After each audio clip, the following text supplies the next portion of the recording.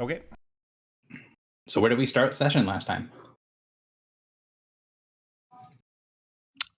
We had to convince the crew to go faster than they were used to because we've left Tantarus and it's going to take us like a very long time to get to our destination. And Captain Crom sent somebody over who was like, why are you guys driving so slow? Well, more along the lines of, is there a reason we're doing this? Like, we are welcome. We are going to go slow with you for however long you want to stay slow. But what is the greater tactical purpose of moving very slowly right here? And the answer was, we just haven't done a lot of flying around in space. So the group goes up to faster speed, and what all happens on the trip? You got a couple of things that I want to make note of on the trip to your next destination. But what are some things that happen on the voyage?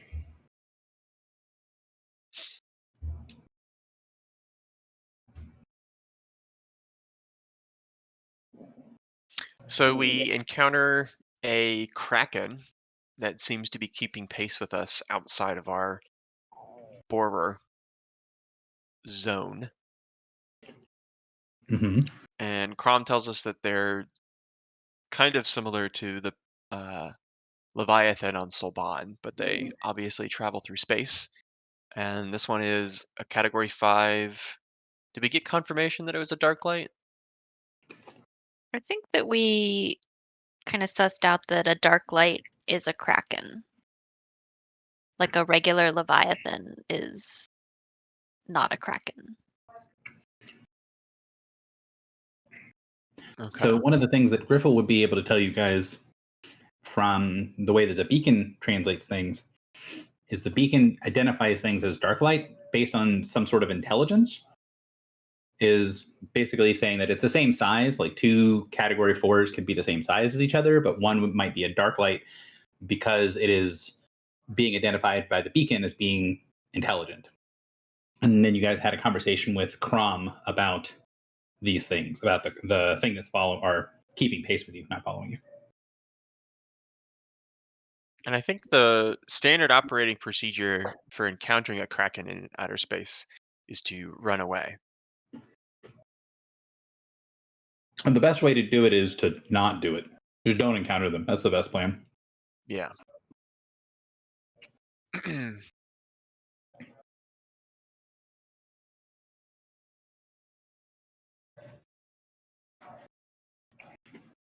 then he called us over another time. He called me over, I guess, to talk about where it was that we were going because he figured out where we were going for the first leg, Mm-hmm.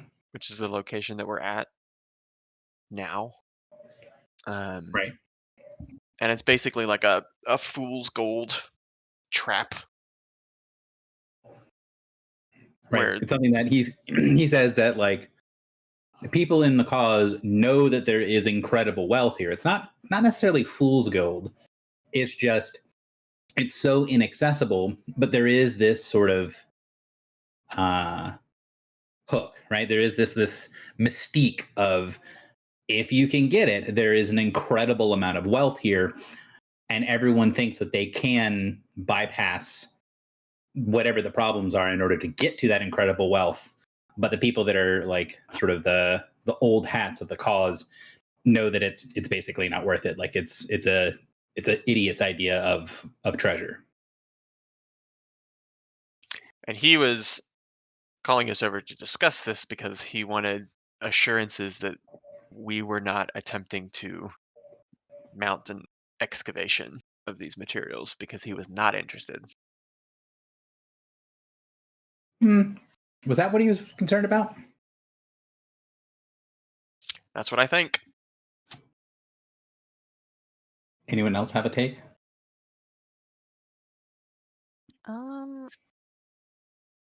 I think, I mean, yeah, I remember him being concerned that he was like, "This isn't your final destination, is it?" And we were like, "No, we just have to stop here." And that like put him at ease. Right. So it's not necessarily, he's not against going for the treasure here, but you guys have been able to tell from dealing with Captain Crom that he assumes that you have some hidden greater agenda, right? So he's kind of talking with people, talking with your crew, talking with different things, trying to figure out like what that hidden thing is. And when he found out where you guys were going, he was like, okay, well, the hidden answer isn't you're just going to this place, right? Because that's a dumb hidden answer. And then when you said, no, that's not our final destination, he's like, oh, okay, cool. So there is still this mysterious other thing that you're going to do that I'm going to be able to profit off of, incredibly. What is the other thing? Why are we here? I kind of forget. This is the first leg on the map. Right? No, sorry. What's our final goal? Why are we in the cause in general? I totally zoned out and forget why. We're heading to the Grave of Summer. Is that right? Or so when The we location visited of Grandmother. Right. All right. We're trying to rescue Grandmother, and we believe she's here. Do we know that it's Grandmother? I thought it was Mother. Because we went to the Sphinx. Mm-hmm. It And might have been Mother. And the Sphinx was being attacked by that Mind Flayer guy. And the Sphinx had the map, and the guy had the phylactery. And those are the two pieces that we got to get to the name, I thought. But was it for Mother or Grandmother? Because I thought Grandmother thought it was was in kind of a Mother. pocket dimension. Yeah, we know Grandmother is like outside of time and space. And we know Kiki's like previous incarnation died at this temple that we're going to. Right? And she like talked about, or her employer or whatever talked about how there was like fire and death there. Yeah, so Masibu says that his group, his people that were going to go be treasure hunters, they thought they had found this great treasure. They thought they'd found a solution to this huge issue. And they went, and then all they found was fire and death. And he was able to take a clipping from one of his companions and raise that clipping. And so Kiki is, would refer to the person who died in the temple as her mother.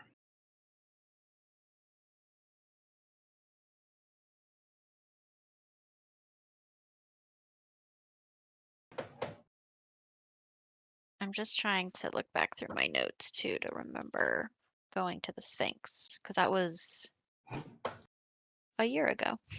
Yeah, in real time, a long time ago. Let's see.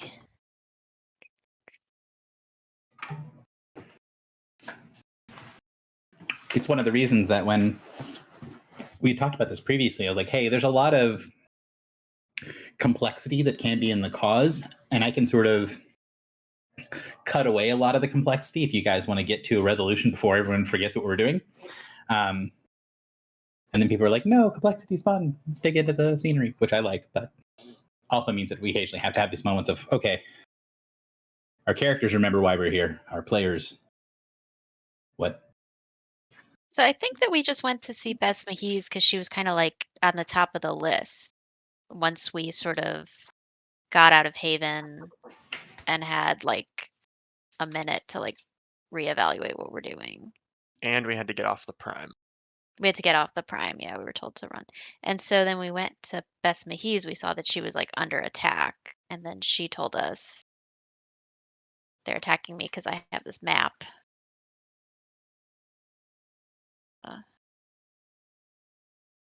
They weren't attacking specifically for the... Well, I guess, yeah, he had the other piece of the map. You're right. Yeah. It was like... And,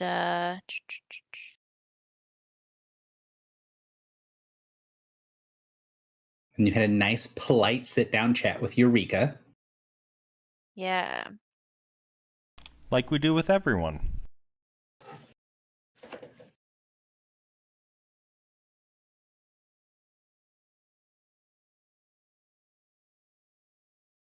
Okay, so we asked about the way to the seed for the queen. So I think queen. I guess are they all queens of summer? They are. Yeah. Although in the references that you got there, there would not be any confusion about which one because she Okay. is the queen that is. Okay. So this is mother for sure. It's mother, not grandmother. Okay. So Cool. when certain things, especially like older things or oracular things, or something like the Sphinx talks about things, she doesn't tend to talk about them in the same kind of common terms of like child, mother, grandmother. She'll always use the term the queen that is, or the queen that is yet to come, the queen that is, and the queen that was, Hmm. which are the summer lady, the summer queen, and then queen mother. Gotcha.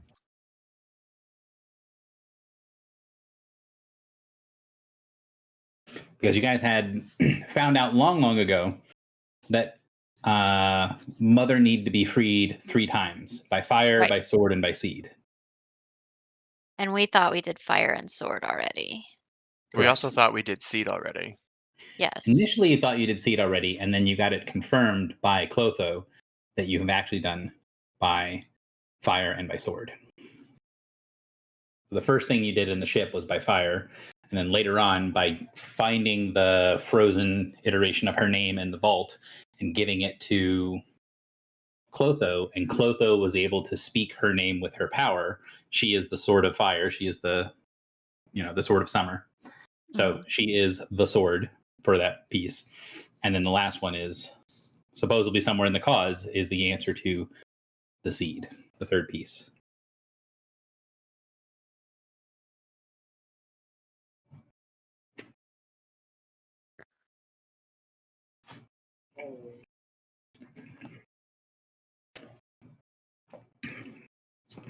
Anything else happen on our because if you guys want to go over more about why we're here, by all means continue talking. But if that's cleared up, Drock, is that cleared or you need Yep. want to talk Well, I think it's as clear as we have it. Okay. Your question is answered is the main thing. Correct. But there are a couple other things that happen on the trip in order to get to the end of where it marks on the map. So what else happened before you guys ended up having to make a choice between these two locales at the end of the tunnel? So what else was happening on the trip there? We talked to Mstislav wife, I guess, about her son's Oddlier. And Sharp Prey was able to bind with him briefly. Not able to help much long term, but can keep the lack of the lair from killing him. Hmm. We also talked with Hatterai, although I didn't write down about what. Cool. Cool. And then we got a couple visions, I think was kind of felt like the biggie to me. Mm-hmm. So over the course of things, one more little thing outside, or two more little things before we talk about the visions real quick. This is something that Griffel would bring up, but she, if and when she gets back, she'll kind of explain it. There was a blip on the radar as well. So in addition to being able to sense the Kraken that's sort of keeping pace with you, there was something that showed up on the ship's sensors behind you all that showed up for a minute and then went away. So there was temporarily something that showed up behind you guys, but then it vanished and has not been seen since. So that's thing one. Thing two, you guys did a talent show on the ship. Yeah. Oh yeah. Argyle won. Mm-hmm. And the two crews are playing games with one another, kind of becoming a little bit more friendly with one another over the course of the trip. So visions. What are the visions? Why did anyone care? So the oh man, the first vision was the one you gave us before session, Mm-hmm. and that was the cult meeting for the Star Shadow. like representatives. Yeah, for the speakers. Mhm. And it gave us some intel on maybe what the Star Shadows are up to. Hmm. And we sent some planar sendings out to people on the Prime who might be able to, I don't know, interfere with these plans. So I guess one of the things is a lot of times when you get these visions, there is an idea that you want to potentially alter the course of the vision. Mhm. Was there anything about this vision that you guys felt was we need to alter this?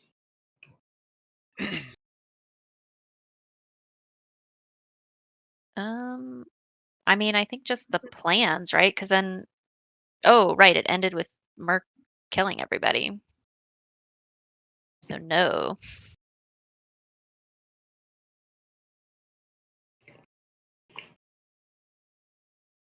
And there was some sending sent out, some notes that got put on here to go to different people, and then some kind of questions that are about how much of the plan that was being thought about in the vision, has been enacted, will be enacted, how much of it's going to be disrupted by everyone getting decapitated. Mm-hmm. That's a good point.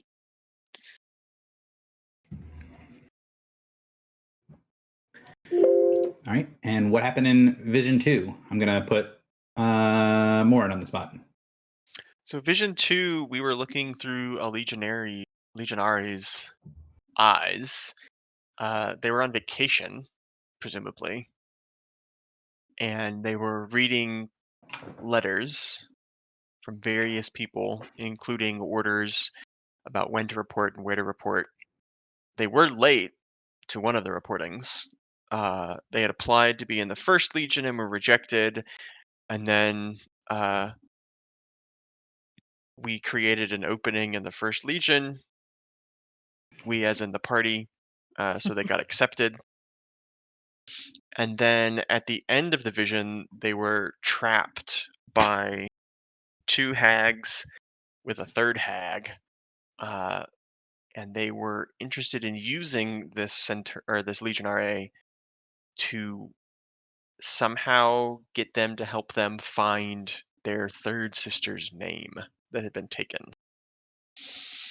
And it appears that that name is Lachesin.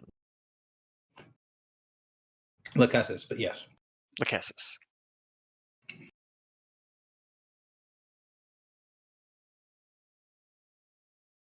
Lachesin is like a possessive, so it's kind of like America versus American. Okay. And one other cool thing that we heard about it is it seems that they got a letter from one of their friends who was like, "We're all being sent to the Infinite Rings," and it seems to be on the same level of shit as Avar, which we know as the location where Gwendolyn died, but also apparently something bad happened to the Legion there separately. And do you guys know what Avar is? It's a Forerunner temple, right? That might be something that you guys have tried to figure out stuff, but like your characters have a strong, like, have an immediate knowledge of what that name gets used for. Like Avar's spear is a well-known thing that nobody in Sulban wouldn't know what it is. So what is Avar's spear?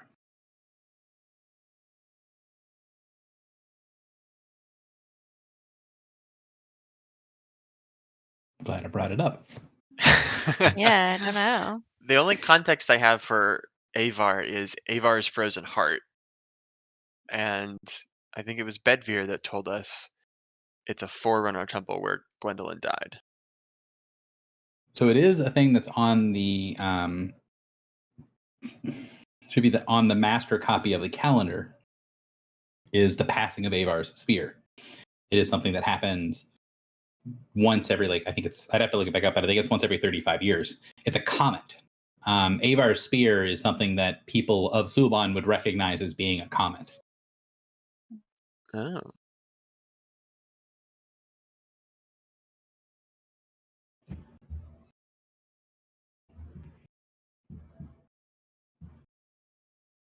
And so would we think that this Avar's temple is the comet? Maybe, but there is a lot of kind of knowledge of what the story of Avar's spear is very different in different cultures.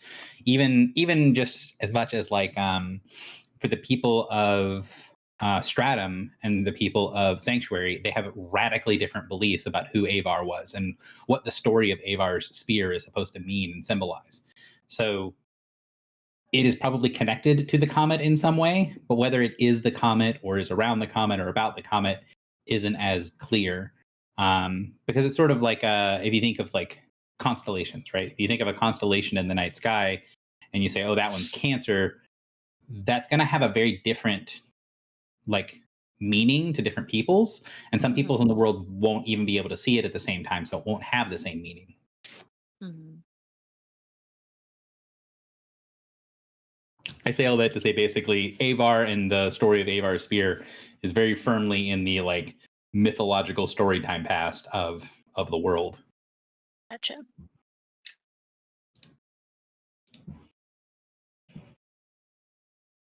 So I have it on my notes, January 14th, 2023, that Bedvere told us Gwendolyn got a lead on some dark entity. She entered Legion space, found a Forerunner temple, and died there. And then I believe it was the Sphinx that told us she died at Avar's frozen heart. Correct.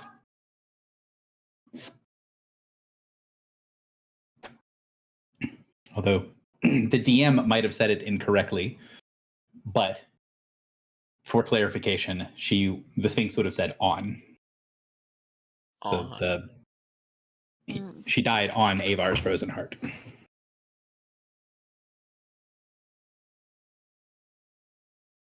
That sounds like a comet. So we know of Avar's spear as a comet. Yes. Do we know of an Avar's frozen heart? No. Okay. But if you're on a planet, a comet looks like a spear. And if you're out in space, a comet looks like a heart.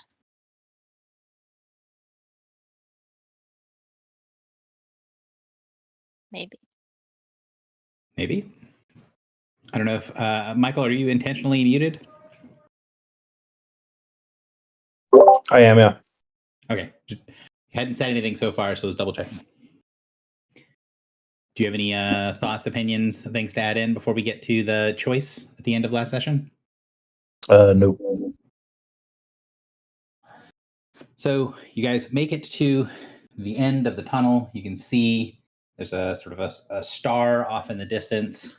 And the end of the tunnel doesn't make it all the way through the star. So the section between where you guys are and the star at the center of the system is obscured, right? All the light is filtering through this the dust, this incredible like rainbow dust of the Kalzamatar. And at the end of the line, talking with Crumb, he basically said, well, there's basically 2 points of interest here. What are those 2 points of interest? This space station on the screen, through which a beam of incredible energy is passing into the planet. And I believe it's that beam that is regulating temperature or something in order to make the metals quote unquote harvestable. And then Yes, but reverse.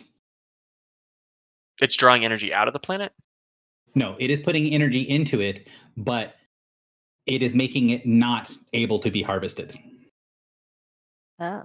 Oh, I thought it was like liquefying all of the precious metals. It is. Oh, like just so then it's too dangerous to land. Yeah, like it's making where the metals would be. If the metals were just sitting there and they didn't have this giant glowing doom beam on them, they would be, ideally whatever room temperature would be on the planet.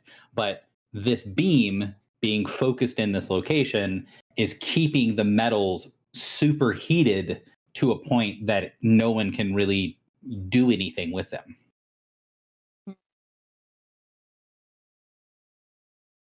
I feel like I should have asked Crom, how do most expeditions go about acquiring or think they're going to acquire the materials? Because I feel like it would be worth knowing, do most expeditions go to the surface and try to harvest the materials there? Or do most expeditions fail when they go to this space station and try to turn off the laser? Basically, what he would say if you asked, which it is reasonable to assume that you could have asked, is that at some point someone will come up with the brilliant idea that they can do X, Y, or Z to protect themselves from the heat or to harvest it from a distance, or there isn't a like standard answer to how people try to approach getting the treasure. But it is one of those things that everyone who gets an expedition together and gets all the way out here believes they have some novel idea, right? Where it's not like, you know, a simple thing. Like some people might have thought, yeah, we'll turn off the beam going at the planet, and then that didn't work. Or they'll say, oh, well, we'll just wear special suits that prevent the heat, and that doesn't work. Or X, Y, or Z, right? So he just says everyone has their own sort of harebrained scheme to get at this treasure, but no one's ever really succeeded. And so that's why he was worried about us coming here, right? Because he thought we were just another crew of dum-dums with like a get rich quick scheme. Yeah. Yeah. And I would have been interested in making sure that it wasn't like, oh yeah, everybody comes here and says let's turn off the laser, and every expedition fails when it goes to this space station. Yeah, no, it's not like that. It's more like Okay. it's more like everyone has an idea of how they're going to accomplish this impossible task.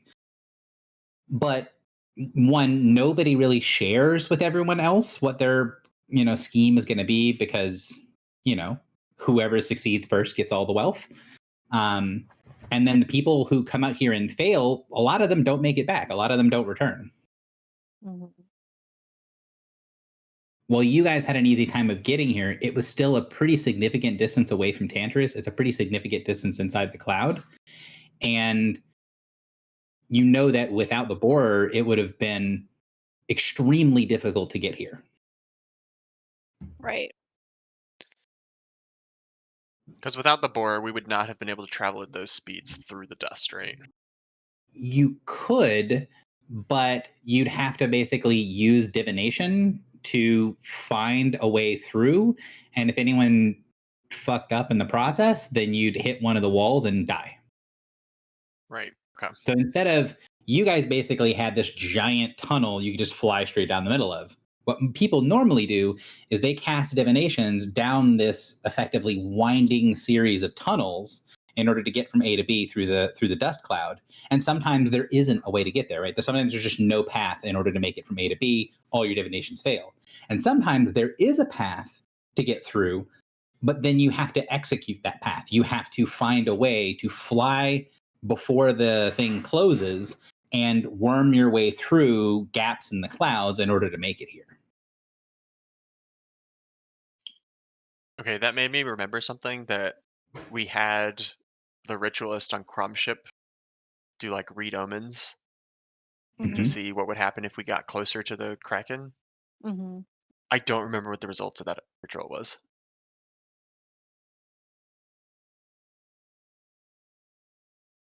Oh yeah, that's a good point. Because didn't he had to like have everyone on the ship like pretend that they were going to do it Mm-hmm. so that he could divine it. And the answer was the ship was destroyed.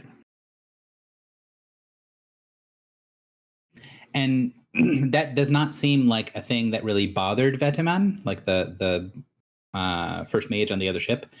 The idea that they kind of imagined themselves being destroyed and that was the answer. It was a clear answer, but it wasn't like something they weren't expecting, right? This is something that he does all the time is you're basically brute force finding a way through a lot of the clouds and finding through these safe areas. And usually when you cast, your divination out in a particular area, the answer you get back is, oh, you go in there and you die. And so you have to basically figure out where the spots are that you can go that you don't die and then keep flying through there. Mhm.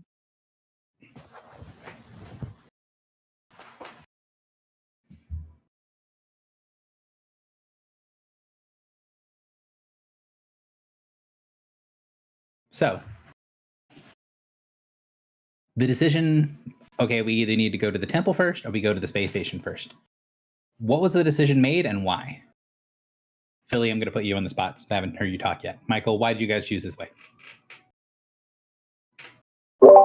I believe we chose this way because we liked the vibes and we saw the laser and we said if we're on the planet, we'll probably burn and die. I believe that was the reasoning. I think so. And then we scanned the space station for life, and it was like warded in certain areas. Mm-hmm. And then Griffle rolled a good check and noticed a ship on the from a certain perspective, the underside of the space station, and that's how we ended up where we are now. So to be clear about things, certain sections of the ship feel as if they are warded. So the checks that were made isn't that the station has a bunch of wards on it.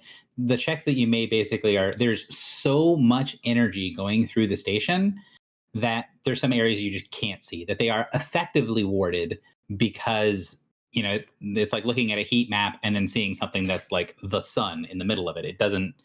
It's not possible to kind of look through easily and see things because there's so much heat, there's so much energy, and big chunks of the station are like glowing orange that you can't really easily identify some stations. Big chunks of the station you can see through and see that it's not warded and there's basically nothing living there, but there's quite a significant portion of the station that you can't see. And then the group found a port where you guys could dock and decided before doing that to do one big loop of the station first to see if there was anything you guys could see from the outside. And that's when you found the Neogi Death Glider attached to the bottom of the station. What was the orange at the top? The Death Glider's the green, but what's the orange at the top? That is one, a indication of how big your ship is compared to the rest of the station, and two, that was the initial, oh, this is the place that would be the easiest spot to dock. So Griffle found that spot to dock at, and then you guys didn't dock there. You guys flew around the station first, and that's when you found the green blob, which is where the Death Glider is. And for reference, the Death Glider, the green blob is not to scale. The Death Glider isn't like way bigger than your ship. It's just slightly smaller than your ship. I mean, I guess technically with all the legs, it's bigger, but... So it's slightly smaller than our ship, but there were like 200 something slaves that could fit on that ship? Yes. Okay. Are they in like they're in like little pods? Correct. Are they in pods that look like the pods on Prosperity? That's a great question. You should check it out when you get down there. I feel like the answer is yes.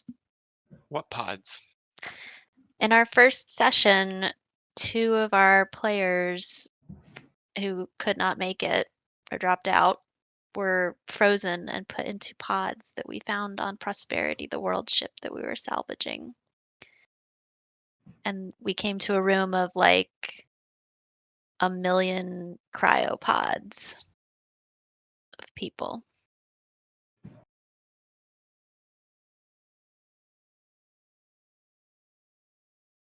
And it never became relevant ever again.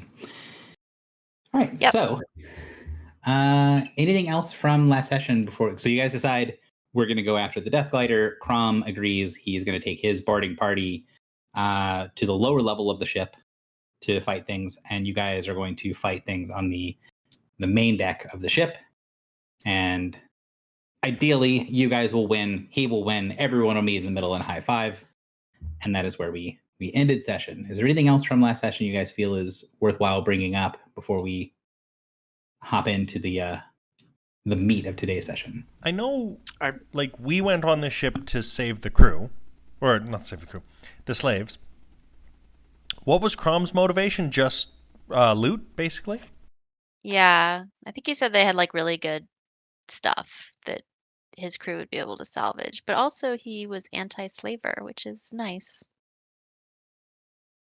Yeah, so Crom was not was definitely on board with the idea of taking this out, and you had agreed to let him salvage it. And he then made the point that he and his people don't do slaves. And so the value of the slaves, like the market value of the slaves, shouldn't be counted against his takings, right? Like it shouldn't count as money that he earned because he doesn't consider people property, so they don't count as money. Right. Thank you. I have a sidetracking question, and I'm sorry, but does Crom know where all these slaves end up? Like, who's buying all these slaves? That is a great question to ask Crom later. Okay. Do you intentionally have 2 tokens, one of many? No, but I'll probably summon something. Okay. One other thing is that as a result of our talking with Al-Shaib, we're all now fluent in all forms of primordial, I believe is what happened last session. I got the compendium. Not primordial, forerunner. Is that true? No? Damn. I blew it. Forerunner. Yeah, hell of a thing. But you did get a codices for Ancient Ancient Ignan. Ignan, which is not a complete codices, but it is close. And should you ever come across somebody that speaks Ancient Ignan, you might be able to use the codices to speak to them a bit, but also you might be able to complete the codice. I wonder who that will be. I Wait, think I would. What? Sorry. Just Ancient Ignan or Ancient Ignan Primordial? Ancient Ignan Yeah. Primordial. Ignan is a type of primordial, so it's like a subcategory. I would have Sharp Prey out going into a battle situation, so we could say that he's already there. Sounds good. And yeah, you guys. Sorry. Just curiosity now. I thought Sharp Prey was helping the other guy. Do you also still get Sharp Prey, or is he with the other guy? Oh, that's a good question. I think he's bound to the other guy. Yep. Yes. So long-term wise, and by long-term I mean like more than, say, several hours, Sharp Prey is not going to be able to stay with you. So say you spend 12 hours searching the space station, Sharp Prey will need to stay with Mesislav's son. That being said, for short, like, hey, I need Sharp Prey for a couple of minutes while we go in this fight and then send it back, that's perfectly fine. It's not going to disrupt.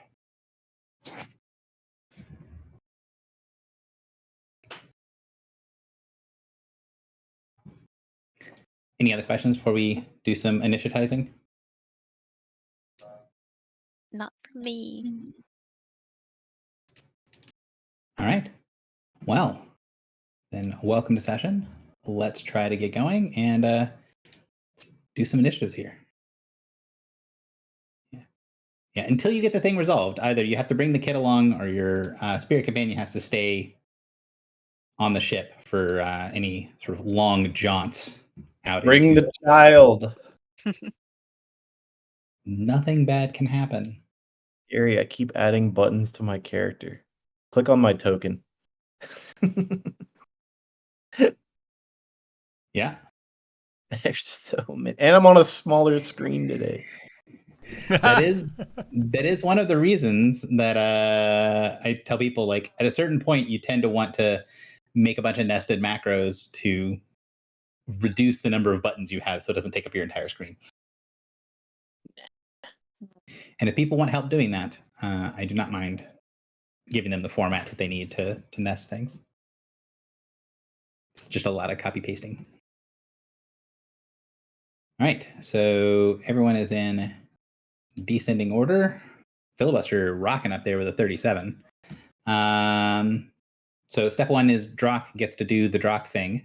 Yeah, I was just going to ask, this area, like in front of the Taskmaster, is this place where we can stand, or is that a big machine that kind of blocking everything? So both. So the Taskmaster is up 2 squares. He is standing on top of this giant machine. And I will put him up at elevation he's got 2 empty squares below him.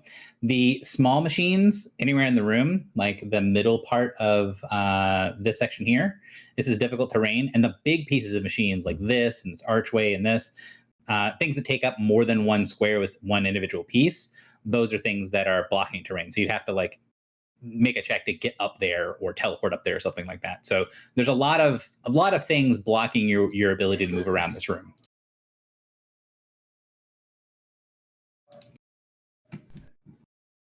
But there's nothing breaking line of sight.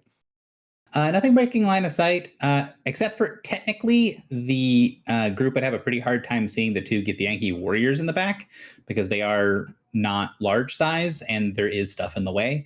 But I'm putting them on the map for the sake of ease. Okay, so there's only 5 dudes here.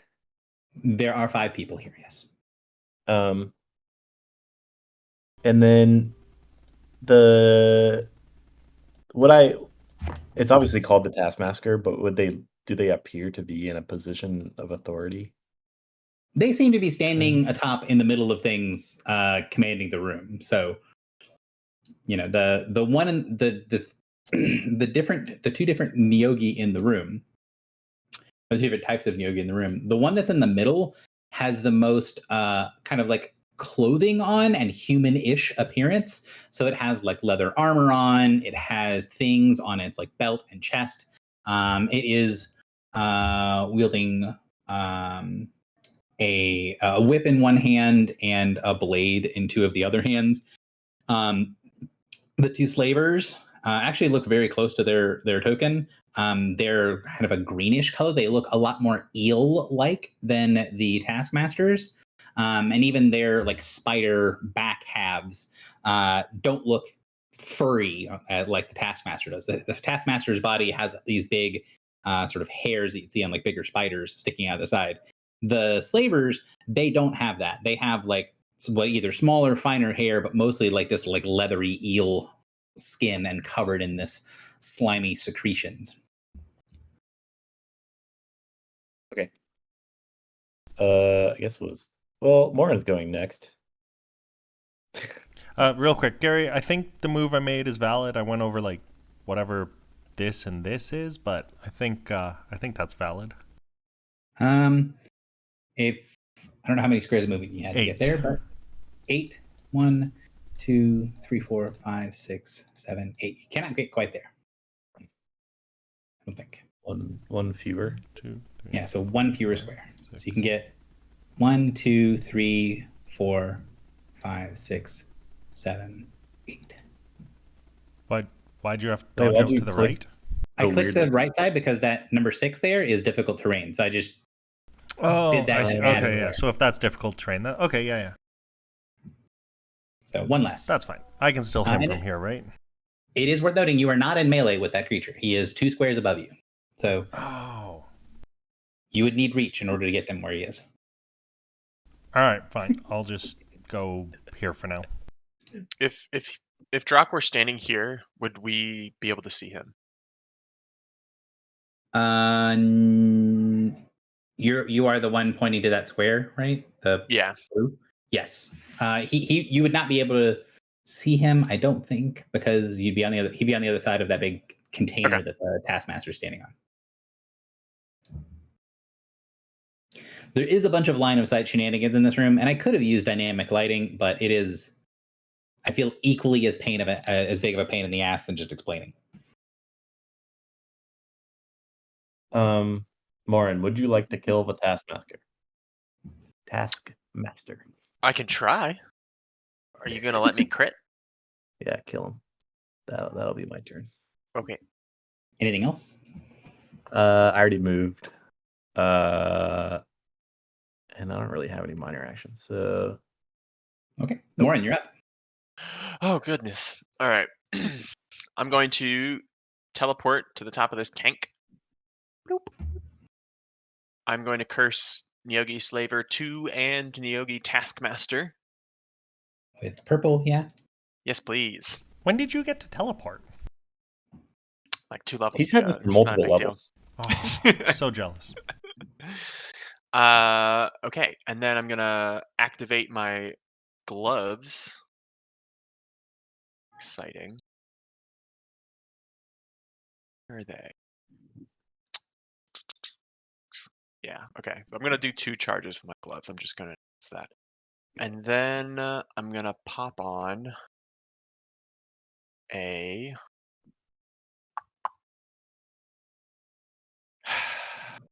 I think a Curse of the Bloody Fangs onto the Niyogi Taskmaster. Okay. So that's gonna be sadly don't have prime shot. Is he standing on the ground? He is not. I do have combat advantage against him because I am concealed and he is cursed. Wouldn't he, like, he's standing on something? Does it not count as ground? It has to specifically be ground? Yeah, it has to be ground or earth. Jesus. So a 38 versus reflex. 38 reflex hits, which means that it crits for Okay. So some amount of damage. yeah, just wait. So it's gonna be 30, 43, 46, and then 56 plus 18, so 74 plus 2d6, 86. 2d6? What's the 2d6 Yeah. one? My gloves. It's extra damage. It's maxed. Yes, I know. That's why I said 2d6, so 12. Oh, gotcha. Sorry. Yep. Did you get a total in there, or did you? I did. Were you expecting So to- that is 86 acid, lightning, thunder, and psychic damage. He is bloodied. Oh, he's bloodied? Yep. Okay. Well, I just get my pact boon back, and the curse is removed from him. Actually, no, I don't want to do that. Never mind. It can stay on there. I don't have to. I already And have he my has pact. warlock bullshit. Yeah, he now has a -2 to attack with melee and close attacks until the end of my next turn. Cool. Warlock bullshit. That's all good against the guy with a whip and a sword. Hey, He said anything else he from said Lauren? whip, and I said nay nay. How I- dare you? um.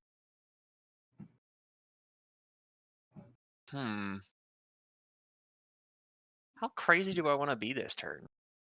I don't want to. I mean, if you can go into battle and take out the Taskmaster turn 1, maybe everyone else will just quit. Sure. I would quit. Oh yeah, if someone just like teleports in and goes boom, you're dead, I'd just be like, oh hell no. So he does have the Curse of the Bloody Fangs on him. Mm-hmm. And so now I will cast.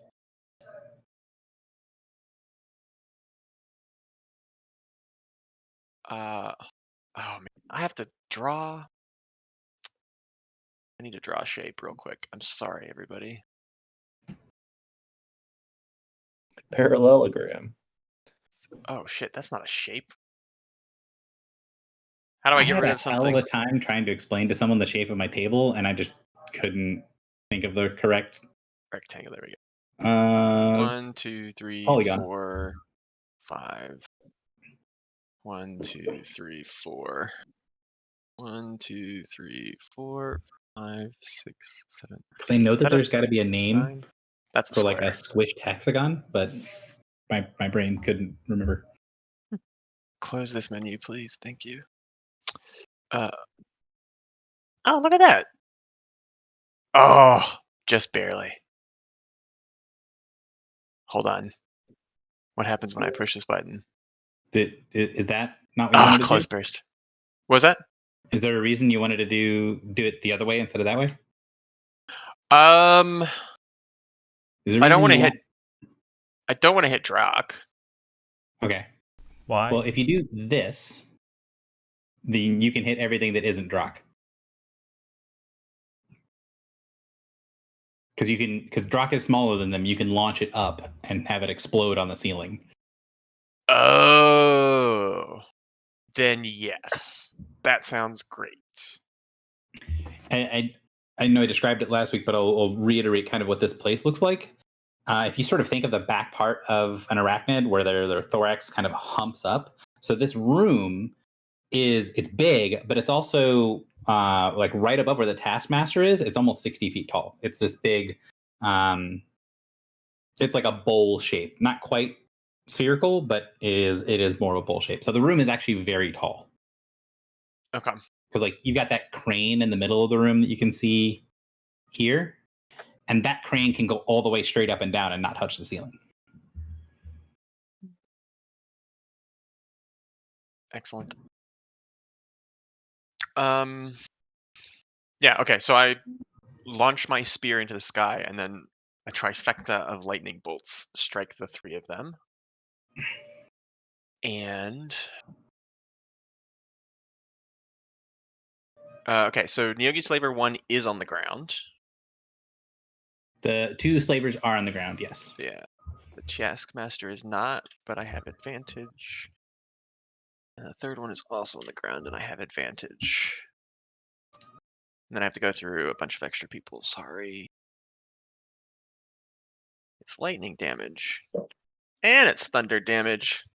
Boy, oh boy, you guys. All right, so it's 25, 26, and 32 versus reflex. That is all hits. Okay. And the Taskmaster is dead.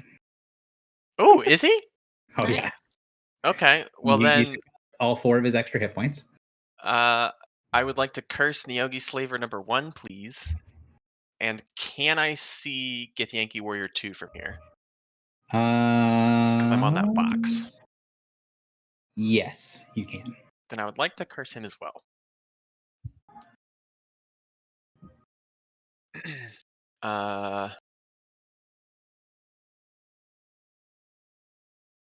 Okay, cool. So they all take 28 points of damage, and they're knocked prone. Okay. And Nyogi Slaver number 2 takes a -2 to close and melee attacks until the end of my next turn. Is this one of those situations where we dropped in a bunch of goons that are like lame and we just blew them up? Thus far, it appears to be the case. I mean, the dude had 80-ish health points. 90. So 90 hit points. 90 exactly. 90. Okay, so I mean, he's not. It's more than me. weak. More than me. We just More have than more. most of us. Morin More is than our meets Hulk. the eye. You also, how often does someone crit? You just No, gave once me a free once, crit. once every battle. 5% of the time. 5% of the time, it works every time. But you also let me know I was going to crit, so I got to stack up a bunch of my damage. All right. Anything else? That sounds like a lot of stuff for Morin.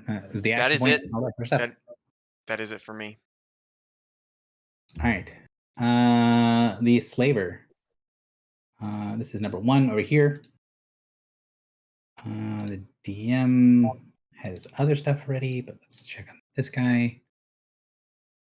So he's gonna get up.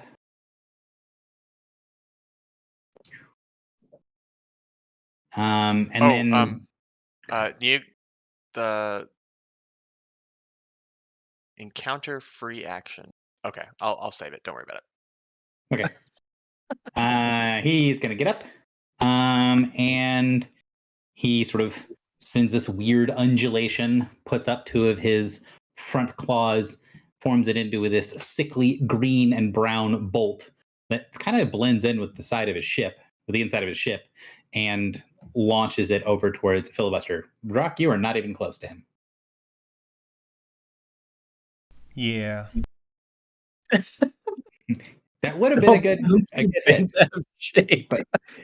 But it is number 1 that's doing this. So Charm Bolt at Filibuster. Charm bolt. Charm. So 33 versus your will. Is he aberrant? That is an excellent question. I don't think they are.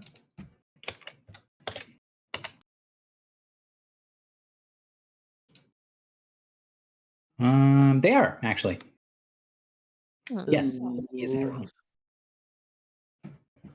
So you subtract 2. What does that make it? 31. 31. It still hits me.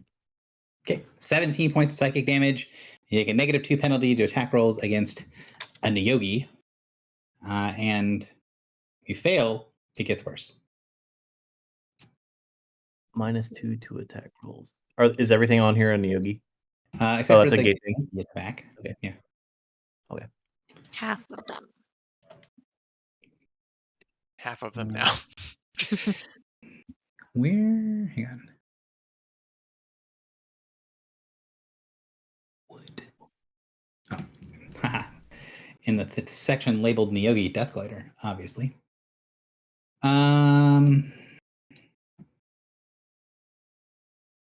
Sorry, I was doing a bunch of stuff that was like in the future and doing that when I should have been preparing for like this combat.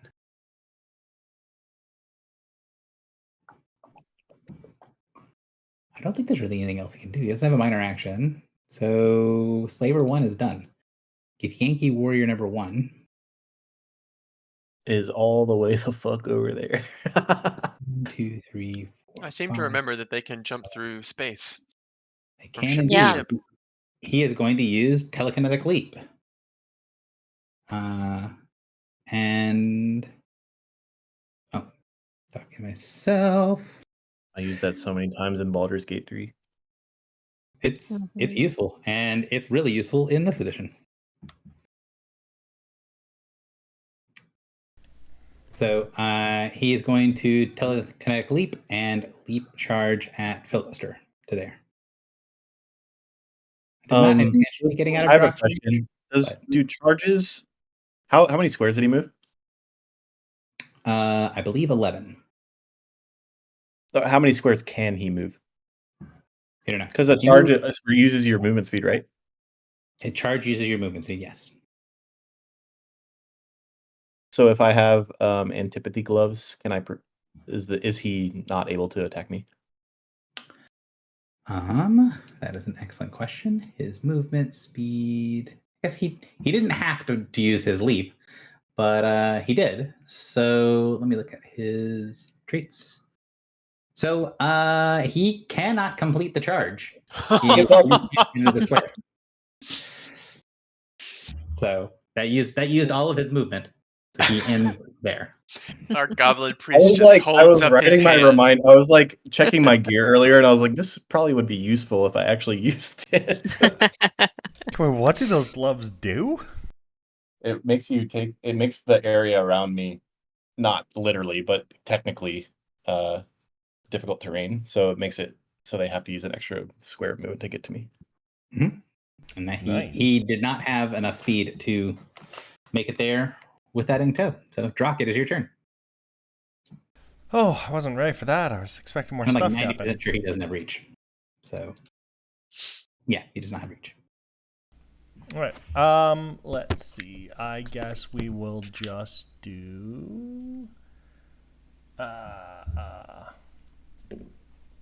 Sorry, brain. Where's my buttons? I feel like all my buttons have moved. Can you actually rearrange your token buttons, or are they kind of just? You stuck? can. There's a alphabetical order, and then there's list order in the settings. Oh, okay. I might have switched it to list and play with it because I do not like this at all. And why the heck can't I find my attacks? Wow. Because you have a lot of buttons. I don't know. Yeah. And I don't use my normal attacks apparently enough. I apologize. I expected other turns to take a little longer. Sorry. All good. All right, I'm just going to do Spectral Legion on this guy that's near me for simplicity's sake. Yeah, you got combat advantage because he is prone. Oh, okay. So then I have an attack bonus from that. And then he's not bloodied though, right? Nope.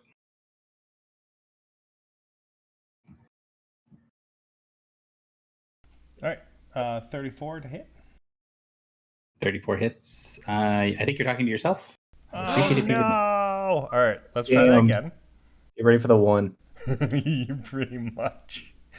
Oh, this will be sad.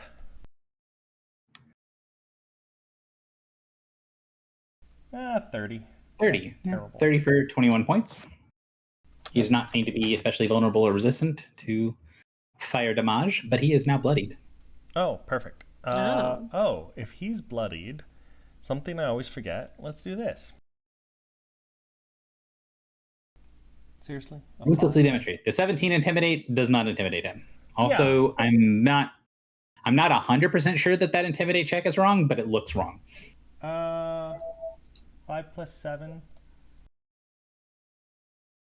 My intimidate should be plus 12. Yeah. Oh, okay. What looks wrong about it?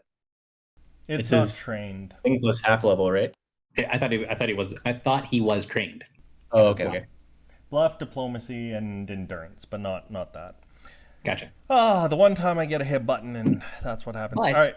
And then But it's Balmind's still- demand. You still get the benefit. You still get the +2. Oh, okay, cool. So that's cool. I'll just do that. So +2 to defenses. Technically, it's a minus to attacks, but Yeah, and I guess my concealment goes away this turn because it's my turn. So, and Go then back. Balmind's demand, which I can't find the button for, but I'll mark him and call it a day. okay. Slaver number 1. He does not take penalties for being on the ground because he is a slimy eel. And he is going to attempt to Psychic Shackle on Drak. Psychic shackle. Is this a melee attack or a It close is not. attack? It's a blast attack. A close blast 3. So it's 17 will, I do not think is going to connect. No. And it's also a -2 Why is it a -2? because I hit him with an attack, and I have a protective hex on him. Nice. Yeah, well, he misses anyways. And I don't think. Oh.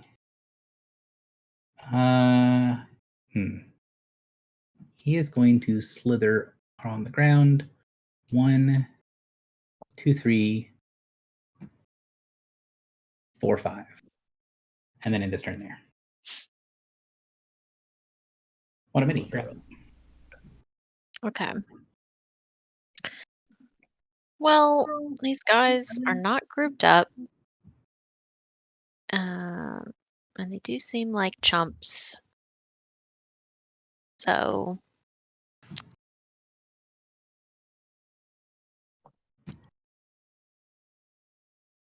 I guess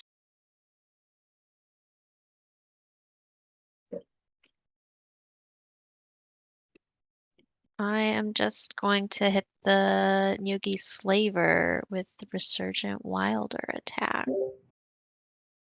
That's a wild thing. Which one are you doing? Number 1 or number 2? Number 2. Okay. Please note you're at a -2 to hit on number 2. What's up? Technically, it's a wash. So he's granting combat advantage, but you suffer -2 to hit because he is prone. Oh.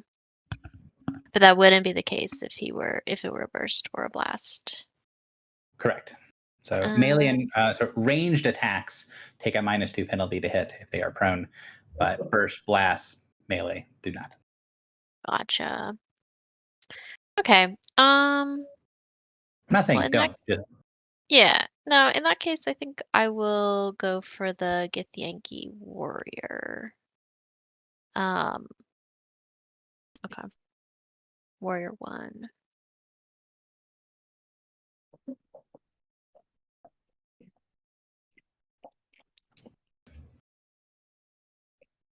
And I have combat advantage because it's the first turn. sure. You've I- got sweeter reflexes, and yeah. I do. 41, yeah. Yeah. He's going to resist a very small amount of that psychic damage. But that's a lot of psychic damage. So, Resist 5. yes, resist 5. Slowed -2 attack rolls. All right.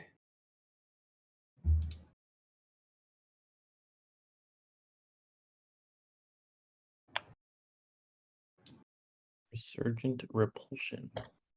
Yeah. Is that And new? then Oh, 10. no, I just never use it because it's single target. Because you dishearten everything. Because I dishearten everything. And then I think I want to move Sharp Prey. Lauren, is there somewhere? I guess maybe he can want to. He It can gives really only get me next.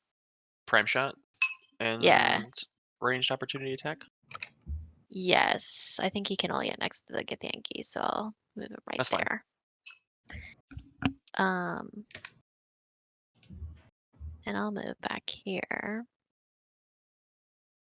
And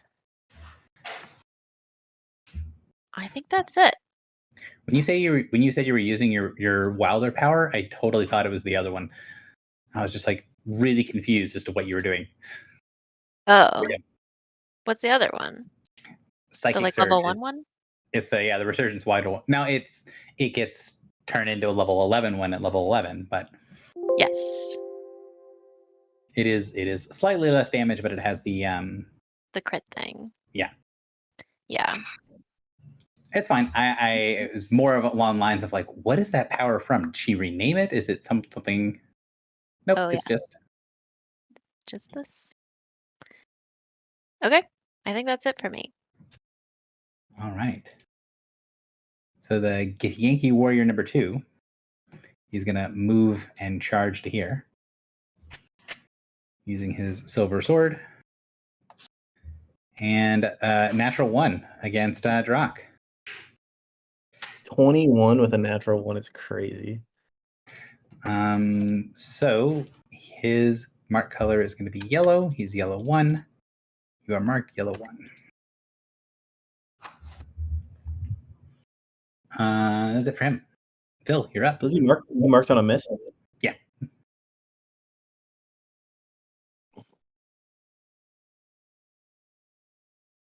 Filibuster, your turn.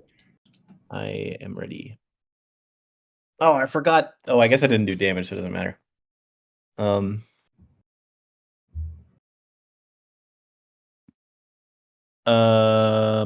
It. The Githyanki is so close. I don't really want to like roll or anything, but I just want to look at this Githyanki and be like, "You're disgusting for what you do." I don't like that. I will say that, with your passive insight, he doesn't seem to have any sort of expression at all. Mm. Oh, is he mind controlled? Well, that's good info. It is. Okay. In that case, I'm going to change what I do, actually. Thank you for that information. I'm going to Rain of Blood centered on Drock. Sounds good. And that's a -2 to that Neogi, right? No, because it's a burst. Oh. And he's granting combat advantage, so +2 total.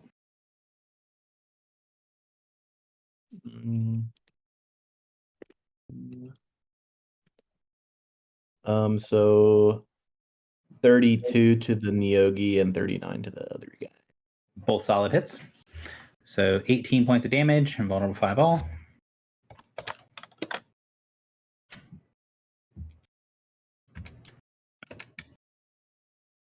And Drock, you have +4 bonus to attack rolls. Nice. Oh, and Gary, I always forget Swagger. Okay. So it's actually +4 damage to the Neogi because you got combat advantage on him. Okay. Oh, and they're larger than me. Wait, I think that's in there though. No. Yeah. What'd you say? I don't see it in the normal one. I see it in the Crit. crit.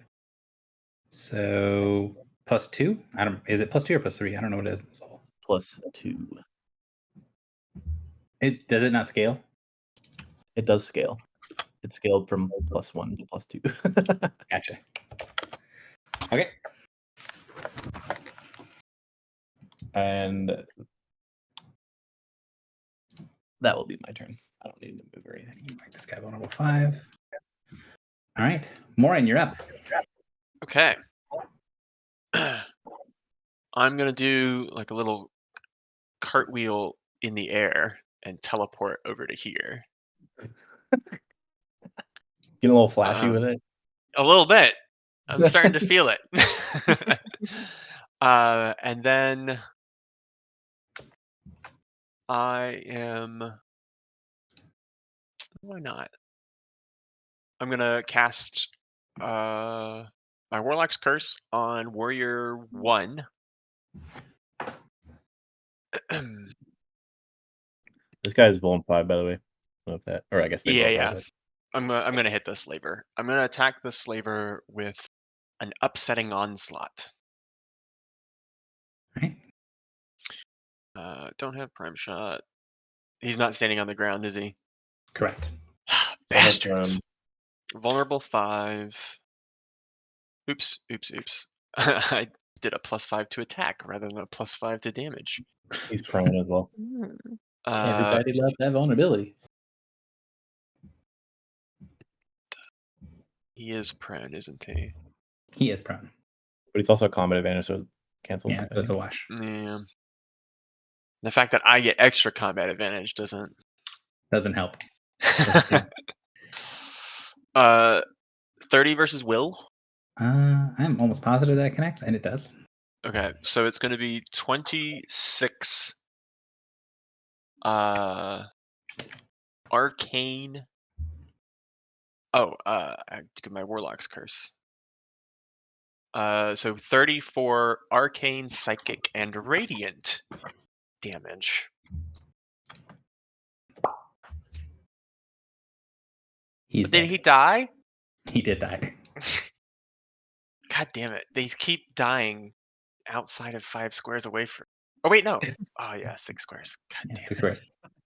Teleported the wrong spot. You're I the one who did. had to do the backflip. It was a side flip. Sure. Move minor standard. I'm done. Right. Slaver is going to move up to here, and he is going to use 1, 2, 3. He's going to move up. Oh, I didn't roll a saving throw, Gary, against the thing. Should I do that? You should do so, please. Okay. And your attack's hit by enough that I didn't have to worry about the debuff. So he is going to step 1 is going to be Pain Goad. So you see both of the Githyanki for a second have like a actual expression, and they sort of like cringe and twitch slightly. So he's got Pain Goad them.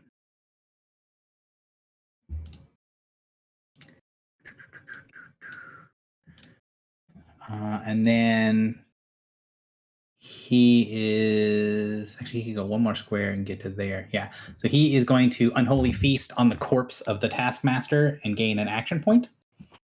And then he is going to spend a set action point, probably in the middle of this round. But step 1 is going to be a Psychic Shackle on Drak. 19 versus Will is going to miss, and then he is going to Charm Bolt on Morin.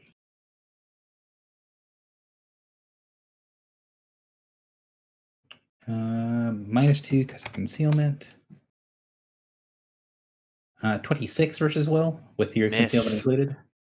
And a +1 to my defenses because he's cursed by me. Well, that is That it. That is misses. it for his round. Warlock bullshit. The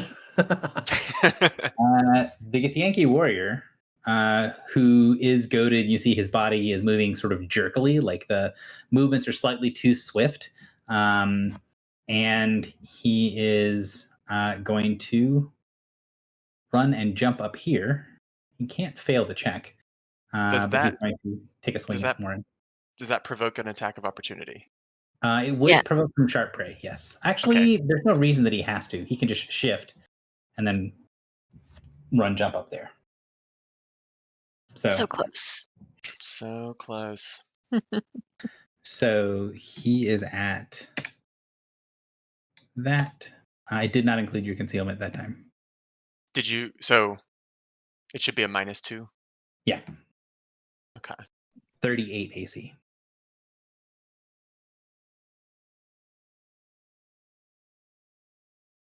Which I'm gonna assume hits. Yeah, that hits. So 13 psychic damage. You are not immobilized, so you don't take an extra 13. But you are now marked by him.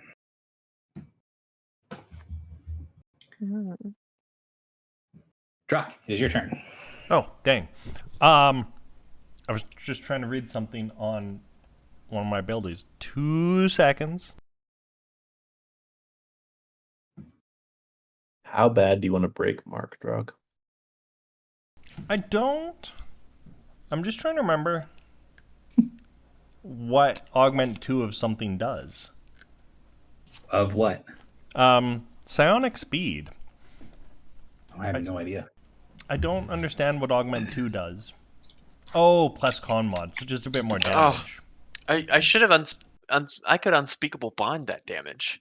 Do you want to take 13 also- damage, Um, Drock, to take a +2 to attack and +5 to damage? maybe.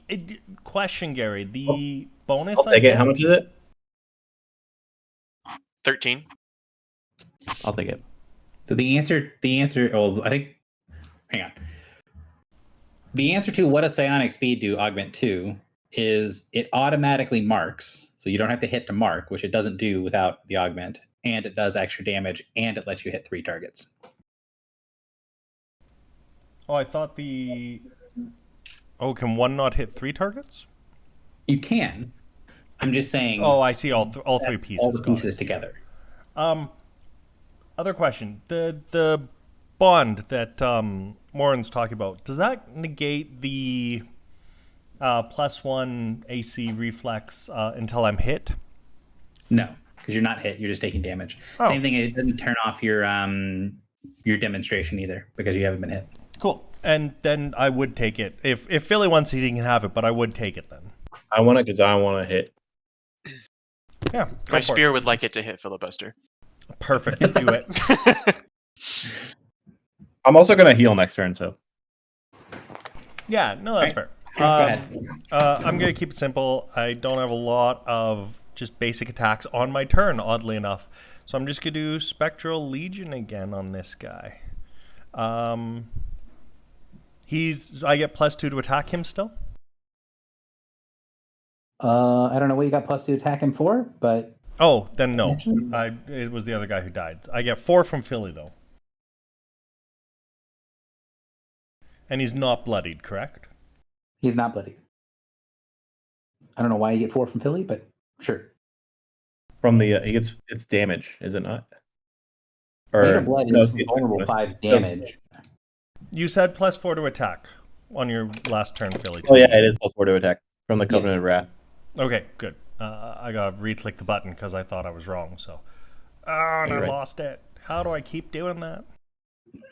So 4 to hit, 5 to damage. 4 to hit? Yes.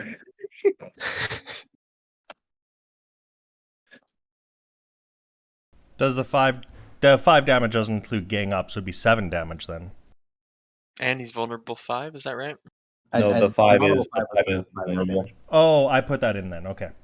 So 35 for 32. He is bloodied. I've already he done my doesn't- demonstration and failed. Seem to react. And I'm marked by him, so I don't necessarily want to move away. He didn't seem to react as in, like, it looked like he took no damage at all. No, he took damage, but his face didn't react. Like he didn't react to the fact that he just got struck. Okay.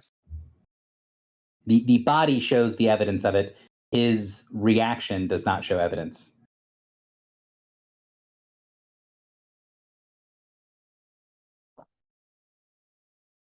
Oh, my brain. Gary, do you remember there's something I have that gives me Is it the Quicksilver dance or the rebounding dance that gives me the +4 resist to opportunity attacks? That is just being Quicksilver Demon. Oh, There's not a okay. power. It's just a thing that you have. Perfect. I'm gonna move over here. Oh, well, I mean, if he gets a free attack, he is going to take it. Of course. Yeah. You don't want to move to the slaver? I don't think I can hit him because he's up 2. He is up to 21 AC. Is definitely going to miss. There's no way for him to get up to him? Not easily. I want to be in range for like things like Lightning Rush. Can I Lightning Rush Warrior 1 even though he's up a level? No. For the same answer, like he's at both of them are at elevation 2. Oh, 2. Oh. Right? Morin is 10 feet up. Why, Morin? Why? I I can feel come so down. useless this battle. All my cool abilities are negated. All right, I'm done now. Not Benny, taking you're up. any damage. Okay. That's serious. I too have geometric space questions that will impact my choices. So I have an ability that is close burst 3. If I put that ability here, will that hit the slaver and the warrior? If it is a area burst 2, 3. area burst 3 easily. Area burst 2 also yes. Okay. But the warrior's on the ground. And the slaver's up? Correct. So it goes. You pick a square, so like that, Yeah. and it goes in. It is a cube in 3 Yep. squares in every direction. Yes. Okay. So it'll also hit Druck if it's burst 3. It's ally friendly. For the purposes of understanding where the edges are. Yes. Okay. I'll take your word for it. Okay, so I'm going to do Void Shard. I'm going to do Augment 1. So I conjure, I'm not doing any attack mods inherently in here. It's a 37 and a 38 versus reflex. Because this is just the pull, right? So Yeah. this is conjuring it, and You then summon it, and then it pulls everything in. it pulls everything in. Yes. Okay. Okay. Oh, Do you? yeah. So you can do this. Yeah. You could. No. I mean, if I could pull the guy onto the ground You could get him lower. here onto the side of it because he has spider climb, so that is not a difficult thing. You could. Well, That's if as far you as you'd be able to move him. Okay. because it's burst 3, if you move that initial circle down more, you could still catch the other guy, right? Oh, yeah, like if I cast it here, Gary? Yes, if you moved it, say like there, Uh-huh. then you could pull this guy to here and that guy to there, Okay. if that's what you wanted.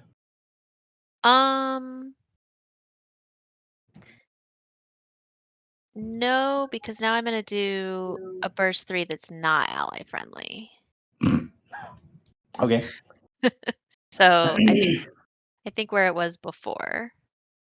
Well, but your next burst 3 you can do further away, right? You don't have to hit him in the same Or- spot. No, it has to be centered there. It's basically like I'm Oh. summoning a crystal, and the crystal pulls them in and then explodes. What's it? Is So- it targeting AC? Mm-hmm. But you're not going to do it yet. Fortitude. It doesn't trigger until next turn, right? No, because I did augment 1, so it says so when the void shard is conjured, it uses the void shard attack power as a free action with Oh, the right, range right. plus burst 3. Correct. Cool. Right, you augmented it so it does the pop. So pull and then pop. So can I get the pop? Yes, and this is not going to hit Drock, correct? It would hit Drock if that's where you put the pull. Okay, so can you help me configure it so that it will not hit Drock? Burst 3. I don't think you can. There. Let's. Okay. And they can still be pulled to where they are? Yeah, they'll still be. That is a place where it will not hit Drock, and all the things that we've done so far are legal. Okay, perfect. Thank you for your assistance in this matter. Um, all right. I feel like this combat's easy, so famous last words. I'm gonna augment 4. Oh And no. Do we give Crom and their crew like the hard combat? yeah, probably. Or this is a Uh, gauntlet. 27 on the slaver was there fortitude. Oh yeah, that's a hit. 38 hit. So 15 slowed and dazed. Yeah.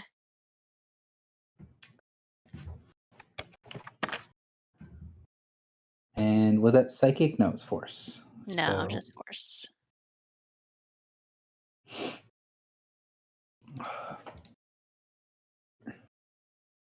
Getting hard to see all the stats effects on that Githyanki Warrior too. yeah, he is he's not having the best of days. Wouldn't know it by looking at him. Yeah, it's still not reacting to the myriad of things going on with him. But he did take an extra 15 points of damage. He is still bloodied. Okay. All right. Anything else? I guess I'll move Sharp Prey to be next to the Neogi Slaver. And I have a minor, but I don't think I'll use it. So nope. Warrior 2.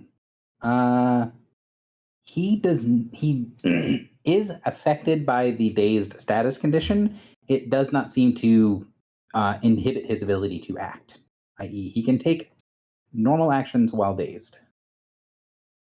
Oh. Must be nice. So he's going to move and charge. But he's slowed. But he that is doesn't slowed. matter. Okay. It means that he can move maximum 2. So he goes Yep. there, and then he goes But 1 then he and still 2. charges. Yep. Oh, okay. So Drak is almost out of range, but not quite. 36 AC is close, but I don't know if that'll hit. Is that including the -2 on me right now? I did not include anything on my end. Okay, so I'm at no. I still think it hits because I think I only have the 1 from that and then the 2 from that. So yeah, I'm at 35. No, 36. I'm at 36. So I'm at 35. Brain. Either way, it hits. Hits. All right. You take 21 points of psychic damage. Drunk, do you have a bonus to your opportunity attack actions right now? No, I don't Okay. think so. I also just literally can't function today. I just put myself at 21 hit points. Don't do that. I'm not positive, but I think he has a bonus to opportunity attacks specifically. It actually it doesn't matter for what I was Yes. going to do. Yes, I realized you I was need to muted. get an opportunity attack specifically to get his bonus. The Githyanki also has -2 on it, doesn't he? -2 to attack. Sorry, I don't believe so. I see the icon on there. I can't tell. It's too He small. has +2 to attack. I'll make him bigger. Eat him. +2 to attack, +2 to damage, -2 to defenses, bloodied, slowed, dazed, and he's no longer vulnerable 5. What bonus to OAs do I have, Gary? So you hit him last time while he was granting combat advantage, so you get Yakuza on him. Oh, right. There are far too many things to track these days. You need a reminder button. Yeah,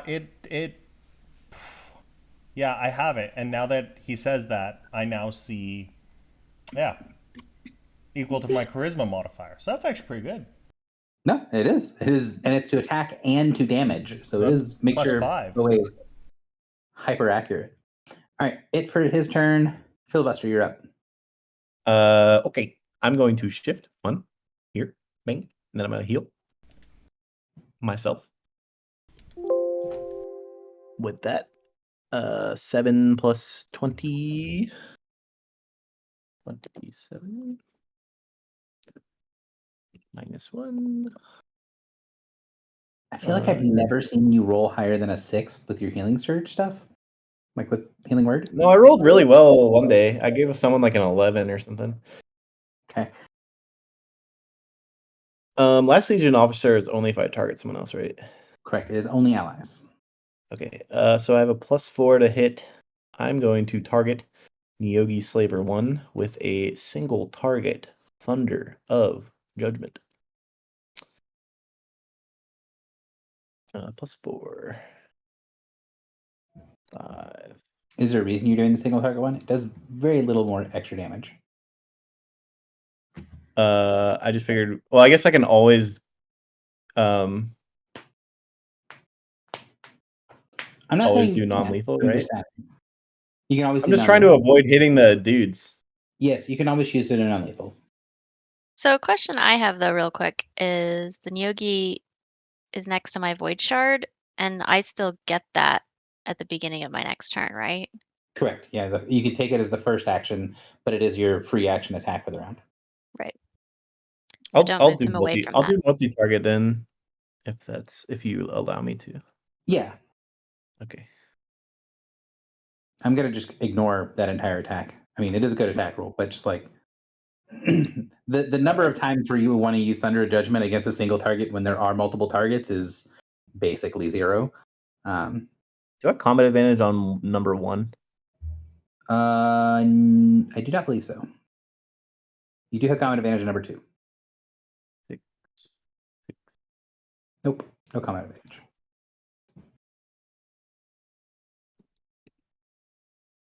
Bonus 3 damage bonus.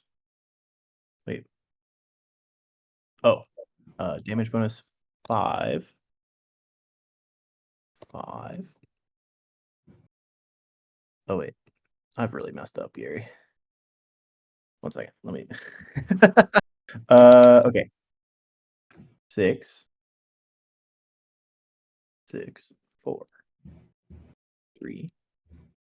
5 plus 2 because he's large. Oh, plus 5 plus 2 plus 4 actually, and so it's 11. Okay, and then all the Githyanki are all larger than me, right? Yes. So this is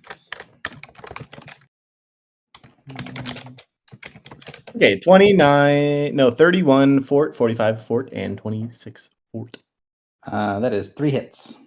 Pretty sure. Let me double check. Get the Yankees' defenses. Yes, 26 is a hit. Thunder damage. I will. Pushing the slaver is bad because of the one of Minnie's do sharp prey, right? Because You of want the him adjacent? I do, but I also want the shard. The shard is the main thing. He needs to be within close burst I can 3 just of push the him shard. 1 then, right? It's close burst 3, so you can push him pretty far.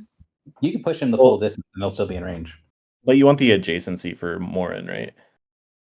Isn't that long like a as- thing? Yeah, as Yes. long as Sharp Prey is adjacent to the Nyogi. Okay, so push the slaver 1 back directly. Warrior 2 can stay, and then Warrior 1 can go back all 4. Just eat him into space. Right there. He does not move. Oh, really? He's up on something, so that would be knocking him Oh, off. he's Of, saved. Okay. Yeah. Yeah, that's my turn. Morin, you're up. All right. People are dazed, but everybody's dazed. So 2, 4. Another cartwheel. So he marked me. he did. Sure did. Is that a -4 or a -2? For normally -2, for this guy it's -4. Right. Okay. And that's only if I don't attack him, right? Correct. I'll hit the button again. I think it's specifically him. Correct. Yeah. Okay. What is this 2 on me? That's noting that you're hit by. Well, I mean, I have them as the wrong numbers, but Oh, okay. All right. So -4 to attack. now they are the correct numbers. Yeah, I'm still gonna attack the Neogi slaver. Okay. With a nice little hand of blight. Yes. All right. Well, that is a you do get prime shot because of I- sharp ray. I do. He's not standing on the ground, bastard. And then I have concealment, so I get a +2, but then a -4, so a -2. I'm not dazing them because I'm not adding extra stuff to them. Everyone is dazed. Oh, okay. That's reasonable. They have too much shit in them. It's hard to read, anyways. I can actually take the mark off or the curse off too, because 26 versus Fortitude, 26 fortitude connects for 25. plus my Warlock's curse, so that'll be 35 necrotic, psychic, and radiant damage. All right. He is very, very injured. And he grants combat advantage until the end of my Ooh. next turn. Oh, and you know what? Because I really don't like this guy, I'm going to immobilize him. Save ends. Spear is pleased. All right. He's mobilized among all those other things. So it gets to his turn, and you see the Neogi sort of crouch down. He spreads his front arms wide, and you see his whole body sort of shake and undulate. And you can hear in your head this sort of weaseling, slimy voice say, "Mercy, mercy, masters. Don't kill little one, kill little one. Slaves die too."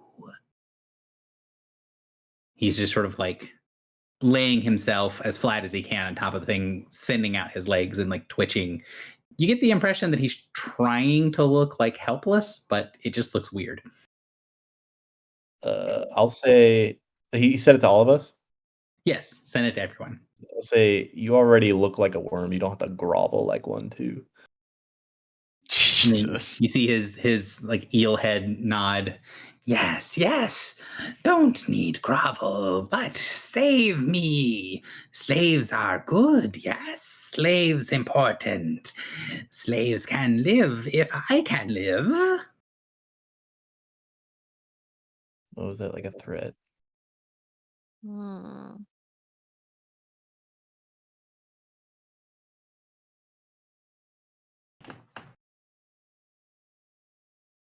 Why didn't the slaves die when Neogi Slaver 2 died? He kind of looks around and goes, we hold, all me and kin hold reins. We have minds, yes, back of minds.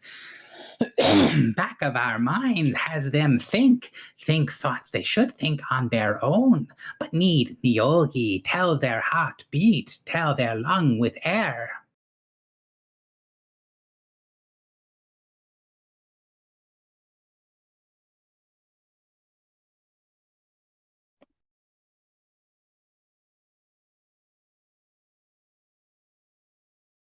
Well, can we disable this guy?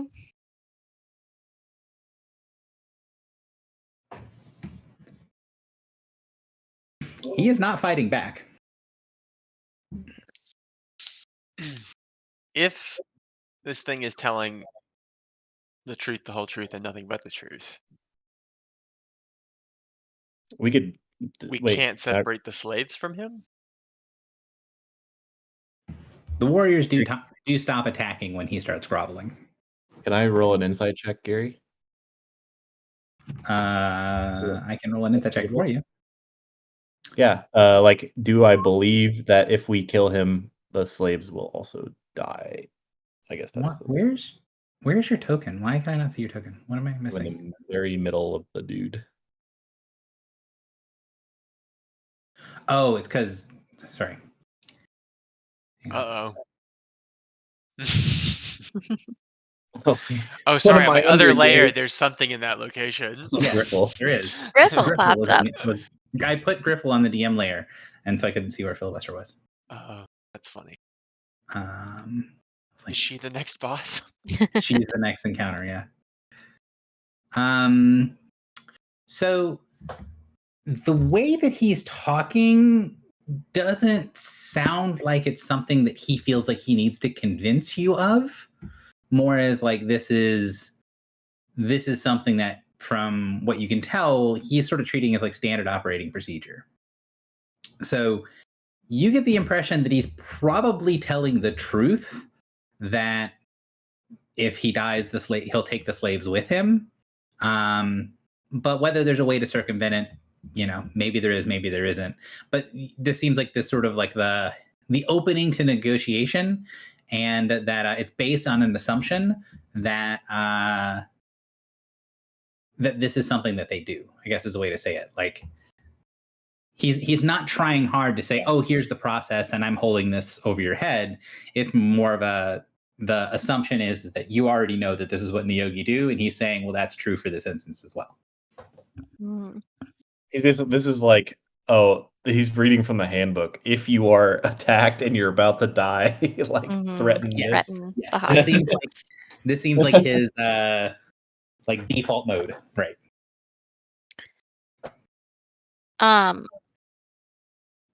Can I also attempt to investigate, or are we in combat rounds? You're not in combat initiative anymore. You seems like you guys are stopped attacking him for the moment, so he's not going to attack. And the warriors just sort of stop moving. Like they're still standing, breathing, functioning, but like the warrior number 2 has like a big gash on him that Drock inflicted, and he's not like taking any efforts to cover it up or like do any sort of like first aid or help. He's just sort of standing there at ease. Yeah. So I have, through my orb, Path to the Endless that attempts to destroy invading influences in my mind if I were dominated. Mm-hmm. Can I leverage that to try to shield the Githyanki? You think you might be able to combine that with some of your racial power if you knew where the hold was, but you don't have enough information. So could you use that combined with your Bastion of Mental Clarity? Yes. The problem is that you don't know exactly how this particular thing works, like what exactly the Niyogi is doing. So without getting targeted by it yourself, you don't kind of know what you're fighting against, right? It's a thing of you need more information rather than you need more tools to fight it. Okay. In the past, Gary, I have, at least, tell me if I'm wrong, there has been a situation where physical contact of some kind has allowed me to break someone free of a mental thing. Yes or no? It's a long campaign. That sounds like a thing that might have happened. Because of like Baneslayer protected something. You mean, yeah, so like what happened in Three Trees, Baneslayer sort of intervened, but you'd have to get sort of Baneslayer to intervene. Baneslayer right now is sort of grumbling in your hand that you're not killing this aberrant creature. Okay. I will say to Baneslayer, these warriors who may fight with us in our campaign are held by the enemy, and I will dispatch the enemy as soon as they are free. Can you assist me with that?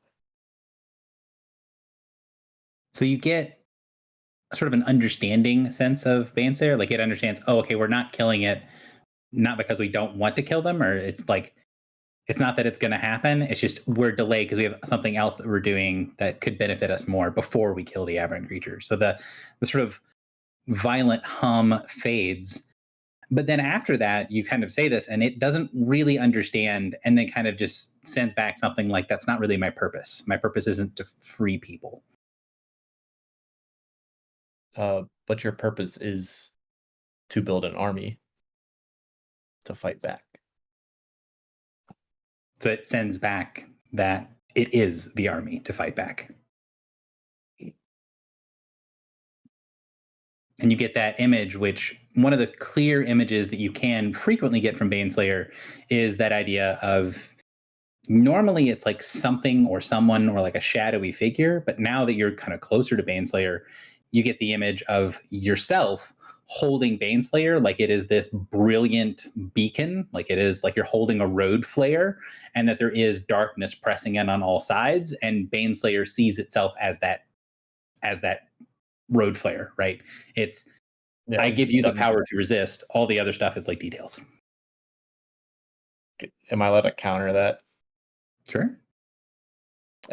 Like the same image, but like on a hill, and then behind me is like smaller beacons of light that are like the the army that we're leading, ideally. It basically sends back that, yeah, that's your thing, not its thing. You're a bitch. How rude. So what is Morin doing when he sees this sort of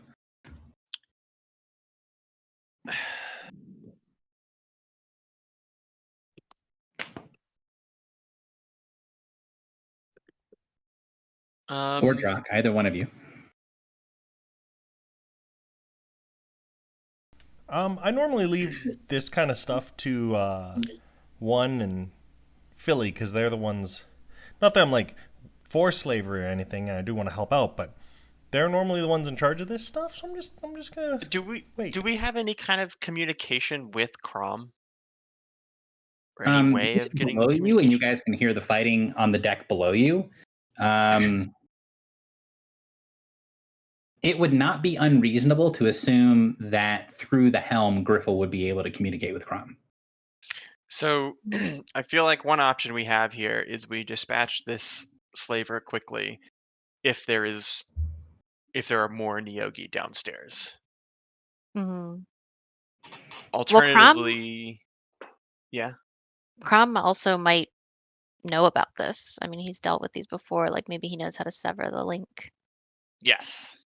So the other option is, because I'm assuming that he won't be able to get into the details of a conversation if he's in combat, that we tell this Nyogi to stop the fighting downstairs.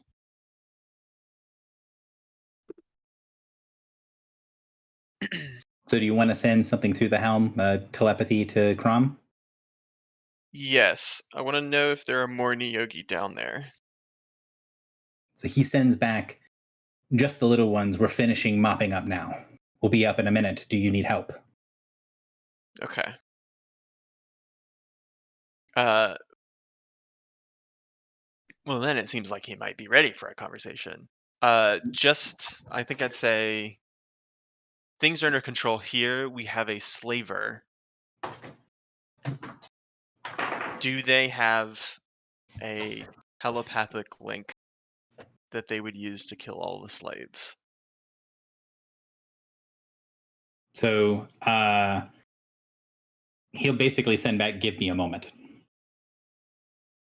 And you can hear sort of the fighting dying down downstairs. Like the combat downstairs was also pretty quick, but it was not as quick and clean as your old combat on the main floor.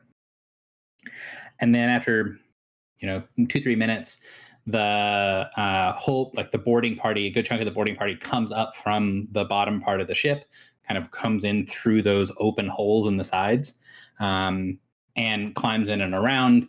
And you can see that nobody died in the boarding party, but a couple of them look like they're pretty roughed up. And then Crom sort of stalks across with his first mate on his right side, and then kind of looks around, sees, nods, and kind of gives that expression of like, looks like everything's under control here.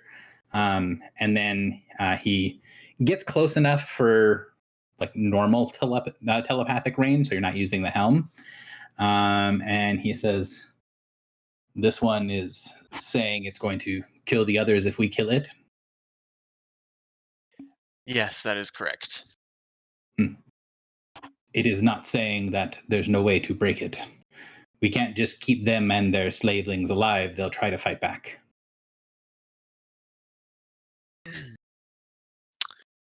So party, do we want to offer the Nyogi the opportunity to leave if it severs its connection to the slaves?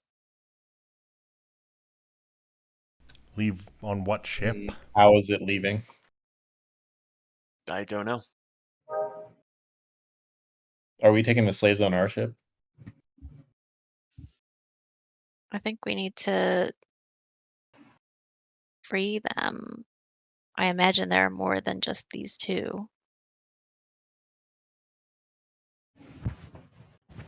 Would Captain Crom, would they have come through like the bay with all of the cryogenic pods?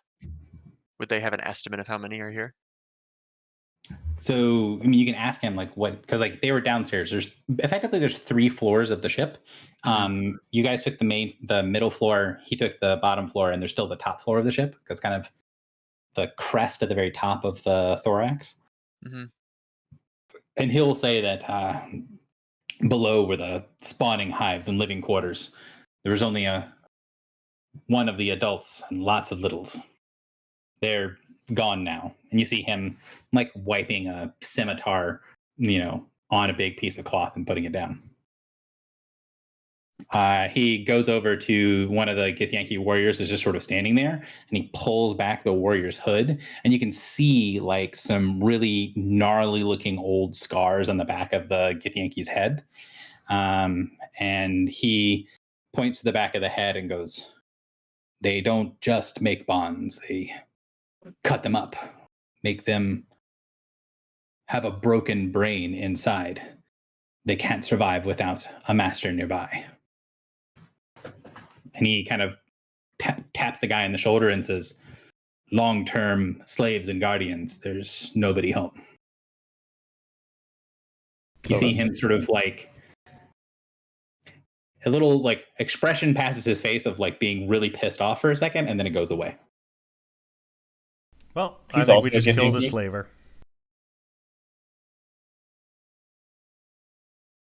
So is someone going to kill the slaver? I will kill a slaver. So Filibuster, you walk over towards it. The slaver kind of sees what's coming and then like lays itself down and squirms backward, saying, "No, no, don't understand, the little master." And then, yeah. He literally had 1 hit point left.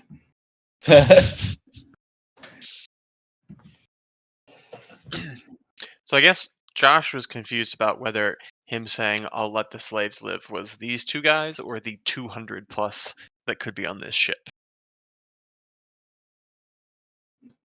So when the Nyogi dies, both of the warriors just sort of like slump to the ground. And you can see their body like twitches, their eyes sort of go back and forth as they go out of focus, but their whole body is just sort of shut down. It doesn't look like violent or painful. It's kind of like someone, cut the strings in a puppet.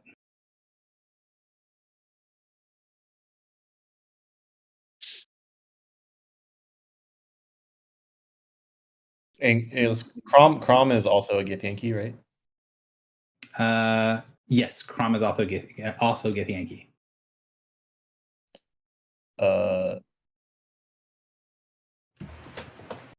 Crom, is this common with your people, or is it more than just Githyanki?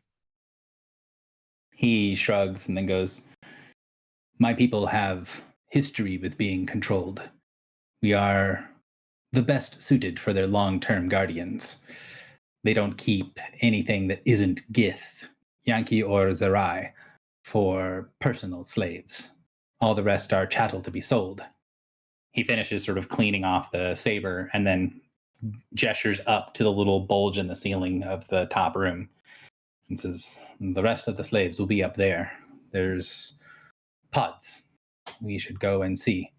They won't be linked in the same way. This takes," he kind of, gestures towards the like signs of like cranial surgery on the one on the ground. He says, "That takes too much effort for them to do for most slaves."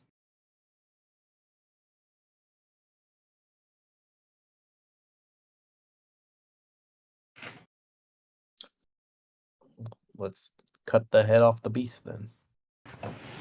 So he gets a couple people to go over to the little landing dock on the right-hand side of the map there, which has sort of like stairs built on the outside of the spider. And so you can walk up the outside of the spider, which would be, in space normally and a big deal. But since you guys have your ship overhead, it does provide the atmosphere to be able to get up there and get to a hatch on the top that looks like it's a very weirdly shaped hatch. And Griffle would be able to recognize that the thing on top looks like it's designed to be attached to bunches and bunches of different things. So it is probable that this ship is designed, that the port where the slaves come in and out of is designed to hook up with all kinds of different ships for it to be able to trade slaves with others. Whereas the rest of the ship is not very user-friendly is not the right word. It's not very hospitable to non-Neogi. So he opens up goes up, opens up the hatch, and you guys can make your way in. The hive chamber room is very, very warm and dank. So it's kind of sticky and humid and warm up here, whereas it was pretty cold down in the main part of the ship. And you can see that there's all of these pods that are secluded into the walls. And it doesn't look like the cryopods that you've seen. Instead, they just look like fleshy molds. And you can see the kind of outlines in this sort of purplish flesh where it looks like people had been like laid and sunk into the wall. And you can see little bits of like veins and stuff running through it that kind of end jagged away. Like if you laid something against one of those pods, the veins in the walls of it would go into whoever was in one of the pods. All of the pods up here look like they are empty. And in the center of the room, there is a console that has a bunch of these cylindrical shaped slots they're about 9 inches long and about 2 inches wide and about 6 inches deep. And it's it's 6 rows of 5 slots in this big console. And you can see in the bottom left, there are 2 things that kind of look like belts with belt buckles that are in 2 of the slots. So there's a total of 30 slots, and 2 of the 30 slots are full and have these things that look like there's a kind of like a buckle with a cartridge that's sunk into the mold in the middle of the room. Apologies, I couldn't get a splash screen that was even vaguely close to what I wanted for this. I don't know. It sounds quite a lot like Wraith pods, Gary. Wraith pods. Stargate Atlantis, the Wraith. Yeah. Yeah. I don't remember what they look like. So hibernation That pods. sounds exactly like what he described, actually. Right? I'm just like, I just finished Atlantis, so I'm like, yeah, he's Wraith ship. Got it. Yeah. So the only difference is the Wraith ship pods are they kind of look more like prison cells, I guess you'd say. These are all mashed together. So like imagine the same thing, but everything was stacked one on top of each other. There's not like a walkway or anything through here. It's just one room, and each of the different pins look like they're just like right next to each other. So like if people are put into the walls, like their bodies are pretty much touching side by side by side. Okay, yeah, the Wraith have a little more space, but yeah. But yes, looking at a picture of what it looks like, that is not too far off. It's kind of only off in sort of scale, but not really anything else. And then the thing in the middle that has all the slots and the little console pieces in it.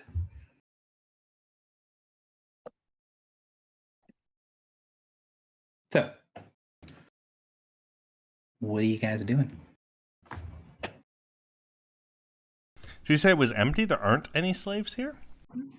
None of the pods seem to be full. There are what look to be like molds, like shapes of people in the pods, but they look like they've been removed. So an empty mold. But I thought we did a life signs check and saw life signs. You did? There were quite a few life signs. Okay. What You are also the did go two? and kill a bunch of people. That's true. What are the two things in the slots? What would you do with them? Would you like go up and test them? Would you go touch them? Would you use some sort of identifier? What are you trying to do when you see these things in the console?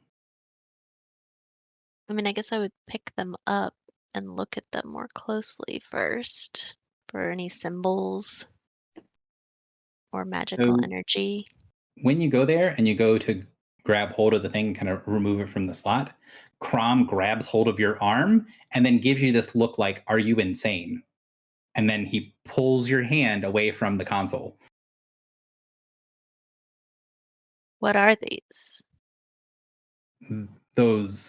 They're augmented sustainer belts. They're cursed. If you touch it, you'll want to put it on, and it won't be able to be taken off easily. What does it do?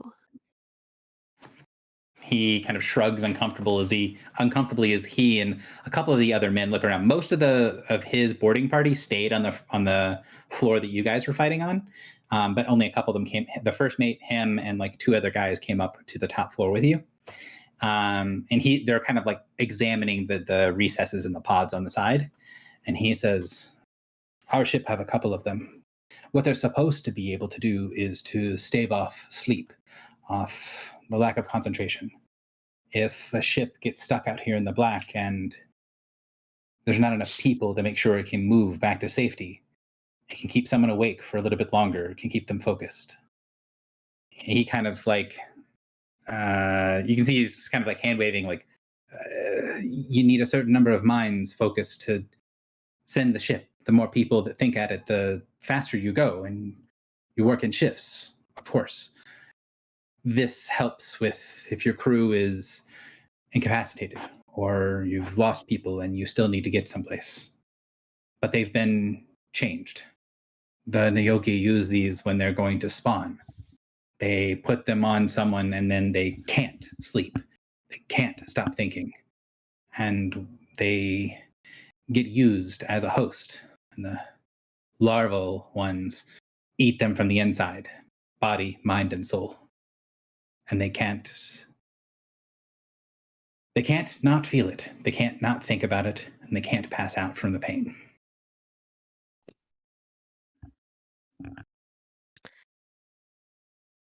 And the fact that so many of these are missing, should we assume that there are 28 incubators somewhere on this ship? He shakes his head. No, not on the ship. They would have gone someplace else with this many of them. That many close together, they'll fight and kill amongst each other.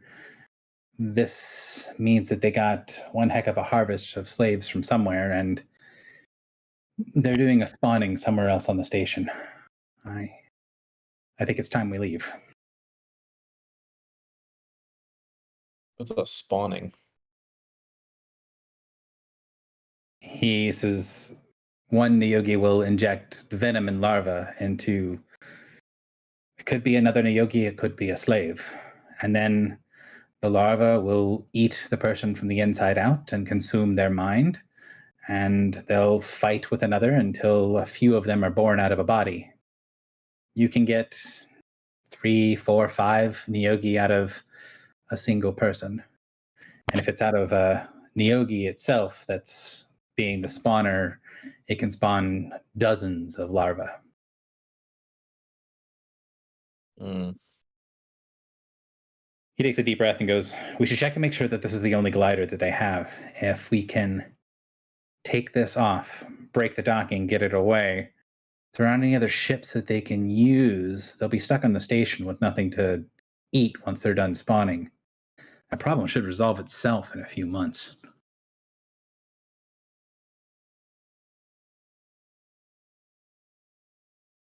How often does this station get used? He shrugs and says, "It's a oasis in the black. People use it when they can.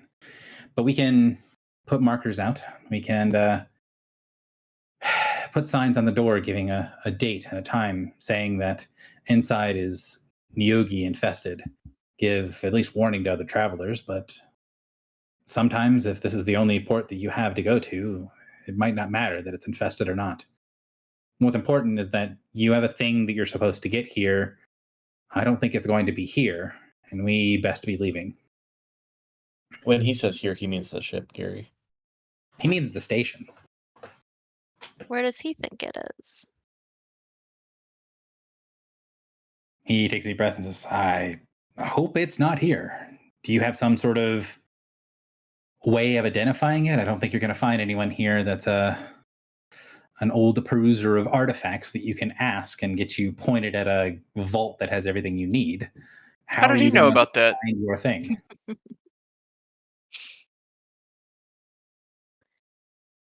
He was the one that got you in contact with Masibu. Oh yeah, I forgot about that.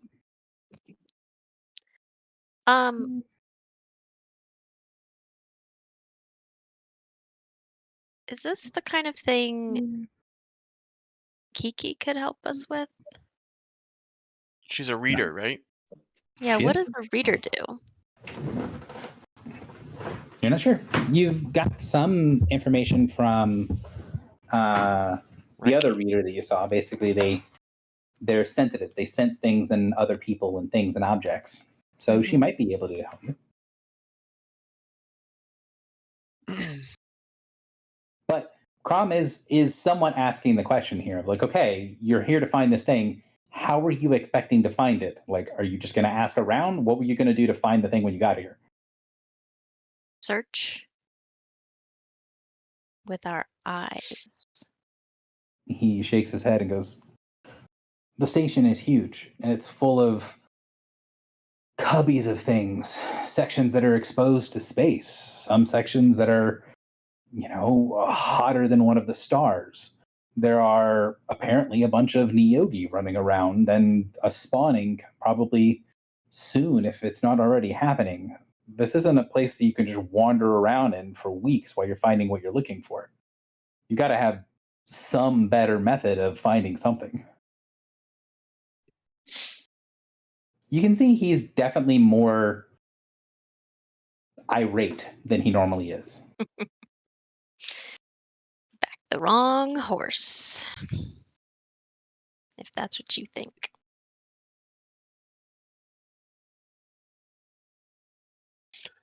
Might be worth it to get Renki. Kiki? Yes, Kiki. So you guys right now are still in that room in the slave pod. Yeah. If you guys want to leave and go do something else, you can. I'm just asking if that's what we're doing then. Well, I don't think that we should wander around the ship that's about to have an aliens level event happen. I mean, these guys were easy. Yeah, but 28 times 4 plus any Yogi incubators. And when you're doing that, he also shakes, I assume this conversation is happening, if not out loud, in a mental communication that includes Crom, unless there's a reason not to. So he would shake his head and say, a lot more than the 28, because these were just the ones that were small enough to be not useful for the spawning and weak enough to be trusted with holding the ship. They weren't strong enough to pilot it on their own, but they were strong enough to be problematic if anyone decided to take it. This was a skeleton crew. Most of the crew will be with the spawning.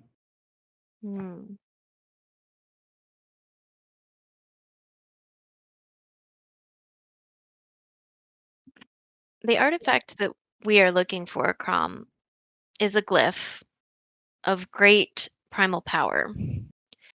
It is extremely ancient, but we do not know if it would be on the station because it has been found by some civilization and enshrined as it was in Tantarus in a vault, or if it would be planet side. We know from Tantarus that the previous glyph could create a great amount of heat. So it may be something to do with this laser. These are all the leads we have. I am being transparent because it seems the time is of the essence and we do not have other information. He nods and he says, well, in the spirit of transparency, once you get all these glyphs, where is it taking us? Where are we going?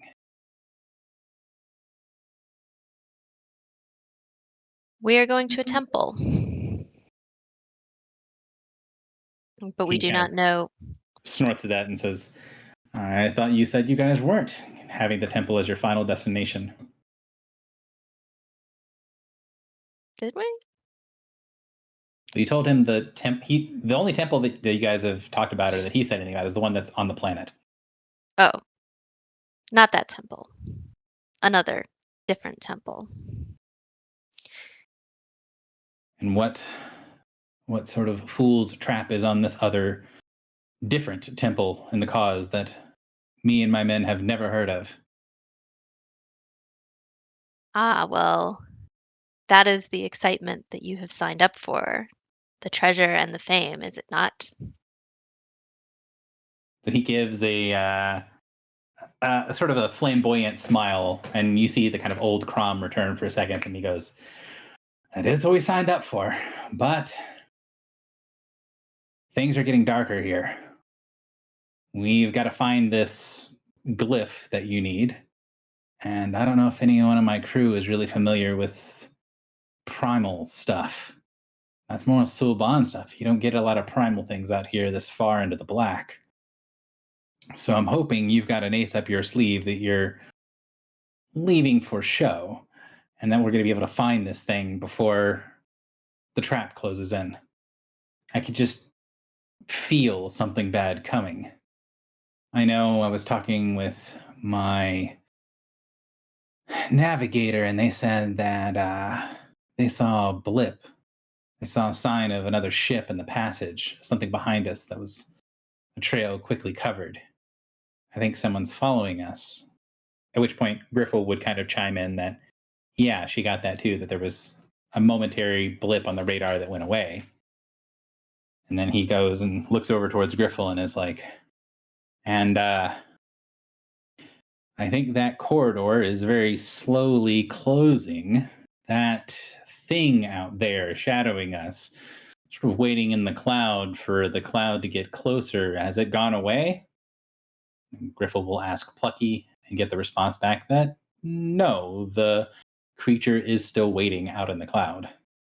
And Crom will go, okay, so I just feel there's a lot of bad coming at us all at once, so we got to find this thing or whatever, this symbol, and move out. I'm going to get my men back on the ship, get the people that are needing a bit of patching up patched up. And if you can figure out what we're doing, let me know. Otherwise, we need to at least be a moving target. Very well. You can tell that, like, he's got a sort of not afraid, but sort of like an anxious energy. Like he wants to be doing something.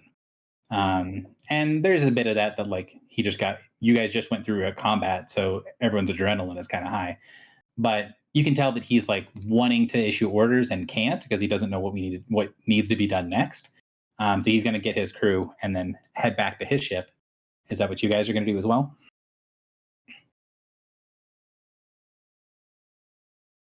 I mean, I think so. Well, we want to disconnect this ship, right? His crew is doing that. His crew is cool. decoupling the Death Lighter from the station.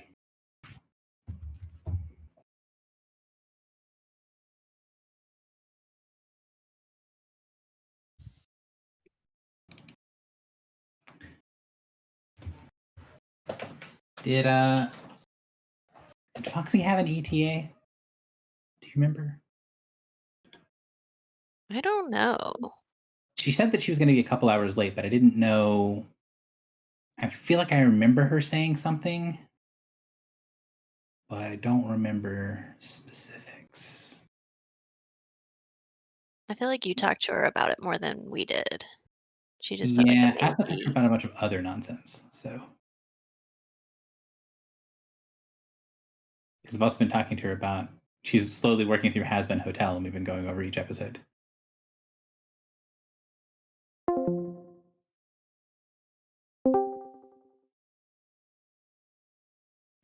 I don't see anything in our chats about it.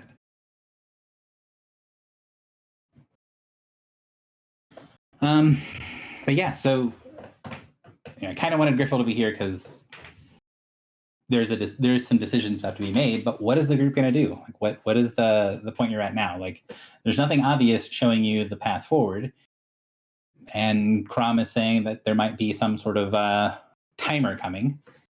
What do you guys want to do?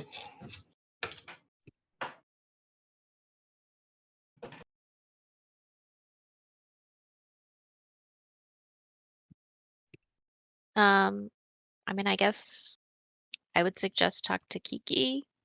We could also talk to Clotho potentially if she might be able to see anything, but I feel like that's a long shot. I want to blow up the ship. Not the ship we're on. What? You want to blow Or up? did we not leave? Did we leave? I think they're salvaging it. Crom's people. Yes, Oh. they're salvaging the glider. They've disconnected it from the station, and it's now floating a little bit away from the station.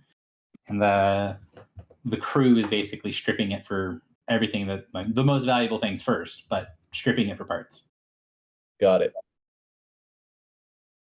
And it looks like basically as soon as they get it, 100 meters away from the station, that they dock their ship against it, and pretty much his entire crew is focused on stripping the glider for parts.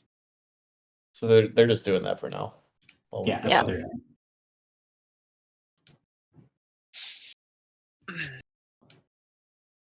Maybe we could show Kiki the other glyph that we have and the maps That's a good idea. and see if something looks familiar, or if she might be able to detect energies associated with them. Hmm. Okay. So Kiki has been down below. She's been kind of trying a little bit to integrate with the crew, but mostly has just been sort of like falling in with the other kids aboard the crew, like with the Powder Boys and with Mesislav's son and that sort of stuff, which also does include Vertak. But if you go and get her, she'll say, "Oh, you need me to do something? What? I'll do what I can to help. What do you need?" We may need the assistance of your gift of reading. Yes, yes. If you have something, I can extend my senses into it and get a good feel for what it is. And if you have specific questions, I can try to answer them. So I guess I'd produce the glyph and the map. We have been using this to bore our way through the cause, and we are looking for the next glyph to complete the next leg of our trip. I'll kind of explain like how we got from A to B, and then So she listens, and she was on board the ship to watch the boring. So she's familiar. She doesn't really understand how it works, but she was at least present to see the effects. She listens along and then says, "Okay, so are you wanting me to try to figure out this part?" And she touches the map, and then she touches the glyph that's still hidden, like the sand that had covered where the glyph was is back again, and you know that you can get it to pull away from the glyph, but it's still currently obscuring it. And she says, which one are you wanting me to do? And what exactly are you trying to get us for information? Is I don't think I'll be able to read what the next symbol is supposed to be. But might you be able to sense it or figure out where it might be in this area? you mean try to draw like to like. Um, I, I can to certain degrees, but I've never been able to do it for a long distance. I would need to be close. Maybe she gestures to the other side of the cabin. Um, I might be able to do it as far as that door. Jesus Christ.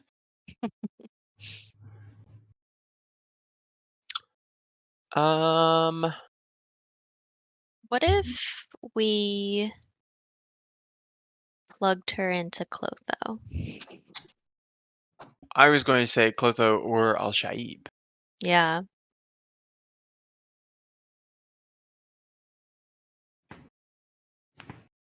Kiki, is the limit of your distance governed by your power? If we could provide more power or link with you in some way or link you to more power, is it possible that you may draw like to like from farther away? So she says, it's hard to explain.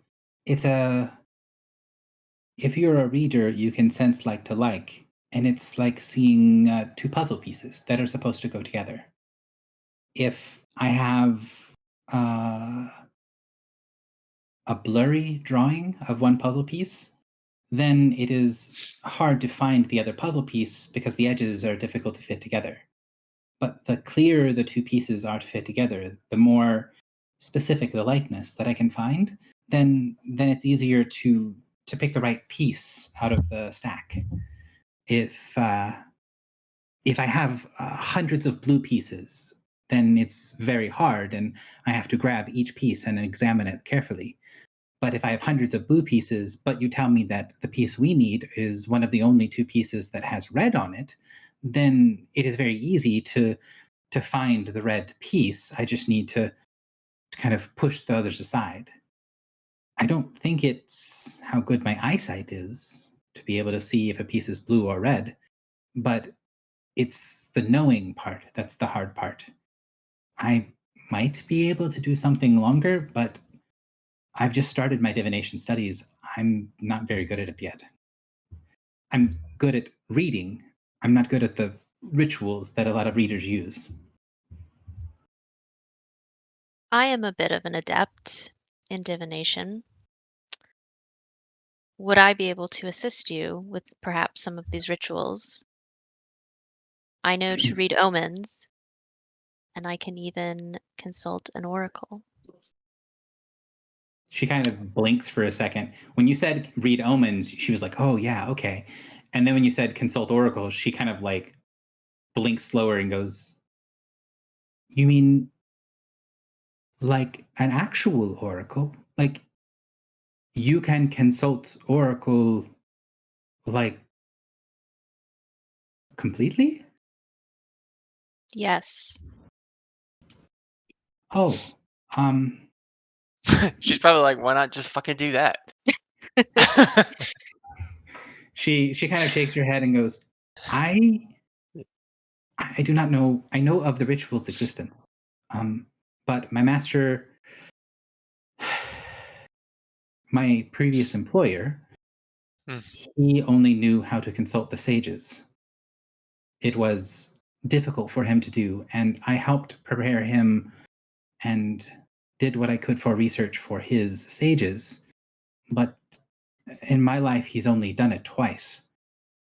I don't know what to ask of an oracle, but if you can help me find the pieces that I need to see like to like, I imagine an oracle would know. This is Al Shaib being like, so you've done the divinations to answer your questions, right? Well, it's more along the lines of, you tell she's used to working for like a low level magic shop. Yeah. And you're like, I can read omens. And she's like, oh, you can cast the level 2 divination spell. Okay, that's reasonable. That's what like I can cast. That's a decent spell. And then you're like, oh, and we can also just call up an oracle. And she's like, okay, well, I don't even have context for that. Like way beyond what I can do. But if you think there's some way to, her big thing is you can tell she is eager to help, but now that you've said that you can consult Oracle, she's really worried that she's going to fuck something up. We too are worried that we will fuck something up. I put a hand on her shoulder. That we will or have? It doesn't stop us from doing anything, but we do worry about it. Well, should we consult Oracle? I think we should, and I don't know.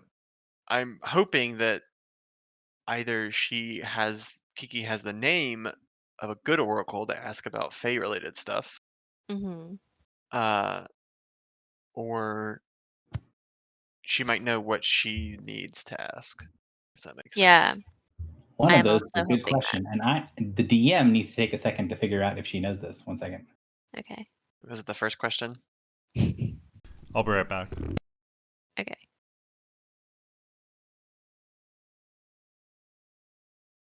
What So is the she will text? say that she did read through the book of context that her master had, or that Masibu, that her employer had, and will say that she has seen someone on the list for a reference of if you need Fae information, go to this person.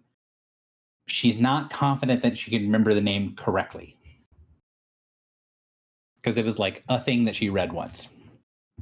What does she think the name was?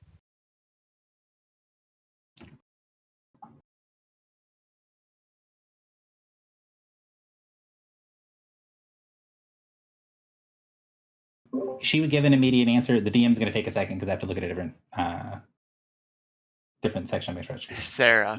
The name of the oracle is Sarah. I just need to look at the different section of the NPC spreadsheet because I need to see where Masibu is. This is Masibu. one of Gary those needs- situations where she's like, I'm consulting Asmodeus. And then we're like, oh, Asmodeus? That sounds like a great Fae person.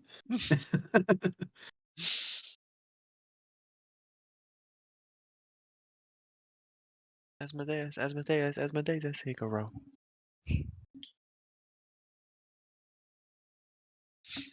Gary is trying to actually find the stack of notes in Masibo's desk that contains the list.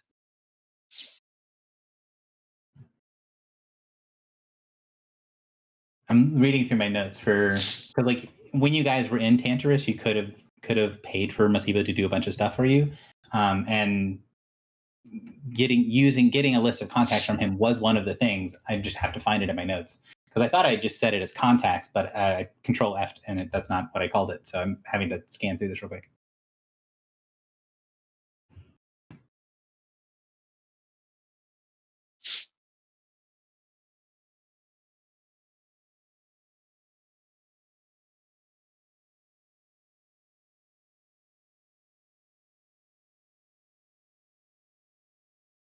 I come back and there's silence. Oh, we all died. Oh, that makes sense. We making new consulted the characters. wrong oracle.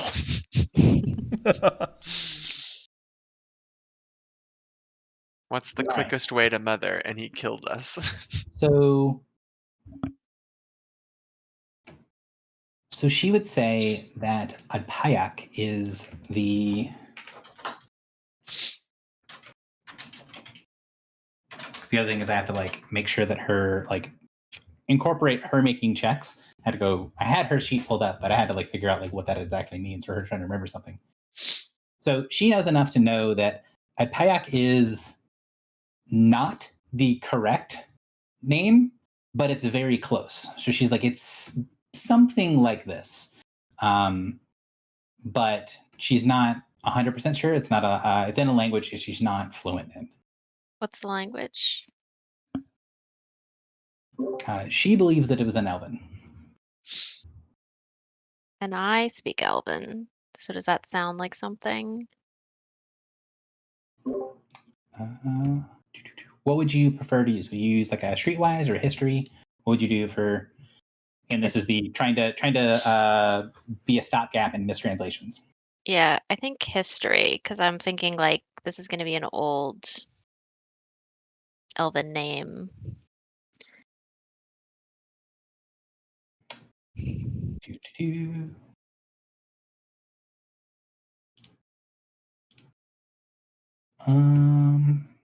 History. There it is. That looks like a primordial translation of an Elven name or something like that. So you're able to figure out after a second of like being like, that's not what it is, that you get her to sort of spell it out and you write it in Elven. And once you write it in Elven, you can figure out, oh, it's not that she has the name really wrong. This is a word she's probably never heard spoken. She's only seen it written. And so her pronunciation is sort of like phonetic, like she just sort of read it like she think it's supposed to be, but it is not really all that close to the way that the actual word is pronounced. So the DM has to look at his translation stuff real quick. So it's Hadyapak is the name. Hadyapak is, so it's sort of pronounced like this. Hadyapak. Okay.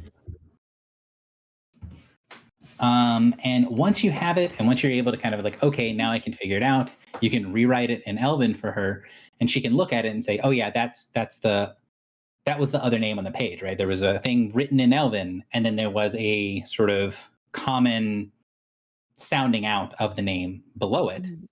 And so she's able to say, yeah, that's the name that I've seen. This is the one that was a Fey reference spirit.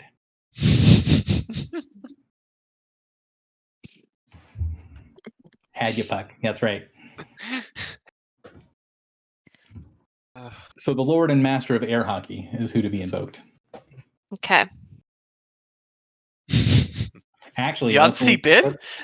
let's make it like actual hockey, and then JP has to be the one doing all the questions as the resident Canadian. Yet I probably know the least about hockey. Oh, I don't know. That might be a race to the bottom in our group.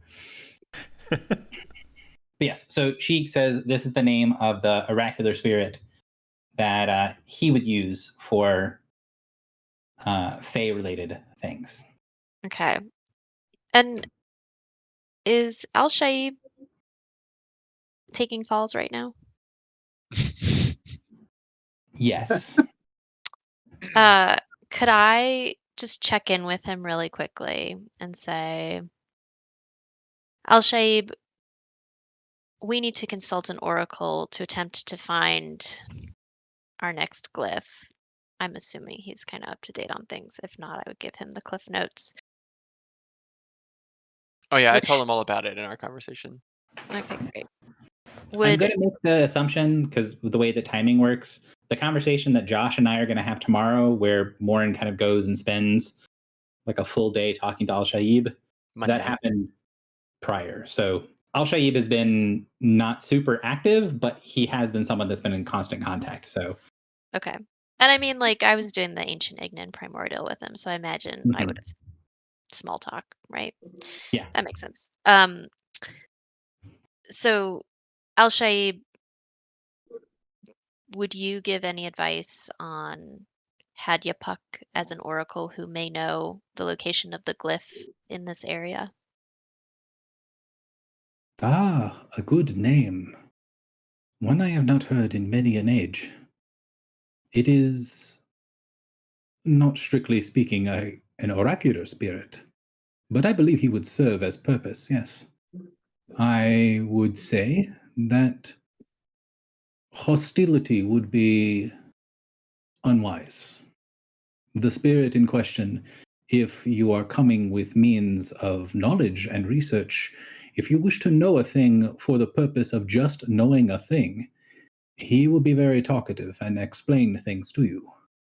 If you go with other motives or you try to hide what you are after, then it is possible that he will scry you back. Oh shit. Thank you, El Shaib. You are, as always, most helpful. I guess I'll cast Consult Oracle. So Yeah. as you're kind of doing that, when you kind of go to break the connection, the Al Shaib will kind of peek back in for a moment, like continue the conversation after when you'd kind of cut it off and say, it is worth noting that if one of you is to cast the oracle and say his name, I would recommend strongly against it being your companion, Morin. Yes, That's I will. outrageous. I will be doing the divination, but I appreciate your concern for our safety. Before I begin the ritual, I would be remiss to not ask you. You do not happen to know where the glyph is on this space station, do you? It's right there. It is a question that I have a hard time conceiving of concepts. I can see and understand a lot of what is happening aboard the ship, but my senses further away from the ship are limited. I must understand what conclusions I can make when I hear and talk with you. I do not sense a station nearby. I can sense a great flow of energy, great fire that has a malice within it that I do not recognize completely, but some part of me seems to know it is at least in part directed at me. As far as this token you are looking for, as much as I can tell, if you were to ask me properly, it is something I believe I could answer. But it would be your second of 3 answers, one of many. Yes, I do appreciate your willingness to assist in this way, but I think that I will leave that as a last resort. Very well, as you wish. Indeed. Wow. Okay. So consult Oracle. I've been working a little bit on Al Shaib's voice. Hopefully that comes through. But the main thing was that like he didn't actually expect you to take him up on the offer, and there was a little bit of tongue in cheek there with this is something I could answer, but I don't think you're going to ask. Yeah. He's always so helpful. So where are you doing the consult? Because you're not doing it aboard the ship. So where are you doing consult? Oh, right. Can I hop over to Crom's ship real quick? Yes, you can. Okay. I think I will stay on the Superstitions End. Perhaps wise. Can I take Kiki with me and anybody else who would like to come? Yeah. I will And assist. you guys will be in close enough communication through the helm that, effectively everyone can be present at the scene. It's just a reminder that you know that if you use a divination on the end, it's just not going to work. Right. Okay. I will assist in the ritual. Okay. So it's religion. Mm-hmm. So assists first. What do I need to hit? It's a level 16 ritual, so that means you need an 18 total religion check. Sure. 10 plus half the level of the target.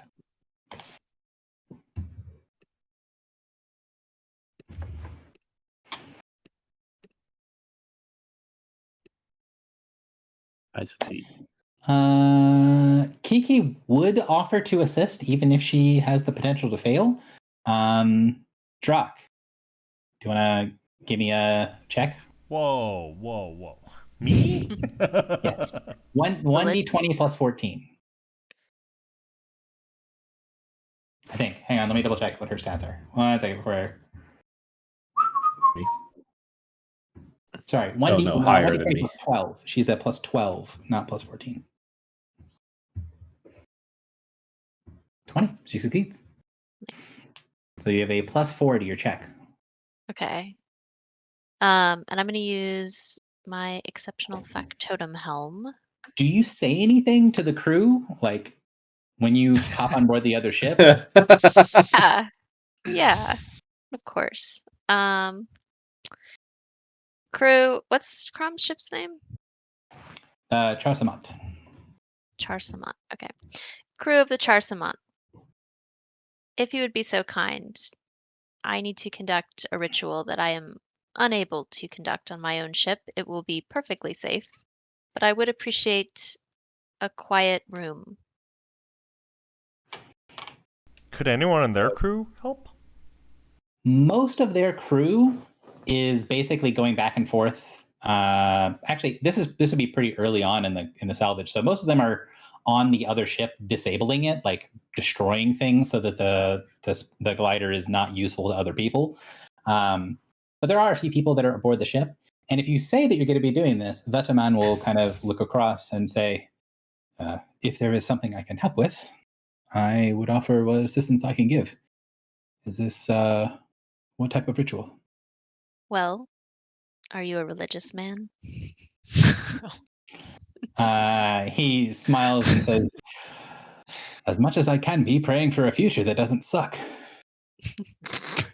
Then you may be able to assist. This is a divine ritual. Ah. And you'd be able to basically say in like shop terms to him what it is, and your character is aware that he's a divination specialist. Oh, nice. Yeah. Right. I knew that. What about Hatterai? You want to bring Hatterai over too? Hatterai does not want to go aboard the pirate ship. Sweet Hatterai. But they're He playing says thanks, stones. but no thanks. He doesn't want to meet an ancient Fey spirit. That is tempting, but also What does he have jump against? through space to go into because like you guys also have one of the crew leap you across the void. Mhm. Hatterai is not about that kind of life. We could lend him the crystal ball if he wants to zoom in. Wants to zoom in. I mean, he would, if he gets the opportunity to listen in and watch, he would be very keen to do it. He would not be able to assist. Yeah. Okay. Also, his bonus is lower than Kiki's, so he's got not quite a coin flip, but No worries. We can record it with our gem of auditory recollection. all right. Okay. So, you're using your factoid thing. Are you using your? I don't remember. Your you got a new item that did something. Does that work for? Yeah. Oracle? That's why I Okay. got it. Okay.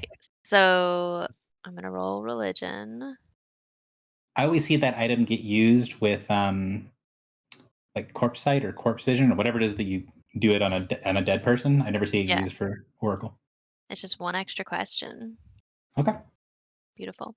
Okay, so I'm adding 9 to this. Oh, I can add a mod. I forgot. All right. 40. Jesus. 40 is the highest result. Does it give you more than max? Yes, it does. That's what you see the normal number of maximum questions. Yeah, cool. Sweet. Sweet. All right. So you use your ribbon for 6 questions from the Oracle. Okay. So you do finish the ritual, call the ritual forth, and you guys have seen what happens when you use the ritual without a name in the blank. Basically, you can just get it, and a sort of faceless spirit of the universe will answer the consult oracle. You've also seen what happens if someone specifically invokes Zlectherial. You've not seen what happens. I don't think you might be able to correct me here. I don't think you've seen what happens if someone who's not Zlectherial answers the phone. No, I don't is think that so. correct? Okay, wait. Before we continue, what happened? Yeah. Just because there's been a lot of these. What was the one with Sactorial again?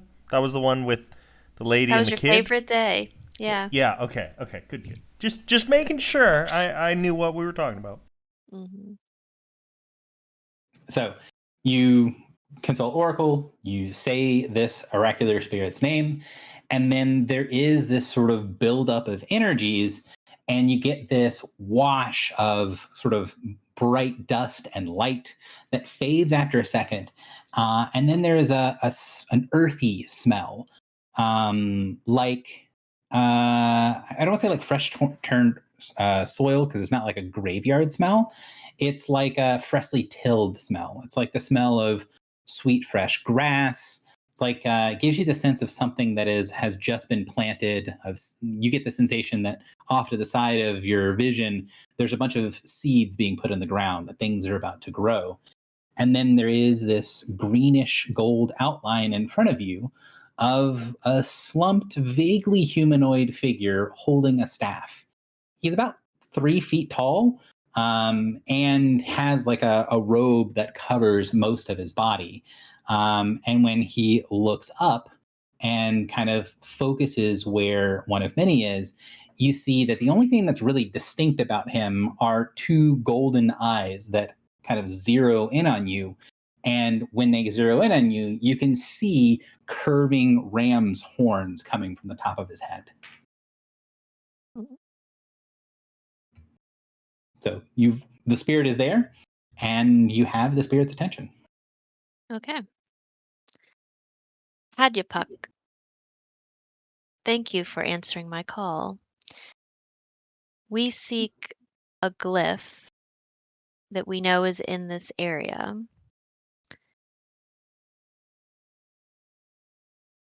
Do you know the Queen of Summers? Guys, help me out. It doesn't count. It doesn't count yet. Yeah, no, I'm going to make the assumption that you guys as characters would have brain scans. You only have 10 minutes when the oracles is brought in to say stuff. So let's pause sort of in-game time for a second, and as a group, discuss what sort of questions you're going to ask. Because, when it comes to the thing where like you get an answer and that gives you a new question, that is where I'm going to be a little bit on like, hey, you only have 10 minutes to talk to the oracle. Right. So you guys talk for a second. I'm going to get water. Okay. But does that count as a question? 4 more, right? We have 6 questions. Yeah, no, it's how do just you that even ask? scene from D&D just plays in my head every time because it was so funny. Oh, right. That was like the best scene in the movie. I didn't Right. really It like was that the movie best that scene much, in the but I movie. like that scene. Exactly. Yep. The problem is all the best scenes were in the trailer, and that was one of the trailer scenes. That's probably true. Oh, it was so funny.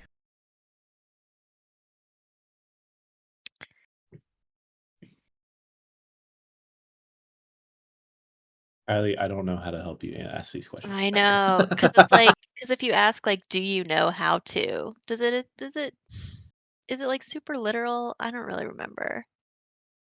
I don't think it is. Time isn't It depends on the oracle. It right. was kind of literal because remember we were like, does anybody know what's going on in the underground? And it was like, yeah, one person. And then we had to be like, what's going on in the underground? Remember? But that was I wasn't there for that. That was a generic spirit. True. But still, yeah. And back, the generic spirit is a lot more. The generic spirit is a lot more literal, but Okay. the non-generic spirit is not. It's not a conversation either, right? Like, Yeah. But I guess I'm saying like, okay, my question to you, Gary, is if I say like, do you know where this glyph is it just going to be like, yep? it depends on the spirit, right? If you asked a general oracular spirit, the question would fail because it's not a tangible thing. Like there's no you to it. Yeah. You'd have to say like, where is this thing? And Yeah. if one creature knows, if at least one creature knows, then it can answer you. If one creature does not know the answer, then it cannot answer. Yeah. Okay. So maybe our first question could be like, where is the glyph that activates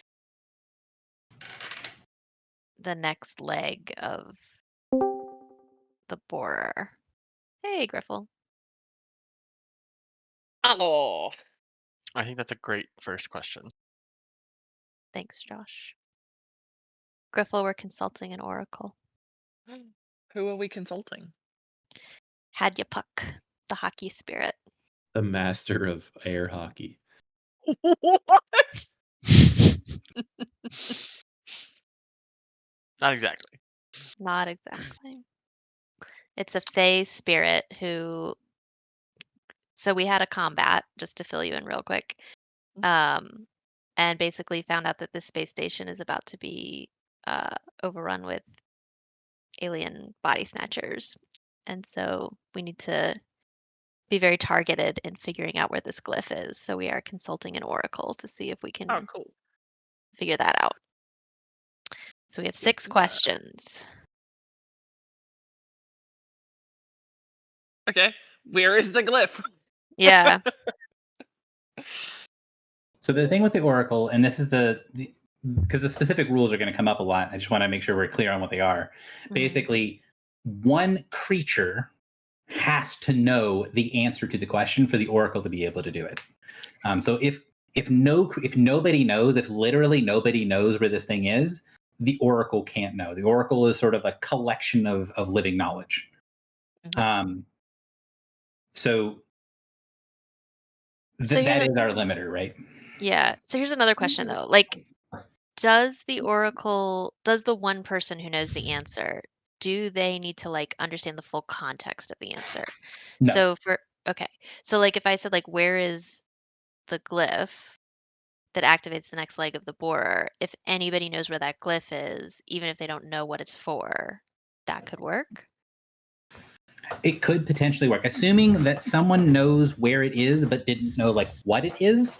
The Mhm. Oracle would have the knowledge of the context that the creature that knows does not need to have. Like the creature that knows, if somebody was using it as like a doorstop Mhm. and didn't know what it was, the Oracle would be able to answer it, assuming that there was still a creature that was actively using the object. Gotcha. Okay.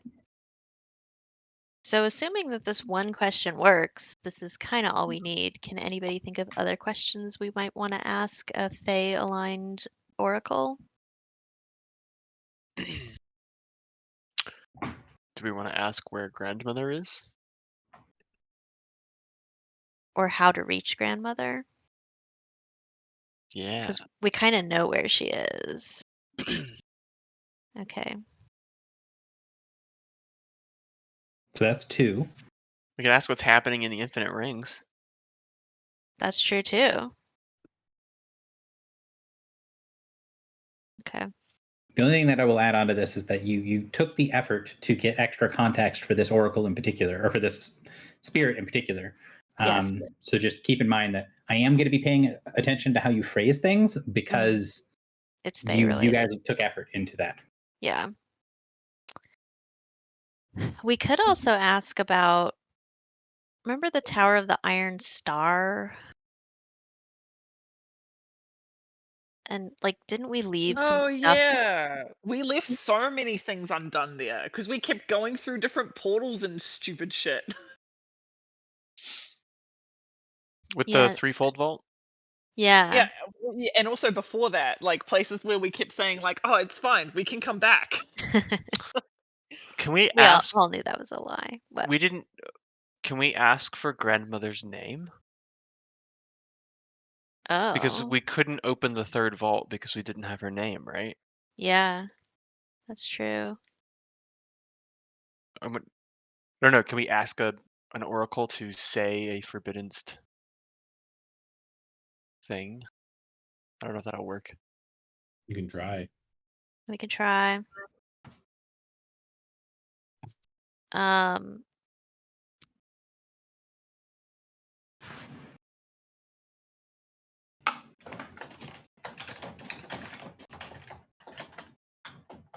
So first question, where's the sigil? Second question, how do we reach grandmother?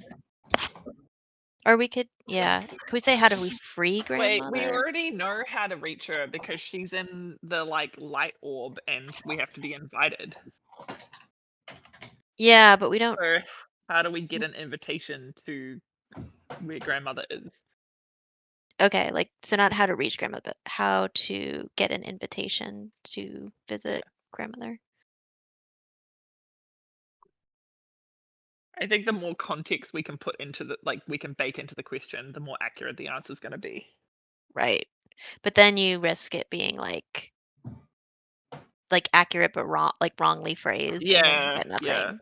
Oh, But that came from Nasenha though, who was like her pet. That's true. so maybe instead of what is grandmother's name, Mhm. especially because he might just say a forbidden so we don't hear it, Yeah. what if we asked who holds grandmother's name? Where are Oh, That's a great that's question. smart. they? So where is grandmother's name? Where is or like how can we learn grandmother's name? Hmm.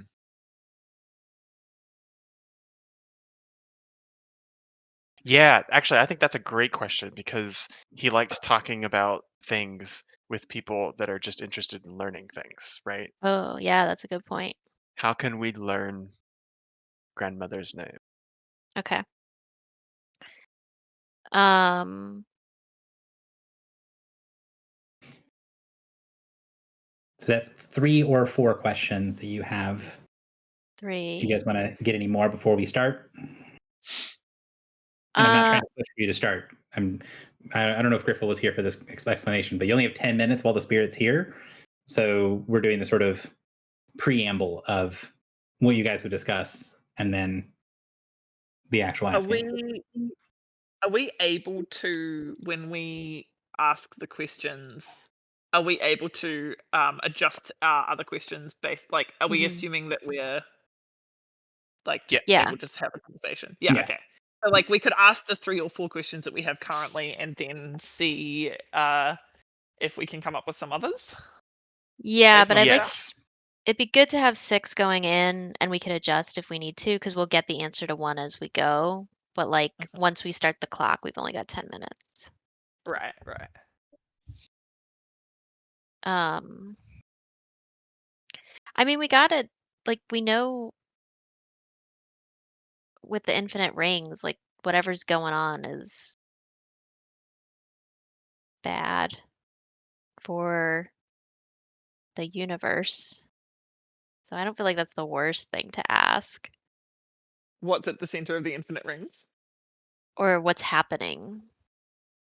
What But conf then I think that's too vague because like what's not happening at the Yeah. Well, like, when we had the generic oracle and we asked, like, "What's going on under Tantarus?" They And they gave were a like, very specific answer. "Yeah, the smith is finishing his task." right. Or How much can the oracle like, and it's probably a question more for Gary, but like how much can the oracle like like sense or understand our like the intention behind the question? Sort of depends on how smart the oracle is. And invoking a specific oracle means that they have a lot more intention that they can get out of stuff. Uh-huh. And the group consulted with Al Shaib about this specific person. And Al Shaib said, if you try to be misleading and if you do not give good context, this one will scry you back. Like it will look back at you.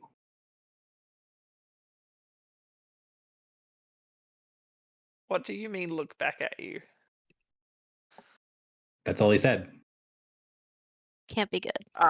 Is that a What's- turn of phrase that like Americans use? Am I missing a cultural No. context thing here? Okay. I mean, there's, like, the when you gaze into the abyss gazes back at you, but that doesn't really mean anything other than just don't fuck with shit. So we're doing a divination to interact with this spirit, and I think if we upset it, it will use divination to look at us. Right. Which is not something that you expect other things to do. Like you don't really expect that if you called up Zectherial that he would like do a divination and scry you back. Like that's not what or like a normal oracular spirit. It's not going Right. to scry you back. Al Shaib said this one in particular if it thinks you're misleading him or you're getting information for purposes other than just for the sake of having information, because that's what he likes to do, he will scribe you back.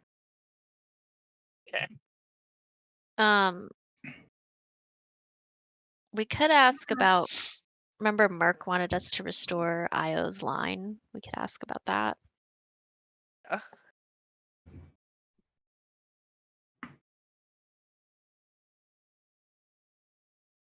Let me pull up the master list because there'll be heaps in there. I know. Where I'm is the looking through it. blacksmith's son? Or no, where is the blacksmith? What happened to the blacksmith? We could ask like where some of the other Morthax eyes are. Yeah, I was thinking about that too. I feel like you know where most of them are. Yeah, but we don't know where all of them are. You know where more than you have currently collected are. Yeah, but what if the easy one is left? So we have two. Aunt Yep. has one for us that she's willing to give you if you get the others. Yep. Guinevere Lugos had one, potentially in her palace at the Planet Ear. One or two might be with Shadow Mantle. Yep.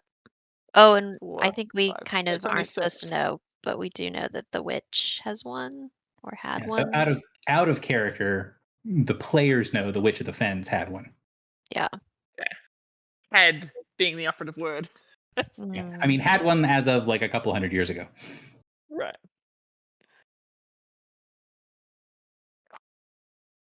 I think you should ask. So we only know for sure where 3 of them are because of the 2 that we have and 1 that we don't. That's Mhm. Aunt's. Yeah. I wonder if we should ask, like, we have 2. We know 1 is with Queen Anne. Where are, or like, who possesses, or where are the other 4? Because there's 1 missing as well. Like, we don't know. We've got 5. We've Yeah. got 6 listed probable locations. Just keep in mind that the way that Consult Oracle works is he has to answer a single thing. So he has to be able to answer in a word or a brief phrase. Like he can't say this one's here, this one's here. Like he can't answer all 4 of them. Oh, okay, yeah. I see what I mean, you're he saying. could, but that'd be 4 questions. Yeah. So we could then give him the context of, like, 1 is with Anne, 2 is with 1.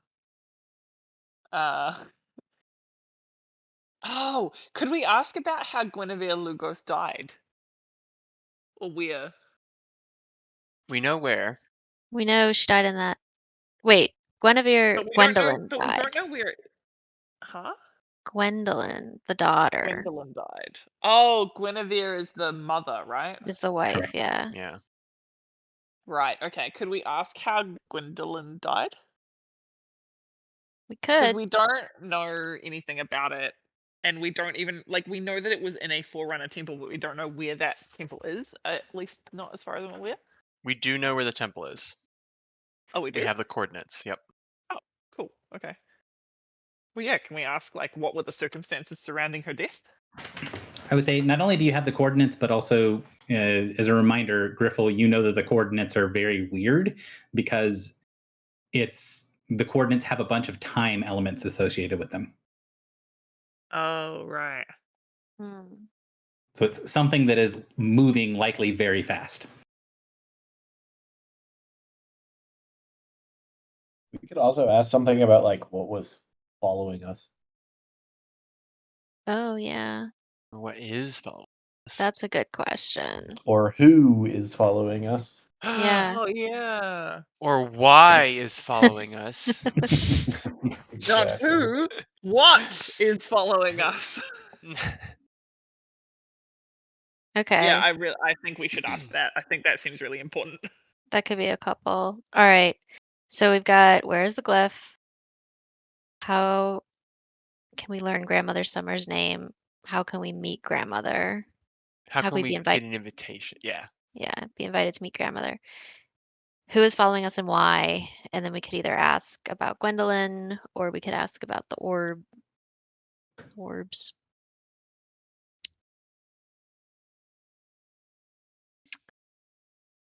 Or something else. I would say, well,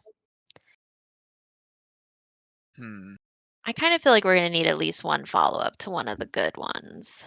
yeah. But I'm also concerned about asking things that are not specifically wilds and fey related yeah, to a guy that we picked for his wilds knowledge. true. Are dragons wilds or fey related? No, Not not typically.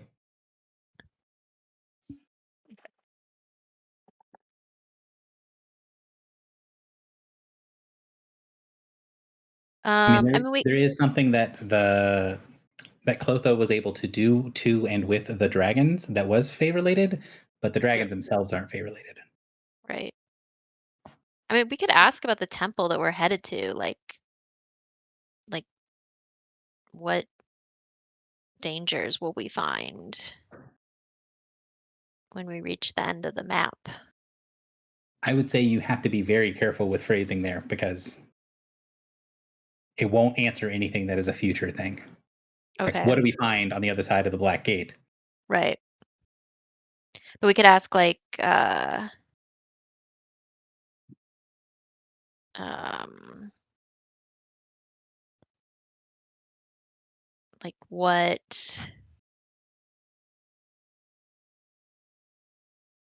What is what there? yeah, like just what it yeah.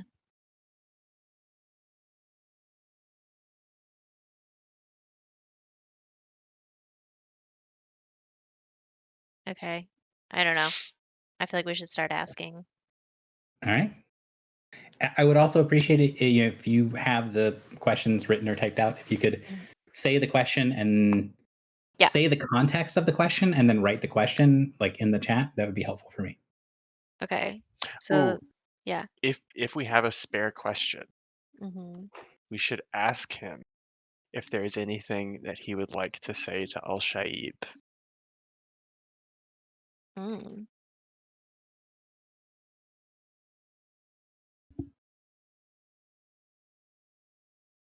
Okay, so the first question is will it understand next like activates the next leg of the borer? Um, I mean, if your question is where do we get the sigil to activate the borer again the next time, like I think Yeah. that that's clear enough. Yeah, Okay. All right. that might be So, something that would get you a squirrely answer if the oracle spirit was either not friendly or one of the generic spirits. mhm. But so, Okay. what do you say to the goat man? I say Hadyapuck, we are seeking the glyph that activates the next leg of the borer. Where is it? So you see the creature's eyes light up a lot brighter all at once. And for a second, you can see sort of an old, craggy face that has a big, long beard that is sort of flat and white and well groomed. And you can see little images of like flowers and stuff that are plated into the sides of the beard and into the big tufts on the end of the goat ears. And then the voice says, the glyph is in the reliquary of a forbidden god.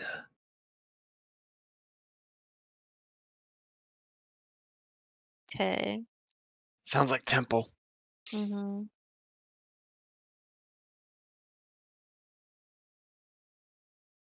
I feel like I need to ask where that reliquary is. What do you guys think? We only have 2 places to go. Yeah, but this is a giant space station. Well, it's going to be in the temple on the surface, right? Oh, is that wait, there's a temple on the surface? I missed that. Sorry. Yes. Okay. Well, that's good. But we have to turn off the crazy heat laser in order to enter the temple? Maybe. Okay. I'm going to move on to number 2, I guess. How to be invited to meet grandmother. I like it. Okay.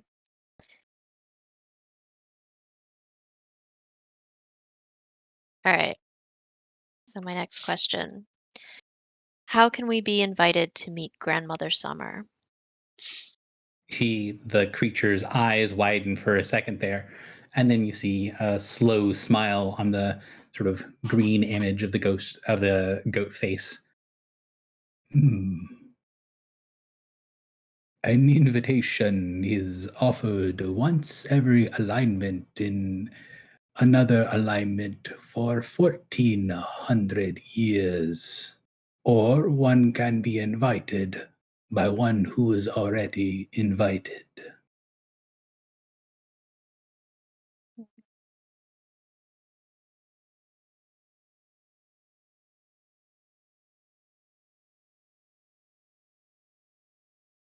Is Clotho already invited? Could we just talk to her? It might be the adversary. Haha.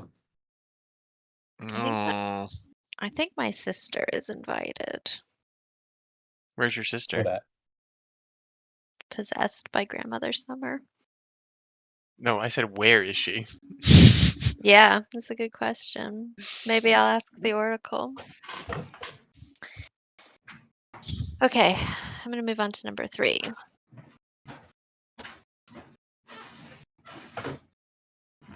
How can we learn Grandmother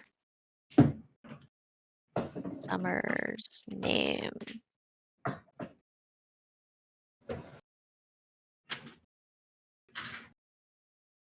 A delicate process, one that begins with becoming immortal.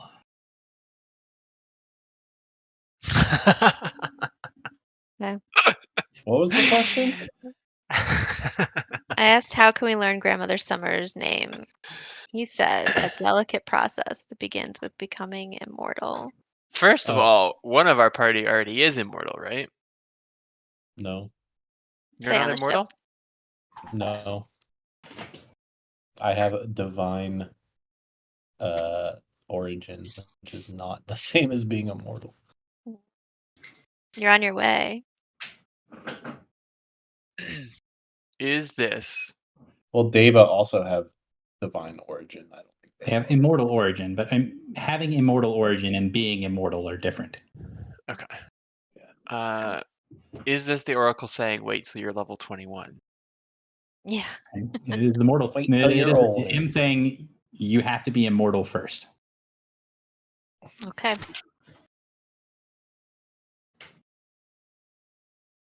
Cool.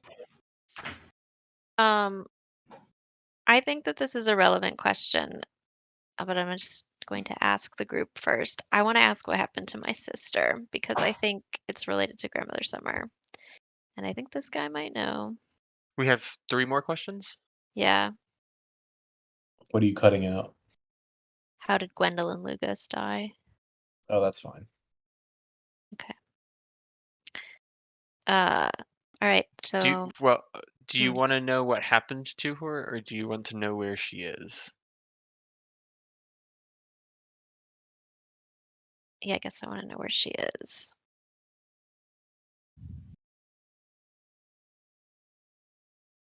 Okay. Do you know your sister's name? Yes. You say I- that so like annoyed that he asked when you don't remember your own name. Ha. Inheritor of Protection was her name. Harry. Yeah, Harry is what we called her. All right. I'm going to ask, where is my sister?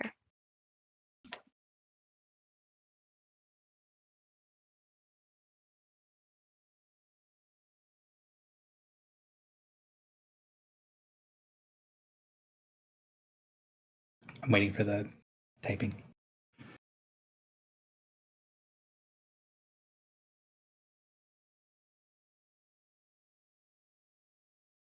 So the spirit shakes its head, and you can see that sort of green mantle around its body fade slightly. And then it says, "None living, no answer. It is a question without one. Your sister is a stitch in the skein.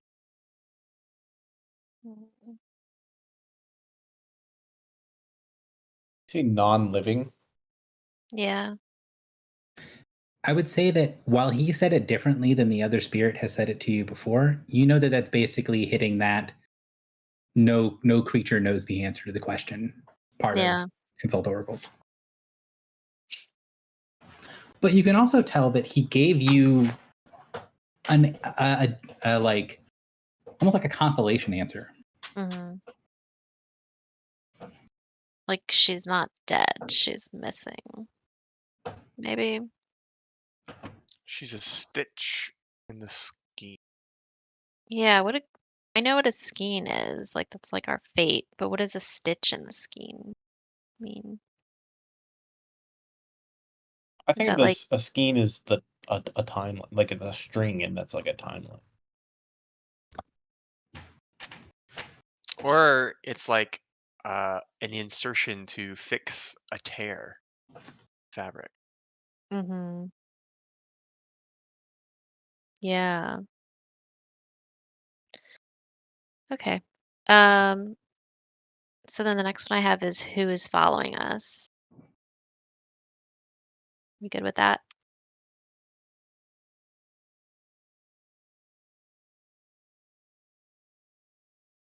Yes.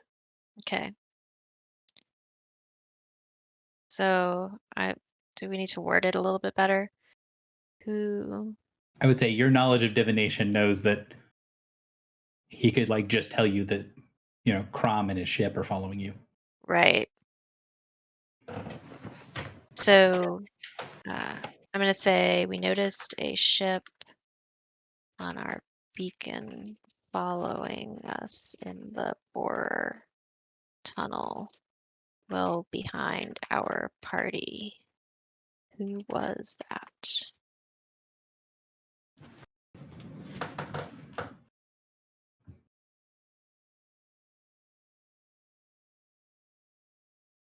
So you ask, and the spirit says, "A second shadow that wishes to become a prime."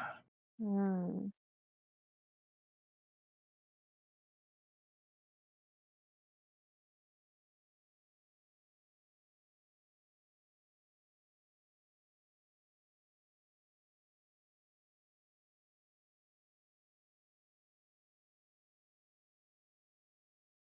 In character, do you know what's following you now? Yes. Star Shadow. Okay, we have one more question.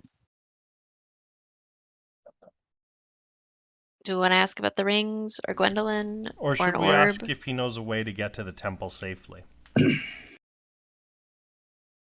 Did we say that that was the kind of question that it won't be able to answer? Or, It can't answer future events. okay. So, do you know of a way for safe passage to the temple? Is dubious because, like, it has to make a judgment call on safe. Right. So the example in the ritual is, can you tell us the order in which to activate the glyphs in front of the black gate? And the oracle can tell you, like, here's how you open the black gate. Hmm. But it can't say, what will we do well? Like, what will happen when we walk through the black gate? It can't answer Hmm. that. But it can give you, like, the key if you needed the key to open a door. It just can't tell you what happens if you walk through it. Right.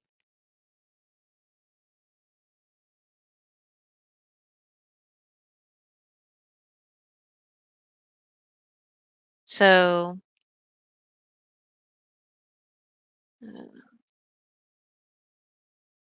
what if we said, like, how can we retrieve the glyph from the reliquary?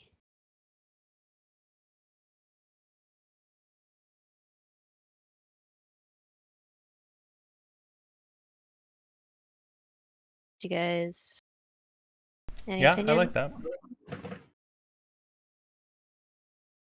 Okay.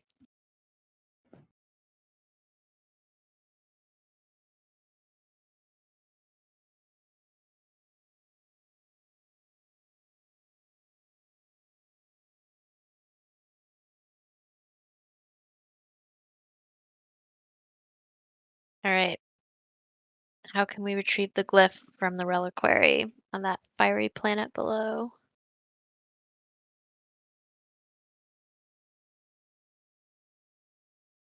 The two known ways are through a gate of fire or through a tear of the sun.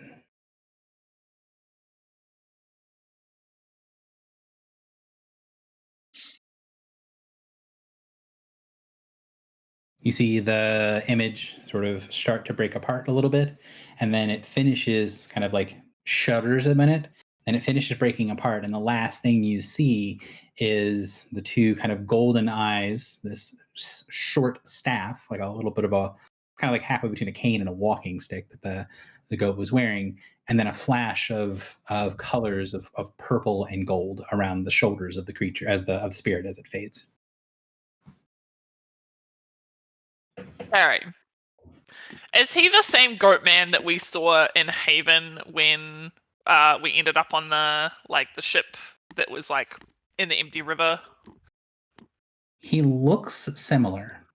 It's hard to tell exactly if it's the same person because like you saw that guy in the flesh and this one you saw like a sort of a spiritual mantle of them, like you saw the spirit of them instead. But there's definitely some similarities. If they aren't the same person, maybe they're the same race or the same type of creature. Right. All those goatmen look the same. So he's a Henji or a Sato. Something. Yeah, and I will say the one thing that you did get when you asked the one question, you did get an image of the guy's beard, and the beard looks different. Like this guy looks like an older version or like an older member of the same species. Right.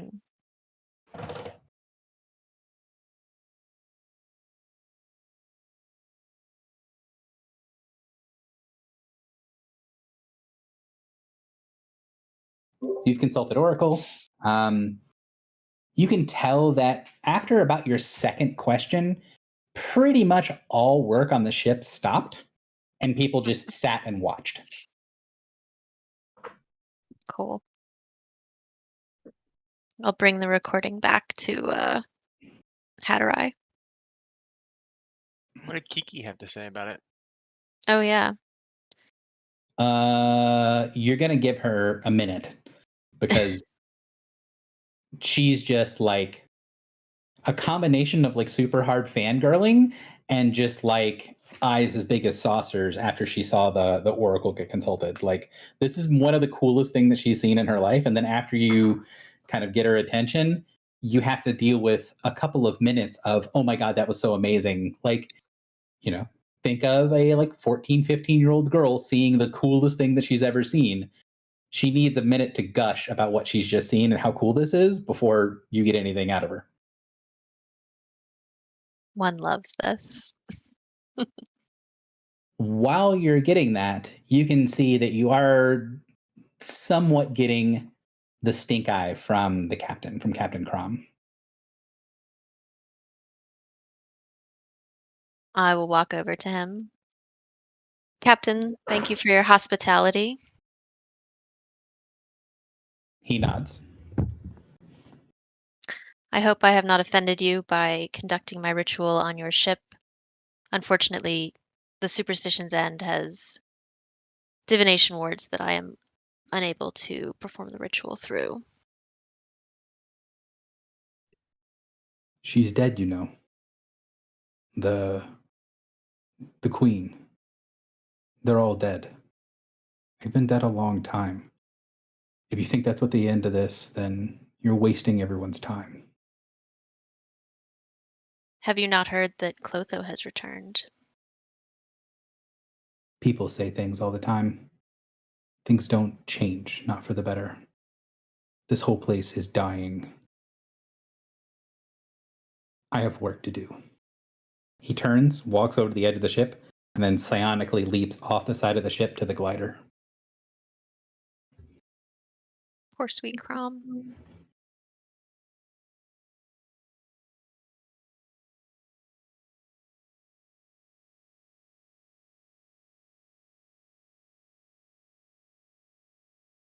When I Why do is he such my a stick in the mud? when I do my link with Clotho, is there like visual signs or anything, or is it just something that I see kind of?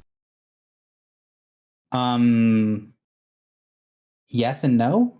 When you invoke summer, everyone can see it. When you do the Clotho part of it, only you can see it. So like Invocation of Summer has two parts.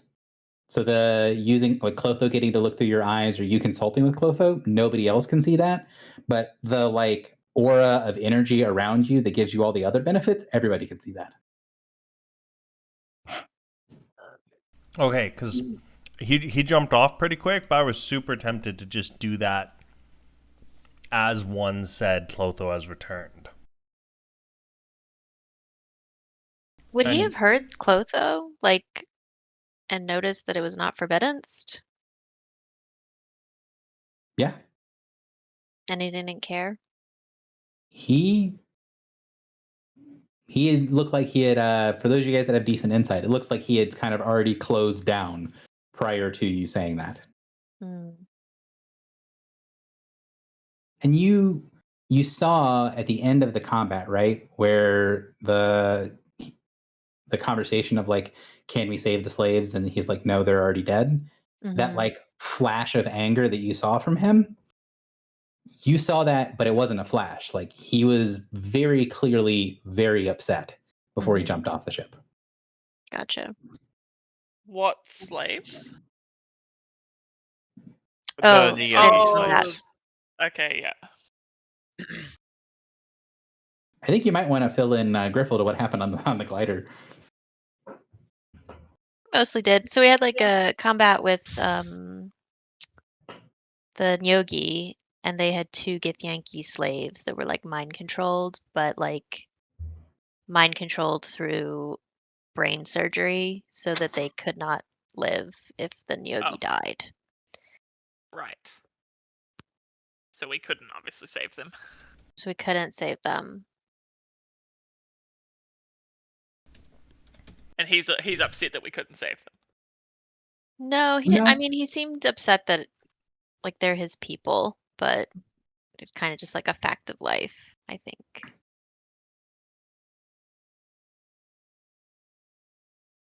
What's the history of the Githyanki?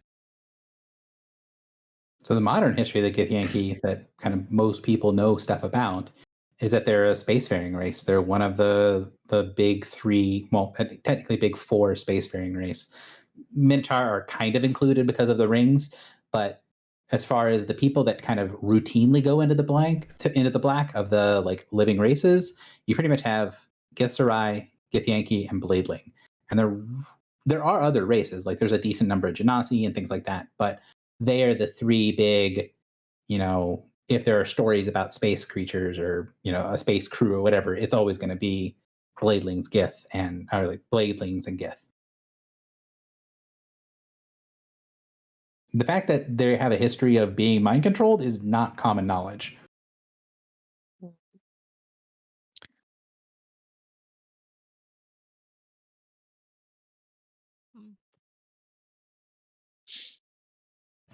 So after the 10 minutes of gushing from Kiki, she sort of calms down enough to go, okay, oh, you asked a question, and I was reading the spirit. Did you want me to give you what I read, or to give you what I know? Yes, please. The spirit is different than I expected. It feels a lot like Masipu. It's not him, obviously, but it seems like someone who I do not want to disappoint. I think that it is more person than a spirit. I felt there was a place to him. He was being called from somewhere that was here, or maybe in one of the near mirrors. I've never seen a consult oracles before, but from what I've heard, they aren't like that. So It seems different. I don't know if that helps. She takes a deep breath and then goes, and I know from my mother and from Masibu the things that he said about your final question. He said that the two ways, they are from the tear of the sun and through the gate. One is outside the temple. It's how some people try to get access to the temple. I've heard others tell stories about it, and it's Masibo said it is an obvious access point, but it is too difficult with energies, too much power going through it. But my mother found a way to bypass it. There are these gates, something very, very old. They're different. Her journals talk about how they are in forgotten places. They are made of layers of rings of ceramic and stone covered with great sigils. They should be able to get to places and go to places that no one could ever spin to. They're older than that, older than everything. But even though they found it and they found one that worked, there was a gate, and the gate had a gatekeeper, and it was a thing of fire, and they all died. Hmm.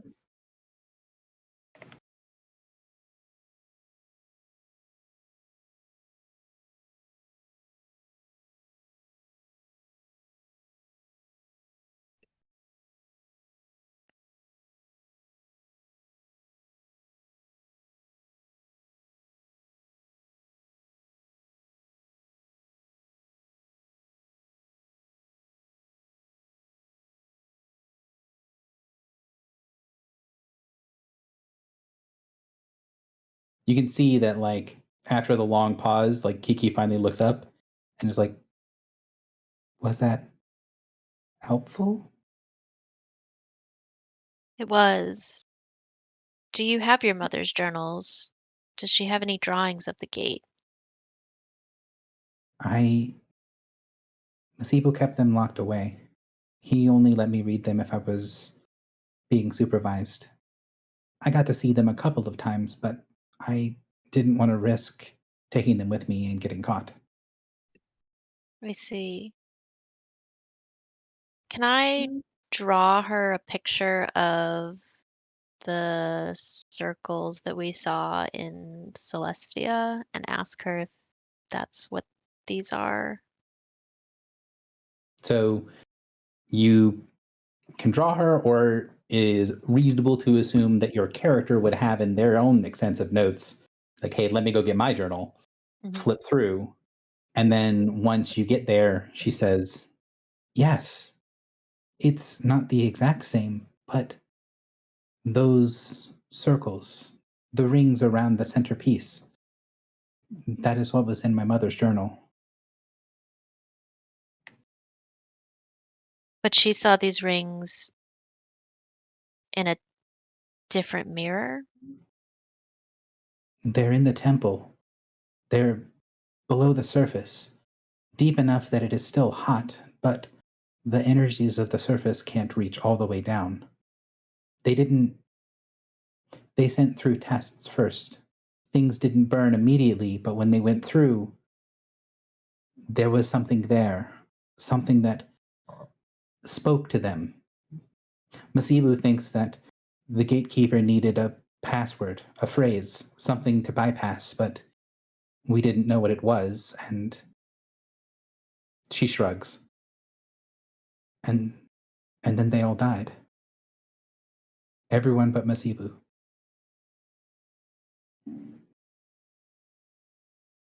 I see.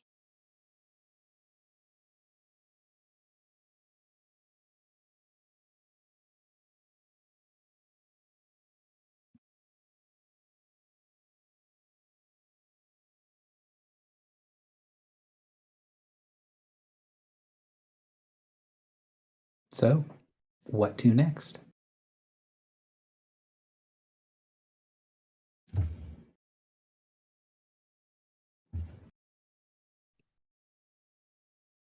So, just to clarify, the gate is under the ground. But can she explain like how to get to the gate and then the gate takes you into the temple? My mother knew a spell, a very old spell, something that Masibu says they used before the spins became common. They're not as reliable anymore, something about magic being different, but the spell was able to link to a broken spin that they had on their ship, one that wouldn't spin anywhere for real, but they could use it as a doorway. And then he used something that one of the others in the group had from another visit to a different place in the cause. And they used that as a key.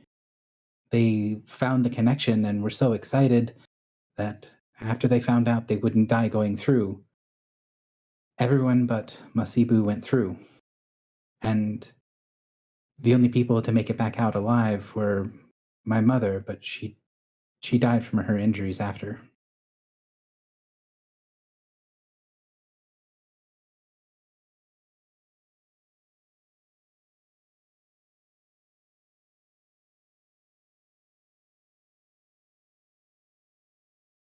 You can tell as she sort of explains it that while she's missing some of the context of like what it actually is and how the stuff works, you're pretty sure that she's explaining like a old teleportation circle ritual. Mm-hmm.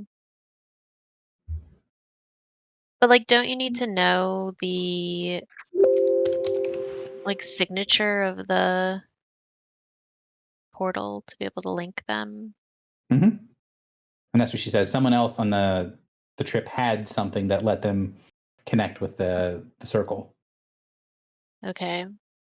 but she doesn't know what it was. And according to Masibu, it didn't make it back. Gotcha.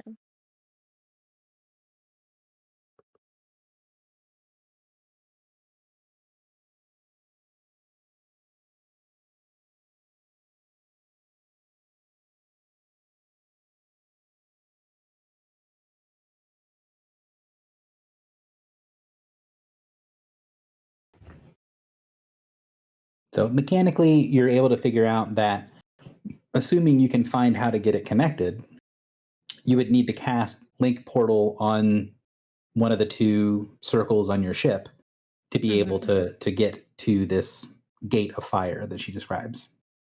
Right.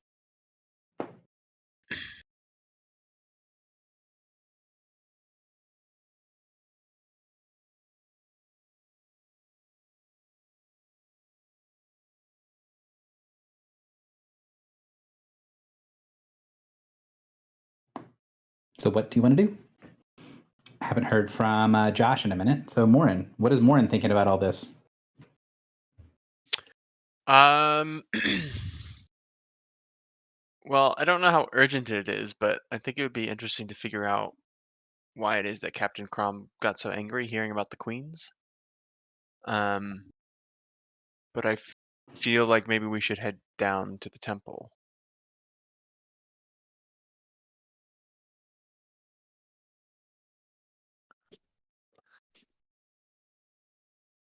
Is that what other people want to do? Filibuster? Michael, you there? I am here. I thought can we get to the temple without turning off the big beam? Or did I miss that part? Yeah, I'm a little So- confused about how dangerous, like how close we can get and how dangerous everything is. Not sure. You haven't been down there yet. But the explanation from Kiki is that they had a ship that was able to get close enough to get to this gate of fire. So you're, from what you've seen of other people's ships, you're pretty confident that your ship is at least on par with whatever they had.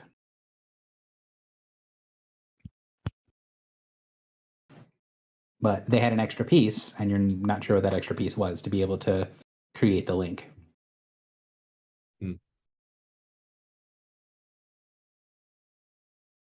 Griffle, do you have any questions, comments, concerns?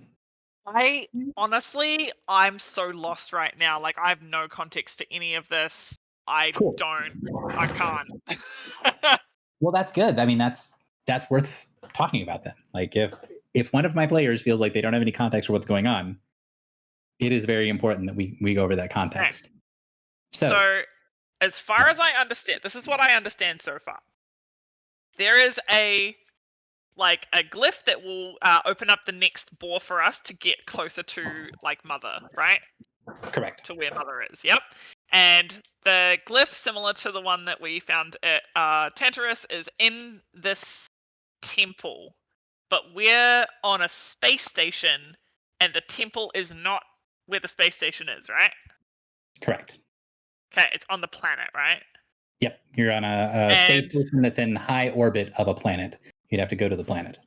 Oh, and Keke's mother and Masibu have been here before, and they found a way in, but the way that they found in killed everyone except Masibu. Correct. Okay.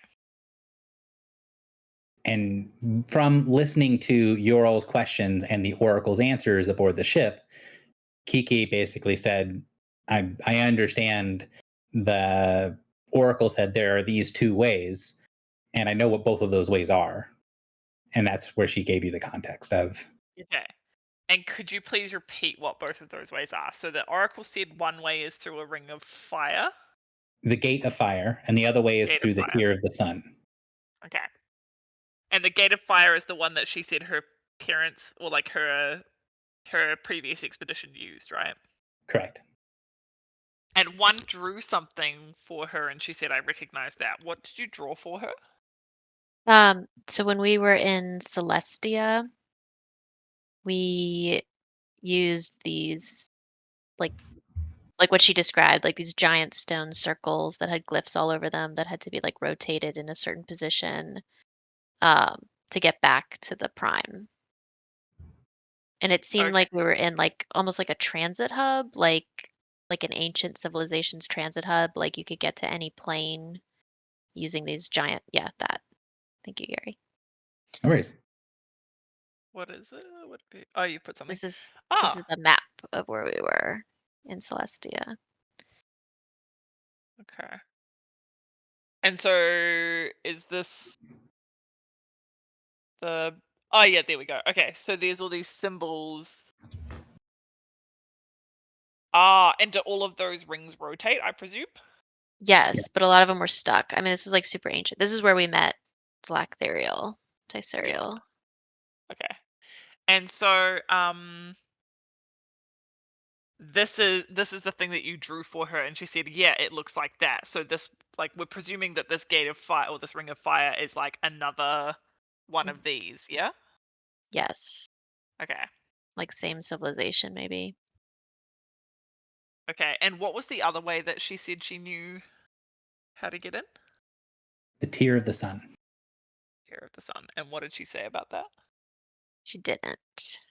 She basically said that it's the way that a lot of people try and fail. Okay. And if you press her about it, she'll say that she hasn't actually been there before, but according to the notes from what she read, it's very obvious.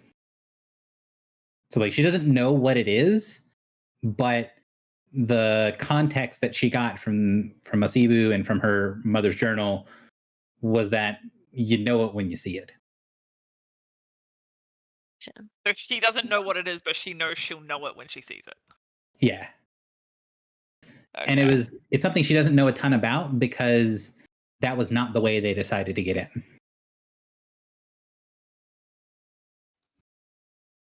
Right.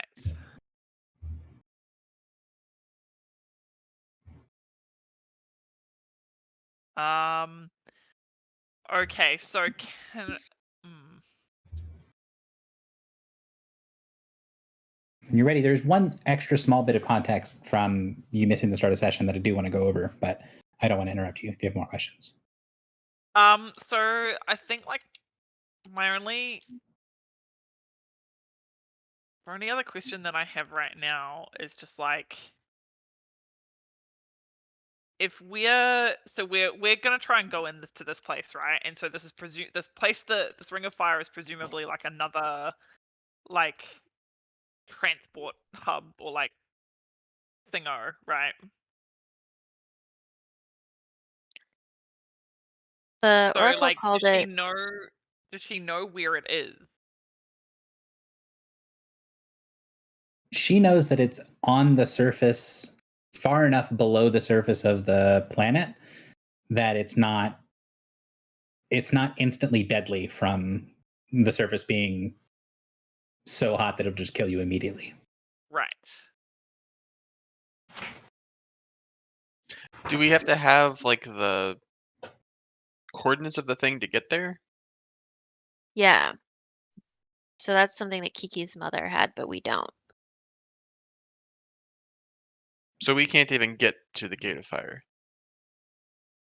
I mean, You don't have an unless easy way to get there. There might be something else. Like you might be able to figure it out. You might be able to get close enough, and the coordinates are things that can be sensed with sensors on the ship. Like the ship can figure out unless it's shielded or warded or scrambled or whatever. You guys have previously used the sensors on the ship to be able to teleport to places that you would normally need the key to be able to teleport to, because the ship can figure out a destination if it's close enough. Okay, so if we just fly down to the surface and we have the ship scan, we might be able to get the coordinates. Correct. Okay, then I think we should do that. That sounds like a plan. I'm There's wondering. Oh, There's one bit of context one bit of conversation that I do want to make sure has gone over, because I don't want it to seem like something that was glossed over, which was when you guys were on the ship, and this is all basically all this is to Griffle. This is something that happened when you weren't here. After the battle, they went into where the slave chambers were, and there are these little pods that the slaves get stuck into, and all the pods were empty. There were 28 missing slaves, missing captives. Okay. And the Captain Crom said, yeah, they've all been taken aboard the space station and implanted with a bunch of Niyogi that are going to rip their way out of them and eat them alive. We need to leave, because that's going to be a problem when a whole bunch of Niyogi pop out of there. And if we just take off the Death Glider, they're going to basically starve, because there's not a lot of food on the station. And so that'll be a problem at some point in the future, but is not really a problem that we need to worry about now. Yep. And Crom was very big on was impressing upon the group, like, we need to continue to move and continue to act, because you saw that ship in our wake, and that's something is following us. And I saw it too. And then Crom asked Griffle in character, and this is the part I want to make sure that you're aware of, because I try not to do NPC stuff for PCs when you're not here, but I needed to for the scene, where Crom basically asked Griffle, hey, you told me that there was this Kraken that was keeping track with us. Is it still right near us? Like, is it still close? And then you were able to talk to the ship and confirm that, yes, the Kraken is still nearby. And so Crom was like, okay, well, then we need to keep moving. Like, we can't stop, because we've got all these other things. Okay. So that's the Star Shadow, right? So the Star Shadow is the thing that was the blip on the radar, the thing that's following you. And then the thing that you guys can just see that's out in the cloud, that's not entering the corridor created by the borer, is a Kraken that's just swimming next to where you guys are flying. Oh, wait, what? They're two different things? Yes, two different things. How are they two different things? When did we learn this? So I said it at the time, and you guys didn't have the context that Crom had to know that the first blip on the radar that you thought was just the thing figuring out where it was a ship that then immediately hid, because he saw it until you guys pinged it. And then you had the Kraken thing. So it is not unreasonable for you as a player to consider those two things the same, because your character also thought they were the same until Crom said something. Hang on, when did this happen? In the last session, in the big void in between, where you got the corridor is 50,000 miles across, and at the edge and of the corridor, there was something pacing us outside the corridor. Correct. There's the Kraken Yes. that's pacing you on the outside of the corridor. Okay. But then how did we find out that something was following us?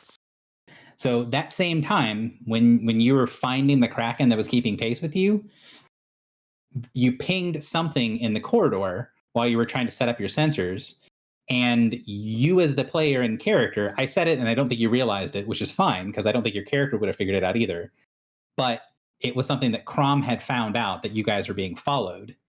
And that was, again, this is the thing that I'm making sure you're Oh. aware of because you weren't here. Okay. So Crom said, hey, we're being followed. And we went, oh, okay, let's try and do some sensors. And then we pinged the Leviathan by accident.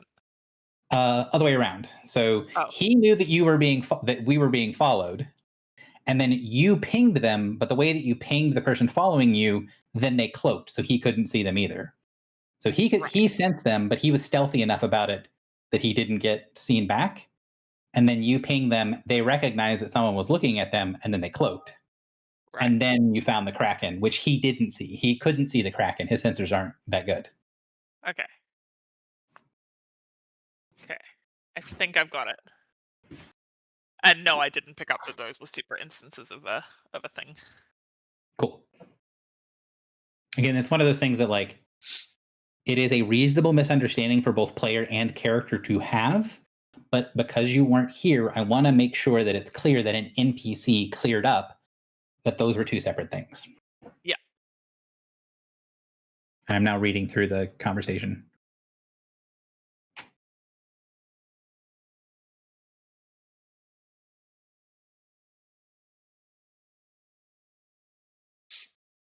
Okay, cool. I am now caught up. How well do we think that our ship will tolerate extreme heat? Pretty well, but there's also sort of how extreme is extreme. Like, can I talk to El Shaib again? Sure. What do you want to say? I want to ask him if he could shield us by absorbing extreme heat Oh. Yeah. I don't think he'll do that. because the heat hates him. Yeah. I mean, he didn't seem to mind us dropping a nuke in his Yeah. The No, nuke but didn't have Al-Shaib specifically malice. said this fire is bad. Yeah. I think the Fire Guardian we're gonna have to Also- fight might be the Ifrit. Wouldn't that be a trip? Griffle, you were gonna say it also? Isn't like if the so hypothetically if this way into this place is something that is like related to the court, then like Al is a servant of the queen, right? Or was a servant of the queen. Was, yeah. So like he might be able to provide more guidance on like if they were to set up some like protective measure, what sort of measure would they set up and how could we like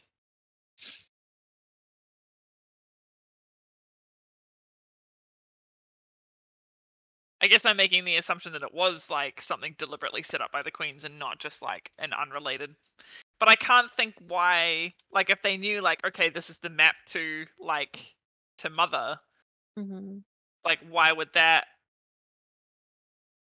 So thing be specifically there? the Do you know what I space, mean? yeah, the space station is not. Is it Forerunner or no? The space station is obviously Forerunner tech, yes.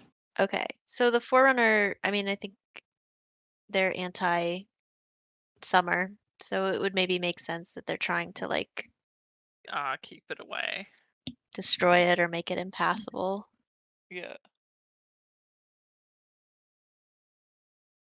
And Filibuster, not really. Basically, he jumps and stays on the salvage. Like, it's not impossible to reach him, but it is kind of obvious that he doesn't want to be bothered.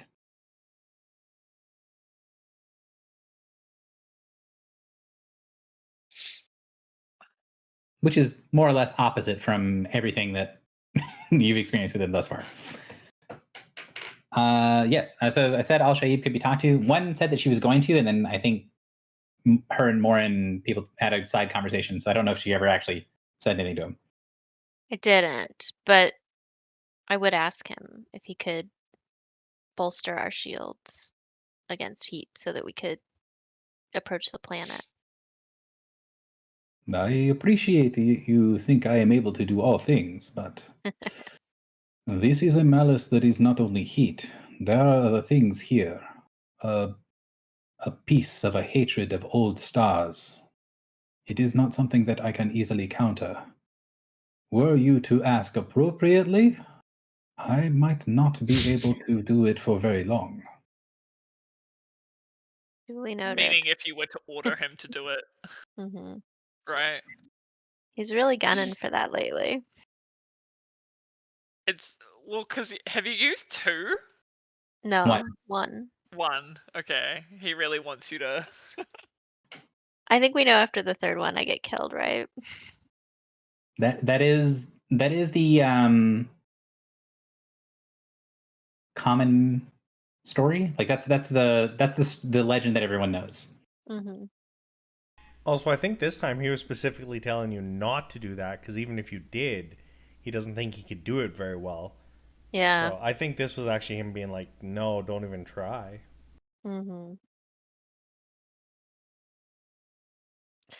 Al-Shaib, do you remember the signature of the portal that is below?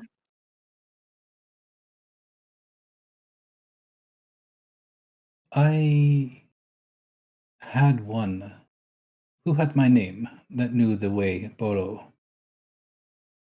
But it is not something I would be able to share. It is not my area.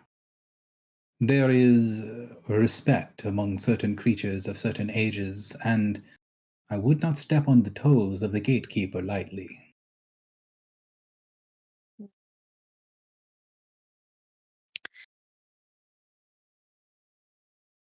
Do you personally know the gatekeeper? I know of the keeper's like, and there is a feeling that I once knew. But sections of what I was has been cut away from me, and I believe some of that knowledge is what is lost. There is a darkness in the sky of my memory. I believe that is part of what it is. I do not see any stars of divinity in that part of my mind, but I feel it was connected. I know only that I believe there was a great connection with the divine here, and I knew of it once, but no more.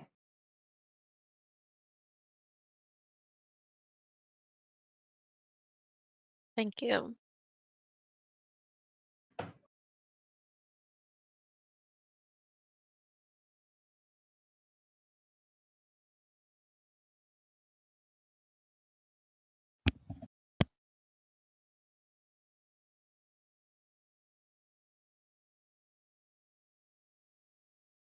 So, asking the other question, as far as me being the DM being able to move things around, because there are certain questions about like the temple and things like that. Is there anything that you guys as players want to do at the station prior to heading to the temple? Because there is a time element to heading to the temple. It takes you most of a day to get there. So if it is something you want to do, it is a sort of decision of we have to leave this location to go to the next one, and it is effort to get back. So that is the thing I want to know. Can I sort of start moving the scene over to the temple, or do you have other stuff you want to do here?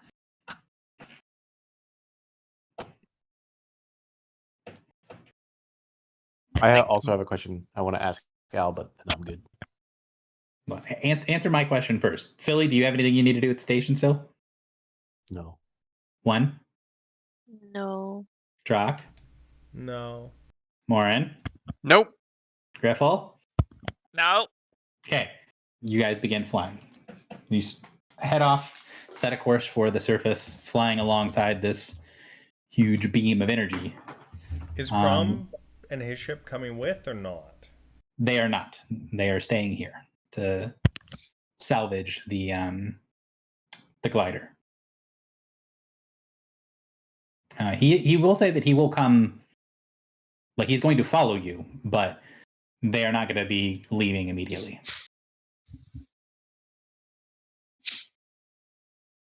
So you guys have a couple of hours being aboard the ship, talking to people, doing things. We can have the conversations with Al-Shaib and all that sort of stuff. I want to show you what it looks like on the surface of the planet. You guys see that picture in the top left? Mhm. Yep.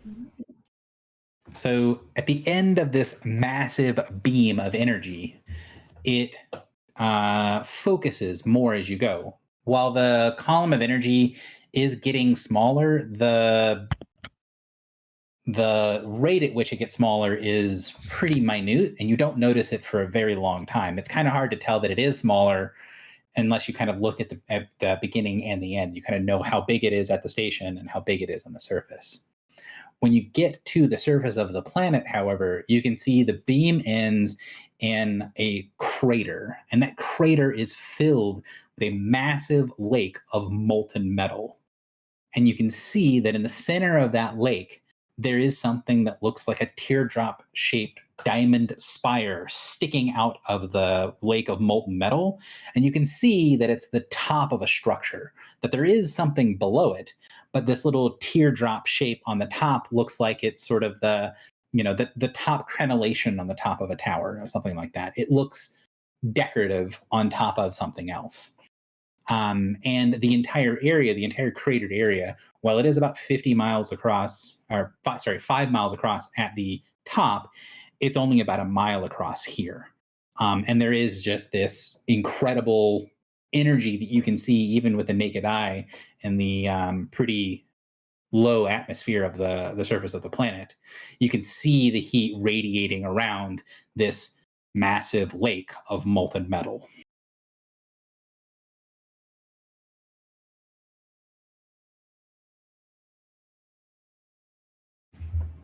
So,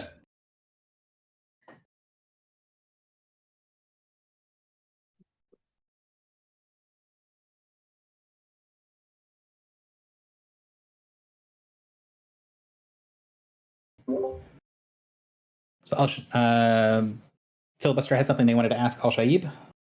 Yes. Al-Shaib, you know many things. As you know, it's your job. But you and I see eye to eye on a lot of ways different creatures are treated, and we've recently learned that the Gith have a history of some kind with being enslaved people. Can you tell me more about that? It is an ancient thing for your kind. Something that pushes against the pieces of the frayed parts of my memory. Pages in a great book that have been torn apart, ripped out. But in a section with many great tears, this is something I remember. I remember that the Gith were one of the first people that were truly taken by the adversary. They were changed into two peoples, the Githyanki and the Gith Zerai. They were one people before the adversary took them, before it changed and warped them into something different. But there are people that would believe that dark taint is on them still. I am not one such. I know a thing can be changed from one to another and leave very little of the mark behind. But yes, they were controlled, in great armies that went through the black and destroyed many, many things.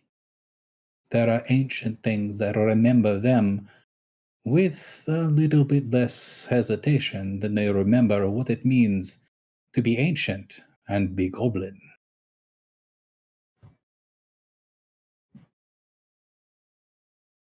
And why might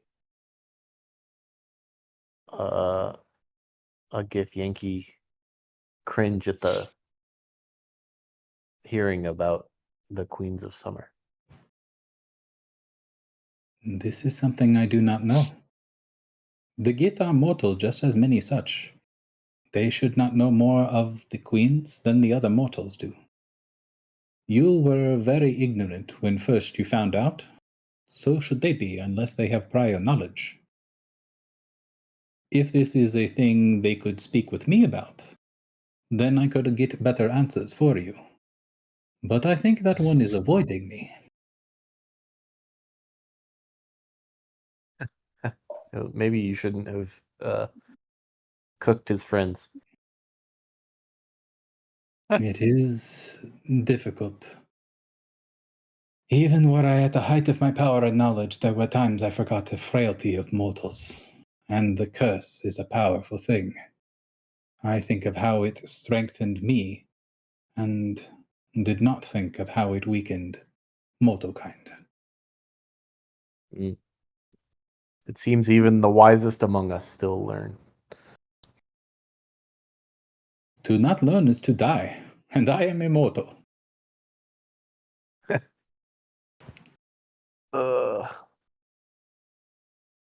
Okay, I'm good. So, you guys fly down. What do you want to do? You guys see this from the distance off, and, Kiki is on the deck of the ship, and you see her eyes immediately get drawn to that spire in the center. And then you hear her say, "The tear of the sun."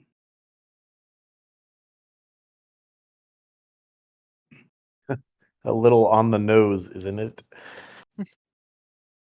She shrugs and says, "Well, my mother said it would be obvious."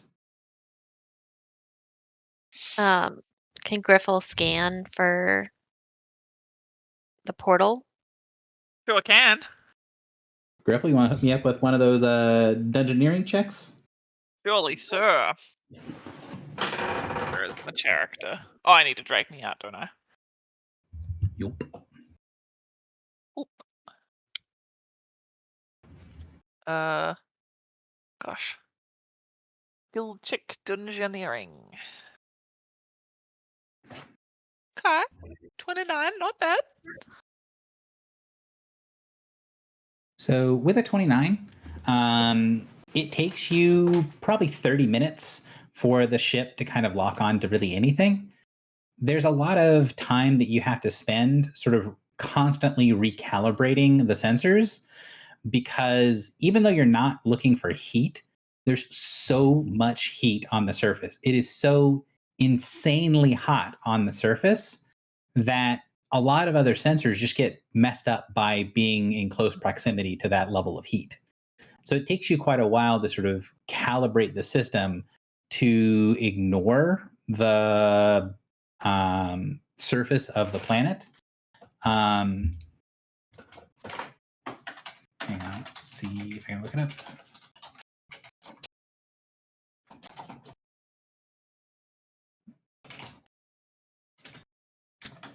So I thought I had this written in my notes. Okay, so recalibrating the things, you'll first learn that the surface of the water here, the surface of the metal, is about 3,500 degrees Celsius. We have endure elements on the table, don't we? Yeah, that'll totally do it. Is this a weather effect?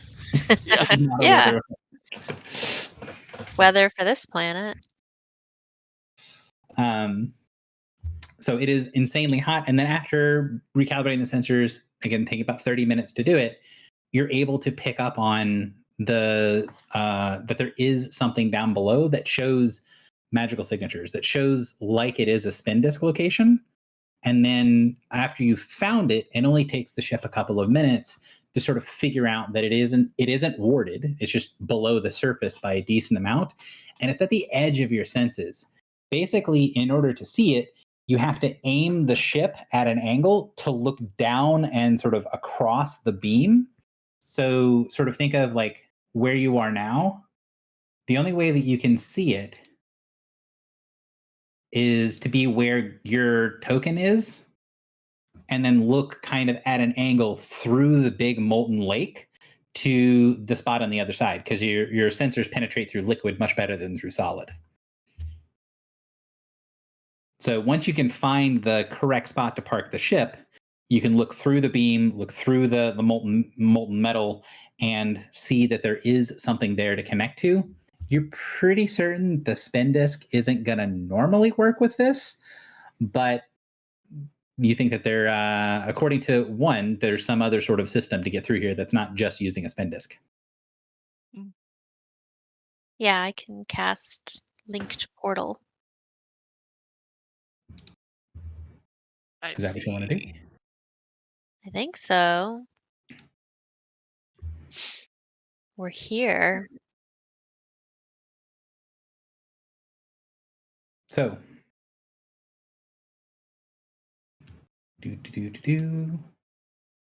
give me an Arcana check to try to connect with this strange type of portal. You're having to make a link portal. It is in the same plane, so it is possible that it works, but you're having to sort of translate through the ship's understanding of what you're looking at. You don't have like a traditional, easy to read spell signature that you can tap in for the coordinates. You kind of have to wiggle it a little bit. There's a bit of finesse to get this job done. Isn't scrying, is it? Do you have something that gives you a bonus for scrying rituals? I sure do. I would say that, yeah, like, because I mean, you're trying to find the right connection and trying to get it all done. So it's kind of exploration, but it's also kind of scrying, yeah. Okay. It's Arcana, Philly. All right, I'm rolling it. I did it. Jeez.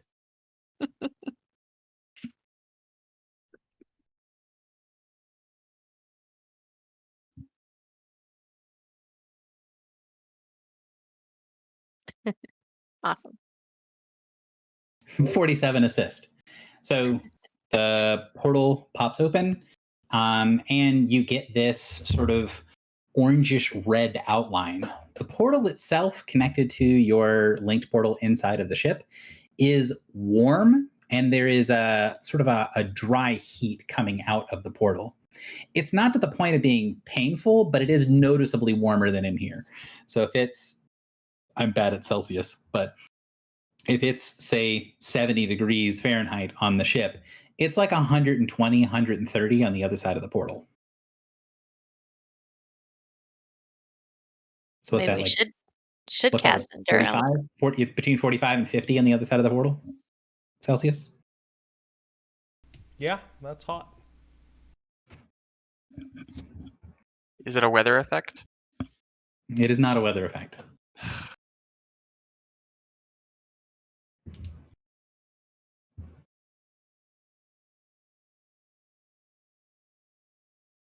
So, what's the plan? Portal's open. I think Leak Portal holds it open for like 10 rounds or something. With that check, 5 rounds. 5 rounds. So you've got 30 seconds. I guess we better hustle through. Let's go. Gary, so weather is the state of atmosphere at a place and time in regards to heat, dryness, sun, wind, and rain. This guy Googled the term. I did. Yeah, I got curious. I'm like, I don't know. You could classify ambient temperature as weather. If it was on the surface, yeah, but you're like a quarter mile below the surface. I don't think like being inside of a volcano was considered weather. Look, that's fair enough. Didn't we have like spacesuits on the ship? You do. And don't those have like anti-heat for space? They do cast Endure Elements on you, yeah. Oh, but you're saying that also wouldn't count.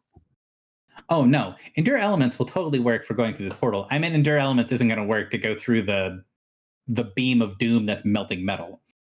Oh, okay. Well then, yeah. So we should Endure Elements. Yeah, so this is sort of the upper end of Endure Elements, but it will protect you from it.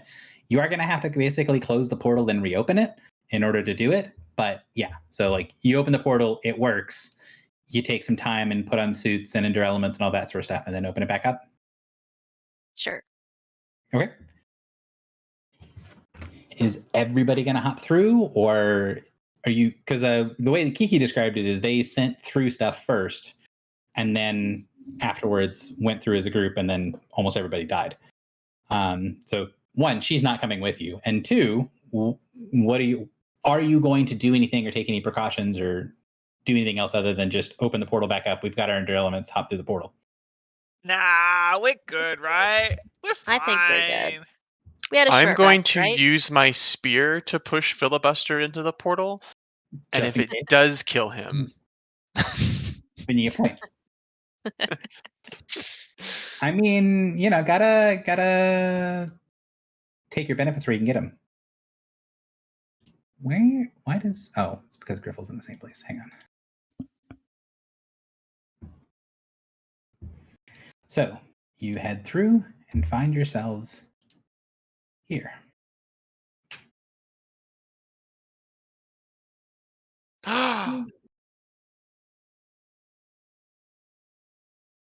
It's so beautiful.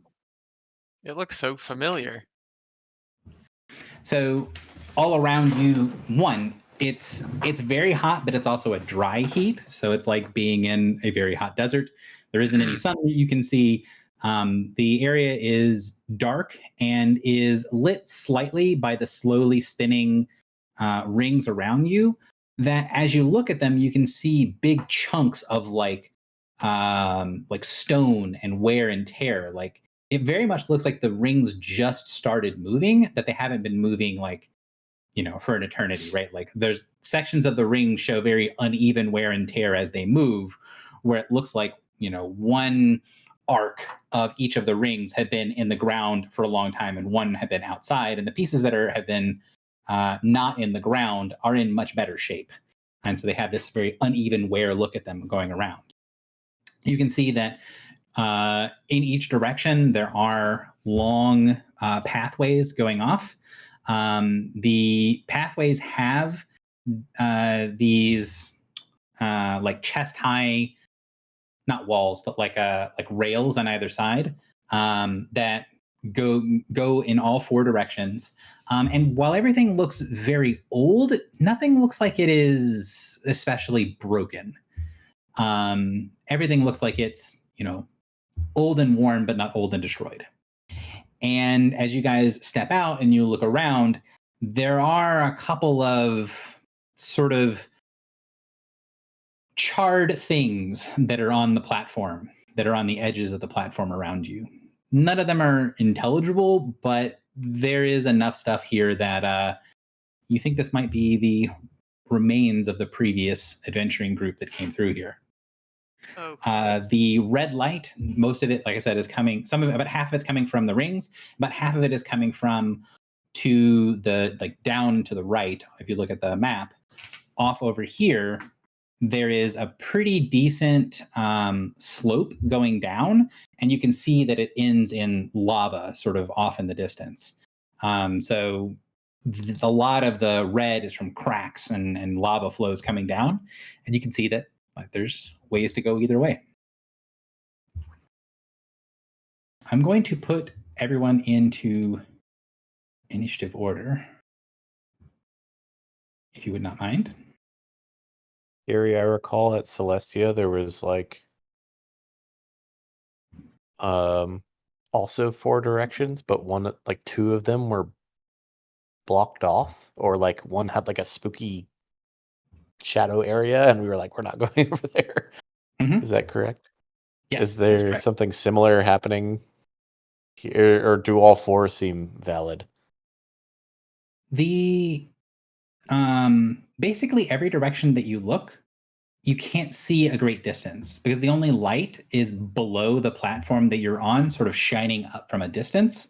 So you go out, say 30 feet, and it's basically darkness. And then you can see past these little subgates, these pieces right here, past these little subgates on either side, that they go into tunnels or dead end or something. You can't see what's past those stuff, what's effectively off the map. It's just darkness in here because you're kind of like that thing of being like around a campfire, right? You see a certain distance into the night, but because of the campfire, even if you would normally be able to see further, it's sort of the edge of the light is the edge of your vision. Mm-hmm. May I? I don't know if it thinks in this way, but may I ask Baneslayer if it has been here before? So I do need to get other people. Has everyone rolled initiative? So I only see one Drock and Phil. Oh, sorry. Oh, sorry.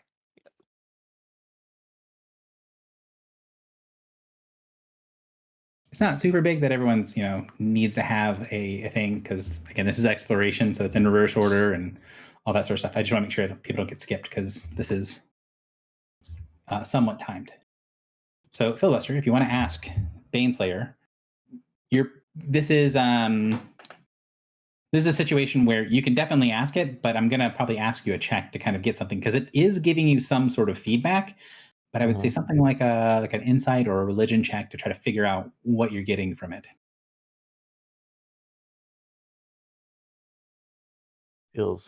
Insight feels okay. I don't really vibe with either of those. I mean, or something else. Like obviously you can always justify something else, but trying to figure out what the vibes are you're getting from your weapon when you ask it, if it's familiar with this place. Insight works for me then.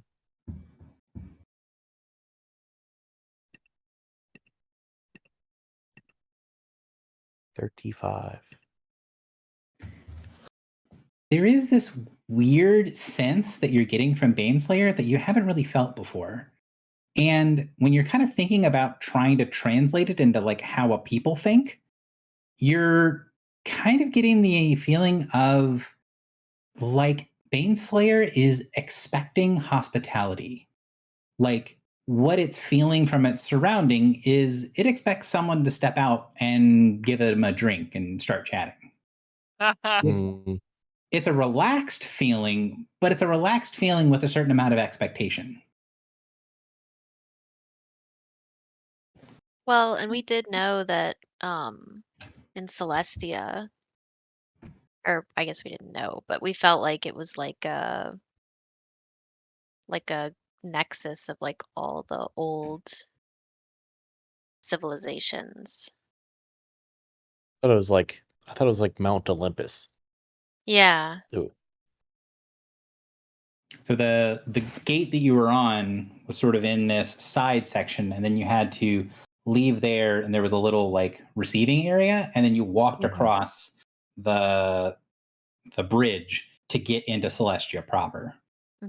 So these gates were sort of on the outer edge of the city of Celestia. But it just kind of felt like it was like a utopian ancient society to me. That Anyway, was crumbling before our eyes. that had been destroyed. So that's what Filibuster does. Griffel, what are you doing here? Is there any sort of like check I can make to try and like is the map accurate to what, like, can we,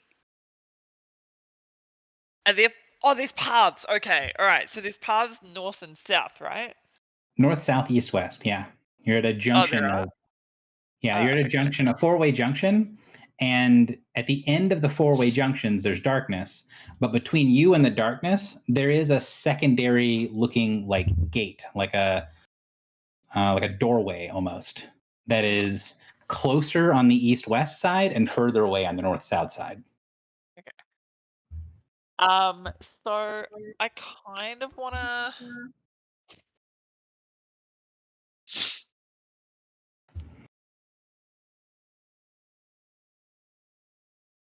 When we asked where the thing was, it said it was in a reliquary of a god, right? Reliquary of a forbidden god. Yes. Yeah. Is there anything that looks like it's particularly like religious? I would say at a glance, the symbols is not a language that you've seen very much, but you would recognize several of the symbols are in Supernal. You can't read Supernal, I don't think. I think one's the only one that can. Mhm. But things that are this old and written in Supernal sort of by default have some sort of religious significance. I mean, even Right. societies, even stuff that didn't, societies applied religious significance to them. Okay, so the whole place basically is all in Supernal, yeah. Yes. Okay. When I was in Celestia, I didn't read Supernal, but since I do now, like, is there more context to these symbols?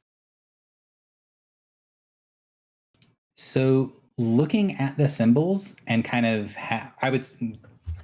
before I do that, Griffle, are you okay with me going to one's turn? I don't want to Yeah, interrupt that's you. fine. I don't really have anything to do, so go Okay, for it. just making sure. Since we've already sort of established that you would have had a notebook where you like wrote all this stuff down, and back in Celestia, you and Chandra made a point of like detailed drawings of everything. Mhm. Would it be reasonable to assume that you have that part of your journal out so you can just compare what you can see to what's on the page? Yeah. So if you do that, you can tell that they're the same symbols in the same order. It doesn't say anything. It's not like a sentence or phrases or anything like that. But every symbol on every ring, every symbol that's on the floor is in the exact same configuration. You think that this is obviously some sort of significance here, but maybe that's how all of these things are linked. This isn't like a couple of different things that are all linking together, kind of like the way the spin discs work. This is like a bunch of identical things that are all able to get wherever. You're pretty certain that if you knew how this worked, if you knew how to enter the address that you needed to go, that this could take you to any of the other rings. So, like, are the symbols, they're in the same order, but they're not aligned the way they were in Celestia? They are. Oh, they are. So then why isn't this taking us to Celestia? Great question. Doesn't seem to be currently active.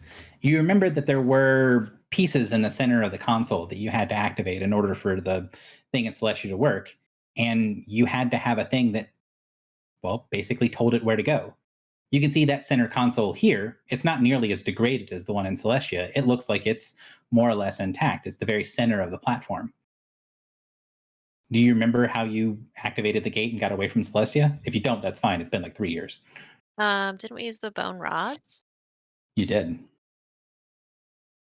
We like put it into the thing, right? Mm-hmm. Do you guys want to go to Celestia? No. I mean, That sounds shouldn't we terrifying. explore here first and then go to Celestia? We'll come think- back. I think just Celestia kidding. is cooked. I think you're probably right. So what do you want to do, Wonamini? And if you don't have anything else you want to do immediately, I'm going to say that basically you take your first round opening up your book, comparing symbols. Yeah, that's totally fine. Griffle, do you have anything you want to do, or do you want me to go to Drock? I don't believe so.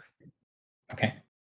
I didn't know if the naturalist and Griffle would look at the charred remains of the people that are around you.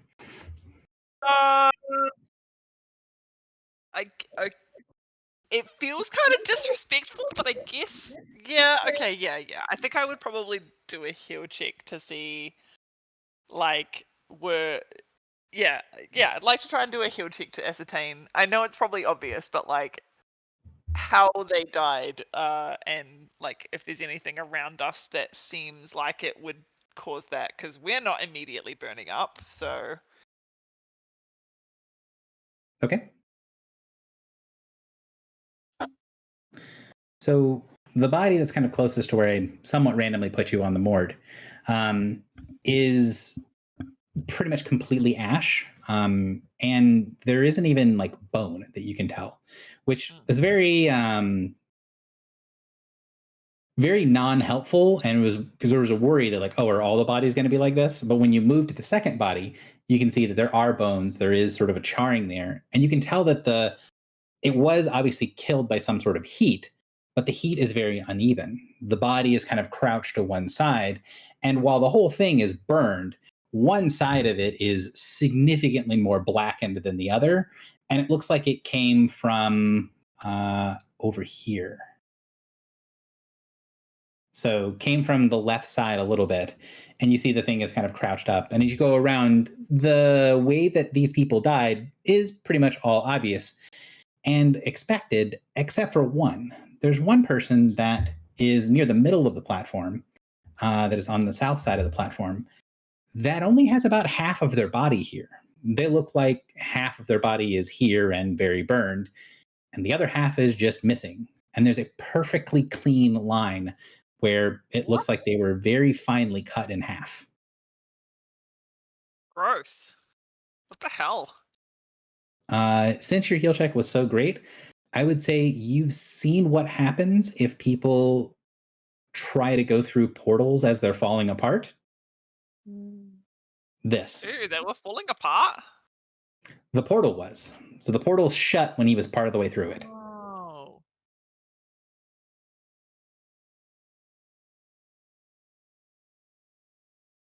Drock, what are you doing? Is there any indication, like, I know they're all burnt and probably weren't running, but is there any indication that they knew which direction to go? Like, did they all seem to be on one bridge in particular or heading a certain way? It looks like, and I'll kind of continue from Griffle's heal check of looking around, it looks like they are all gathered back here. Mostly it looks like they came from the north, and that when they burned, they were trying to get back, which meets up with Kiki's story, right? They found out there was a problem, they tried to portal back, and then everybody died before they could get away. Oh, and so like half of the person came back, but not the other half. Yep. Sorry, Yikes. there was a problem with them trying to leave and the portal closed while they were leaving? There was a problem, and they tried to leave as a result of the problem, and the portal closed while they were leaving. Okay. So, in theory, we can guess that they went north. Seems like the group that was here last time did go north first.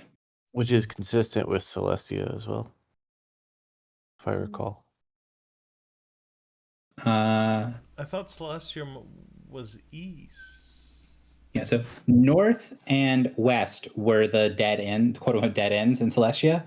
South led you to the sort of abandoned like building and marketplace that looked like a little town.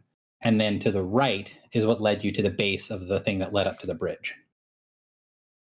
So east led you to the bridge, led you to Celestia proper. You guys didn't go north and west because it looked problematic. And you did go south. So you went south first, found the little like town, and then went back up and then went east, is what you did in Celestia. And other than the bodies, because there's talk of a gatekeeper, is there any other signs of foot traffic or anything like that? No. And even foot traffic, you don't see any signs of it. But again, the temperature here and the fact that it whatever happened here was a much more intense heat than what you're feeling right now, probably would have made it difficult to like follow any tracks. It's also been like almost 20 years. Yes, technically it's been like 16. No. All right, and then last question An for my 18. round. If we, like, not go in any of the directions, but let's say walk to the arches on any of the four sides, do any of them feel hotter? Like going in that direction would be more heat? Do you want to walk up to one? Yeah, I kind of want to, in turn, go to all four, if there's... All right, well, go to one of them first, and then we'll start there. I'll go north, because that's where they were heading.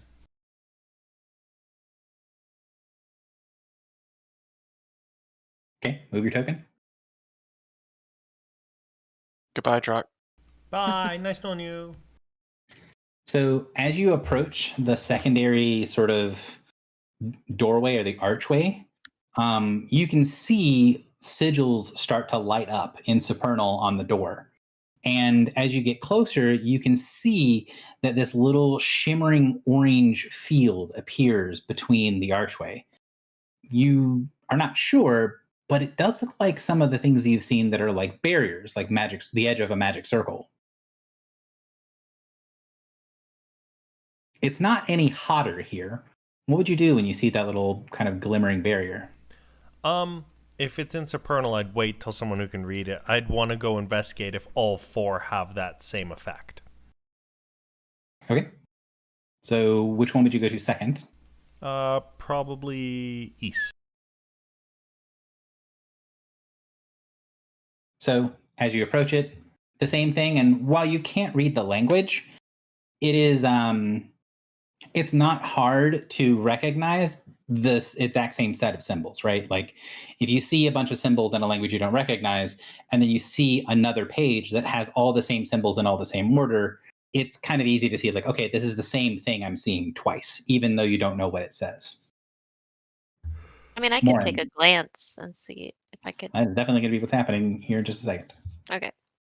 Morin, you're the last person for round 1. Yay. So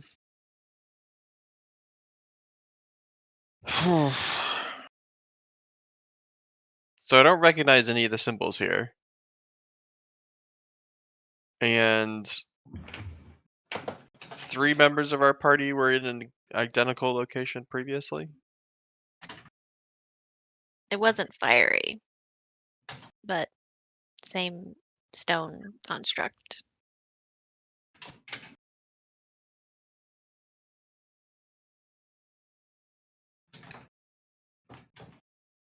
Then I guess I'm kind of just waiting for the 3 priors to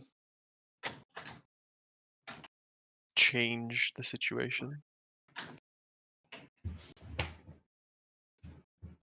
So you just kind of chill and wait. You can see what other people are doing, taking in the sights. Since you're, I don't want to say not skipping a turn, but like since you're not actively focused on something else like everybody else is doing, since you're sort of taking in the sights and paying attention to what's going on around you, you're going to be the first to notice something moving in the smoke and flames to the southeast. And you can see as something is moving, this wall of black smoke with these little sparks of red lightning starting to come from the depths. And as it starts to walk towards you, you hear this great booming voice come out. And you remember that Kiki had said there felt like there was some sort of something there, and a passphrase or code, a key that the gatekeeper needed that they did not have. And then the voice speaks. Hadhar Ari Alamayin Yetared Ilhujumuri Arhal Alan. The voice sounds similar to something you've heard before, but the words are wrong. They're not said in your native tongue. It's not something you can feel in your soul. And when you think about the words, they fade. They don't stay indelibly inked into your brain. And both you and one can recognize they're not in Supernal. They're in an ancient form of primordial. Oh yeah. Is it sexy? It is not sexy. Because I only know the bad words right now. I do want you to give me a check of some form to try to again, this is one of the, I don't know the word that they're saying, but I know a related language. So the 2 people that have some form of primordial, which I think is just Morin and one, if you guys could give me either streetwise or history checks, please. I will give you history. I think I'm going to give you streetwise here in just a second. Yep. That was so bad. I'm gonna add a d6.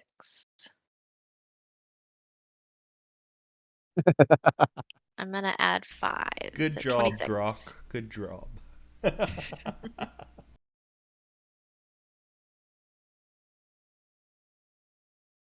So we've got, hang on. Crap, forgot the DC. was looking at a different page. So one of those is a total of 26. Yeah.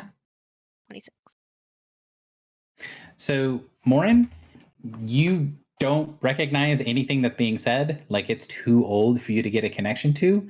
There's some part of the first phrase which sounds like maybe something you've heard before, but it's too either mangled by the booming, echoing voice, or just something that you've heard, in an ancient primordial sermon, 15 years ago that you weren't paying attention to at the time and definitely don't remember now. One of many, the whole first part of the sentence you don't really get, like you don't understand what the first thing is that's being said, but you do get a little bit of the second part, but you're not super confident in your translation. You're pretty sure that something about the second part is talking about is a command to go and do something with great haste. There are parts of the poems that have you do some sexy things with great haste that say similar things, but you're pretty sure it's not saying sexy time with great haste. I mean, it could. It could. It could. Can I mentally connect with it? It is too far away. It is off the screen still currently. Oh. So we're back to the top of, quote unquote, the top of initiative. There's no real order here, but you can see this thing of smoke and darkness is coming up, or smoke and fires coming up through the flames, and is heading your direction. And I'm not going to say it multiple times, but it is going to repeat the thing that I said several times. Can you paste it in? Yeah. So I would like to say, we are friends of Ibn al-Shaib.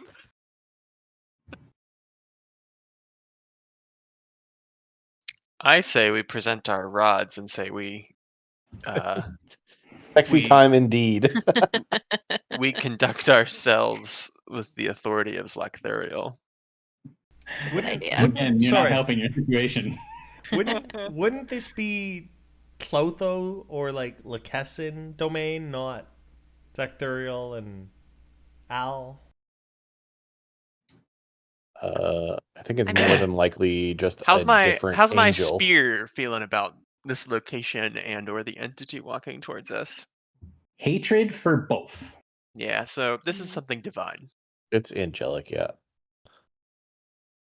Um, Gary, if I had to dig deep as filibuster, how might a divine creature like announce its arrival?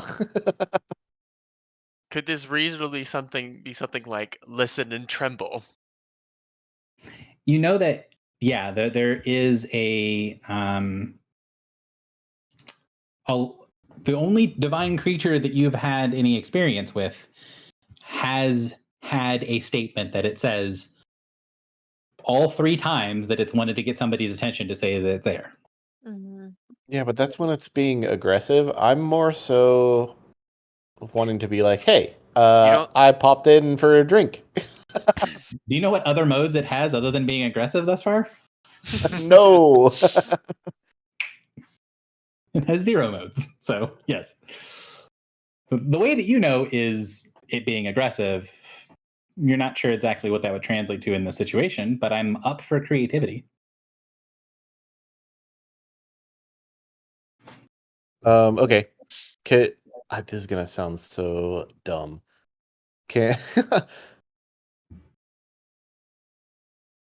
I'm imagining. Okay, I need you to help me make this maybe not dumb, but like imagining like a scene of a dude walking into a throne room with a big staff and or spear and announcing his arrival by just like banging it on the ground. like 3 Yeah, taps. To Yeah, be they like, do that I in the am British I am Parliament, right? here. And what? They do that in the British Parliament. Yeah. Yeah, which I is hate just being like British, but we're doing it here. Would you, because Baneslayer, when you use it, normally is like a little, like it's a rod, it's a short staff. Would you keep it as the rod? Would you make it a longer staff? Would you turn it back into the spear that it was when Texuriel was wielding it? Like, what would you have it look like when you're sort of banging on the stone? I think like the original form it was in, or maybe not as large. Yeah. but Size to you to be wieldable by you.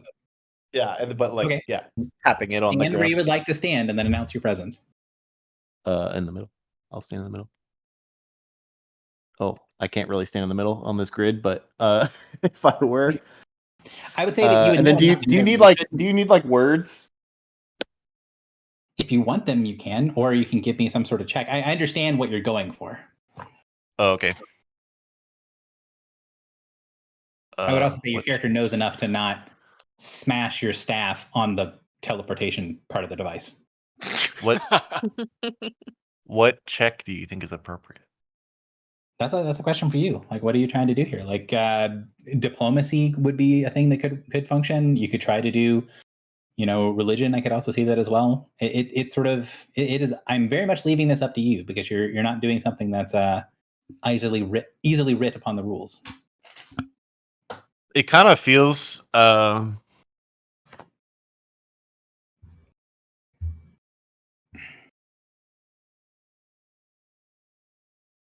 like religion or history. Those are very similar for me, but like that type of thing where it's like I'm just sort of winging it based off what I think something might do. And that does, there changes the DCs a little bit when you're being creative and doing something that's appropriate. So go ahead and wait. I'll do religion just because it's Baneslayer, and I feel like that's 18. Yuck. So you bang down the thing. Wait. Go ahead, sorry. Oh, frick. You always tell me I have to do it first, but I was gonna say, could I use Ghost? Yeah. Yeah, you can do Ghost of the Past. Okay. Guidance of the past. See, that's way better. So that is plus 12, so it's 32 instead. Yeah. Because also Guidance of the Past is very appropriate for a half religion, half history check you're making in an ancient temple. Yeah. So you slam it down, and then you see between the two sort of twines of the two tines of the spear, right? Because it goes up and it's got two spear points at the end. Between the two things, this little beam of white light sears from it and cuts through the shadow as sort of an announcing your presence. But that light in the middle, it stays for a little while. It stays glowing as this little ember, like you're shining a spotlight. And that image that the Baneslayer gave you of like what it sees itself as is this light in the darkness. It sees itself as a wielder, one person alone against everything.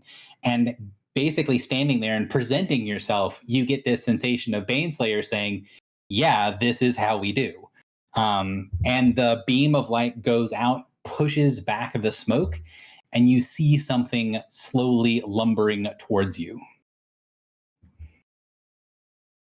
Redveer. So he's on the map, but I have a better picture as well. So there is the picture. An elephant. Oh, he's cool. It's cool. You just know Gary did like 60 fucking generations on this thing. If you think it was only 60, you're not giving me nearly enough credit. Because I had a very specific thing that I wanted this to be. Elephant demon. So you see this thing as it's sort of walking through this ground where the lava is sort of cracking and breaking around it. And he's like 60 feet tall.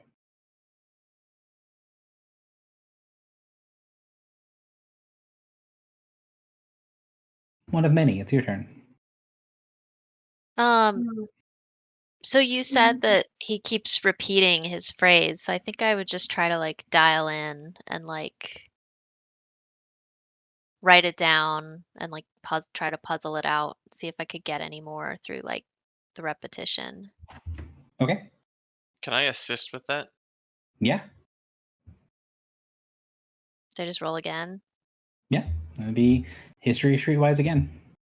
Okay.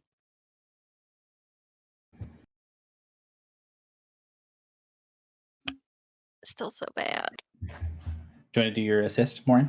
Yeah, I'm doing it right now.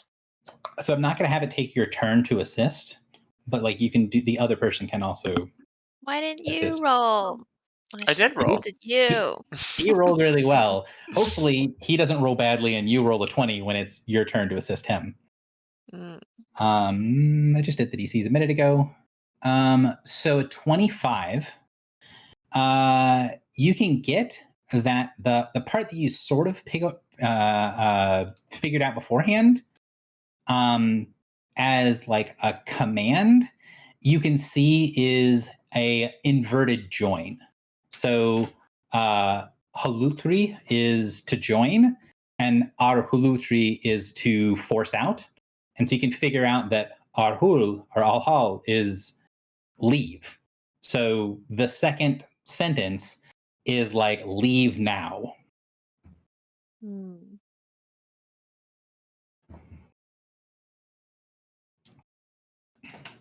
I convey that to the party.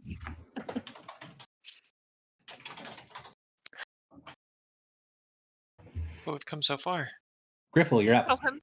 Tell him politely no. Oh, wait. What are the DCs? Am I allowed to know? I will let you. Why are you asking is the question? Because I meant to do speak with. Well, I thought about doing speak with spirits, and then I forgot again. But I could add 2. My wisdom modifier. It's a daily. I would say that do not worry about it. Okay. You hit the bottom of one of the tiers of DC, not the top of another. Okay. Okay. Very out of my depth.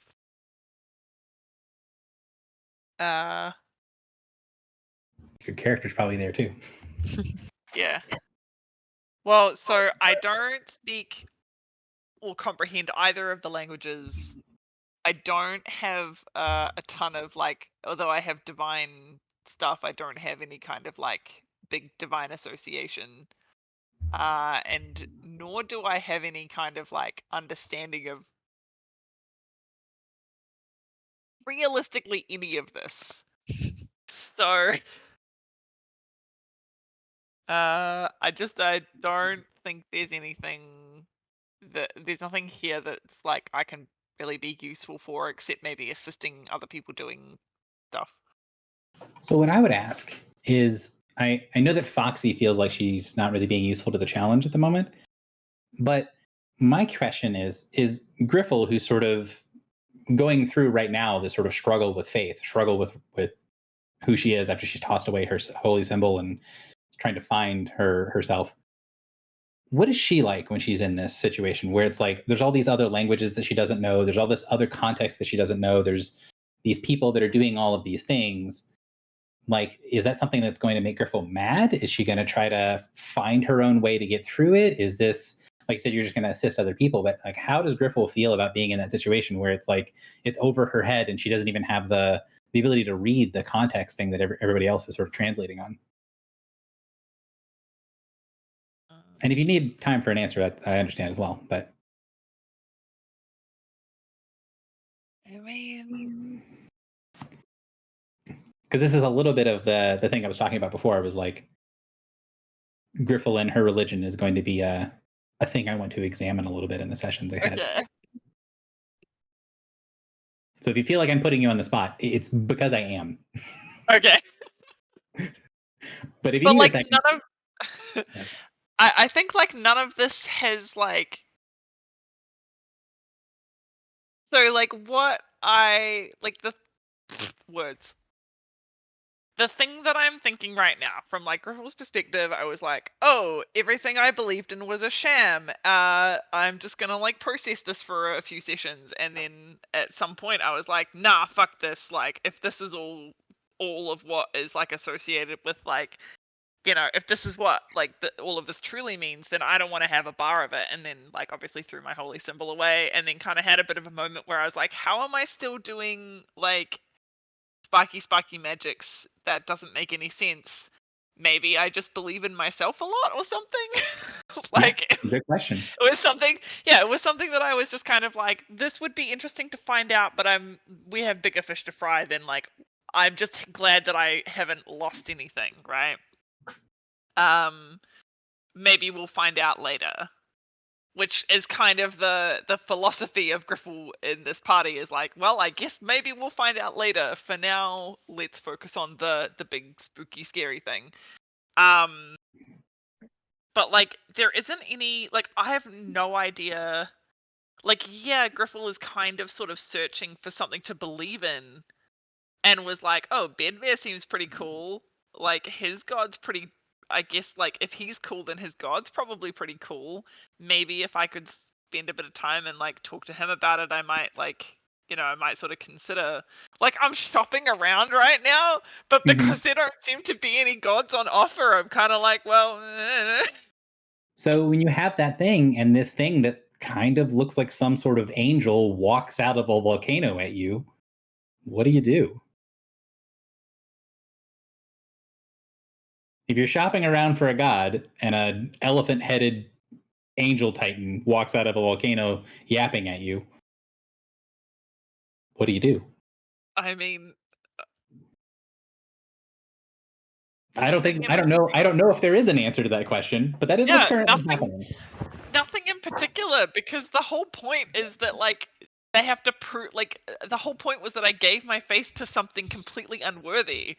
So I want assurances that if I'm gonna give my belief to something again, that thing is worthy of being believed in. So like, I don't care about this elephant dude. Like, if he was closer and maybe a bit less scary, I might hit him. All right. Well, if you think of anything, let me know. Otherwise, I'm going to go to, I think Filibuster already took a turn and one of any did. So Drock, you are up next. And we are going to be sort of wrapping up the session, the last story beats here in just a second. I still kind of think if we're here trying to get something to help with Summer Power, I still think that would help. So I want to use Invoke Summer, focus on that guy, and kind of ask Tlotho, is there a way to appease him or get through peacefully, kind of thing. So that isn't really how Clotho stuff works. Hit your button for me, please, because you get an insight check that can see through like illusions and things that are yeah, and I'm not trying to see through it. I'm more just trying to talk to her, right, and show her what I'm seeing and kind of get her opinion on this more than look through something. There it is. Okay, so give me that insight with a 21 bonus. Because that is going to be part one of what's happening. And I'm not saying the resist versus fire is going to come up, but I'm pretty sure the resist fire is going to come up. So plus 21, so 43. So it's with a plus 21 bonus instead, so that would be 35. Oh, right? Instead, okay. Instead of your normal, so 35. Yeah. So you invoke Summer, you get this green gold mantle around you, the cloak kind of billows behind you in the heat, and when you look out and you look through the veil of Summer, you look through what Summer sees, and she sees an outline. She sees the thing that's coming towards you as like a hollow thing, like the husk or the shed skin of a creature.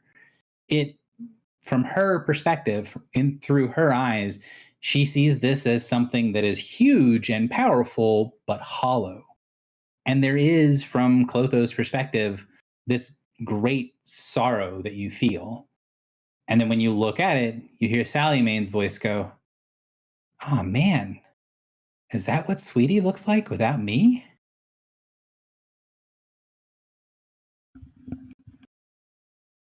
So it's like something is piloting this, but this isn't the actual thing. It's the shell. She's saying that something. it's like Sweetie with no pilot. Mm-hmm. It is a thing that can be piloted or a thing that can be controlled, but nothing is controlling it. Nothing's inside. It's hollow.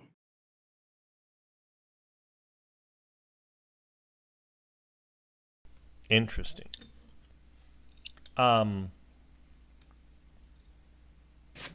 Is there any way to? So I want to ask Clotho. Is there any way to get permission to be here and not be chased off by this thing? You hear Sally Maine's voice go, I don't really know where here is, and her answer is really confusing. So, sorry, boss. Can't really help right now.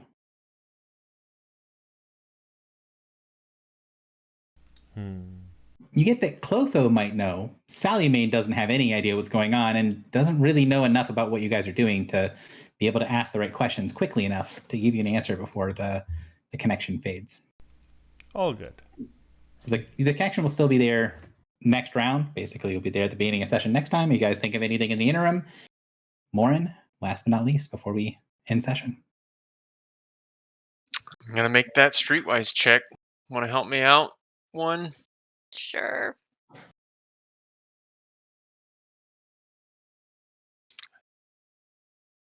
All right. Well, it'll depend on what.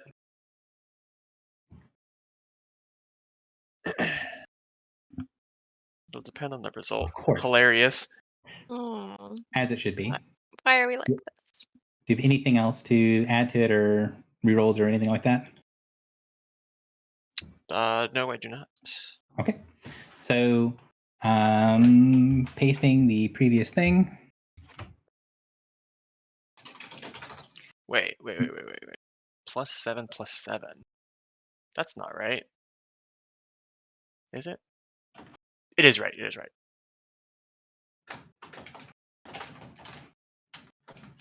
So it's not a perfect translation, but that's what you can get. That part that you were trying to remember, it's an ancient word for temple. Okay. So he's saying something about the temple, leave now. At the end of the round, the great creature continues to stride out of the lava. And as it gets close, you get this incredible wave of painful heat that washes over, overwhelming your endure elements.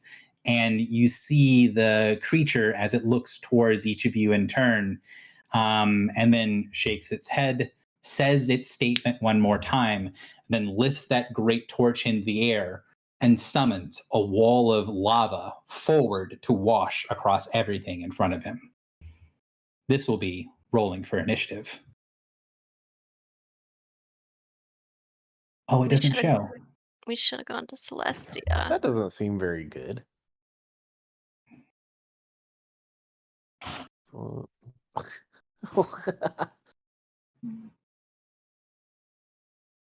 So, that will be the beginning of next session. Mm. After each of Cool. these turns. I mean, are we gonna die? No. Not if we leave. I mean, you might. I resist fire, so it can't do more than 10 damage, so I'm fine. Mm-hmm. I mean, that thing takes up more squares than any other creature we have ever faced. True. He is he is slightly shorter than your ship is long. Okay. So if he's an empty husk, then I could pilot him? Sounds like a great thing to think about next session. I'm gonna get me a Mick, guys. All right, well, good game, everyone. Yeah. Very fun. Thanks, Yeah. Gary. And GG's, since we clearly lost. You don't know that. Jeez. I mean, Alright. you went to people and were like, "Hey, how did this work out for you last time?" And like, "Oh, we went through this portal to this place where there's a lot of fire, and then we all died." And like, cool. So we're gonna open the portal and go through that place. Oh, look, there's fire.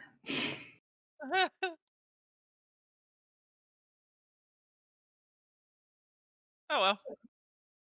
Gary, we'll you see how- wouldn't drive us wrong, would you? I mean, eh? He would.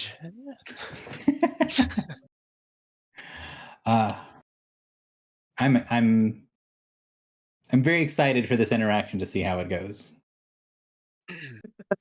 Gary's How like, much- I'm ready to start a new campaign.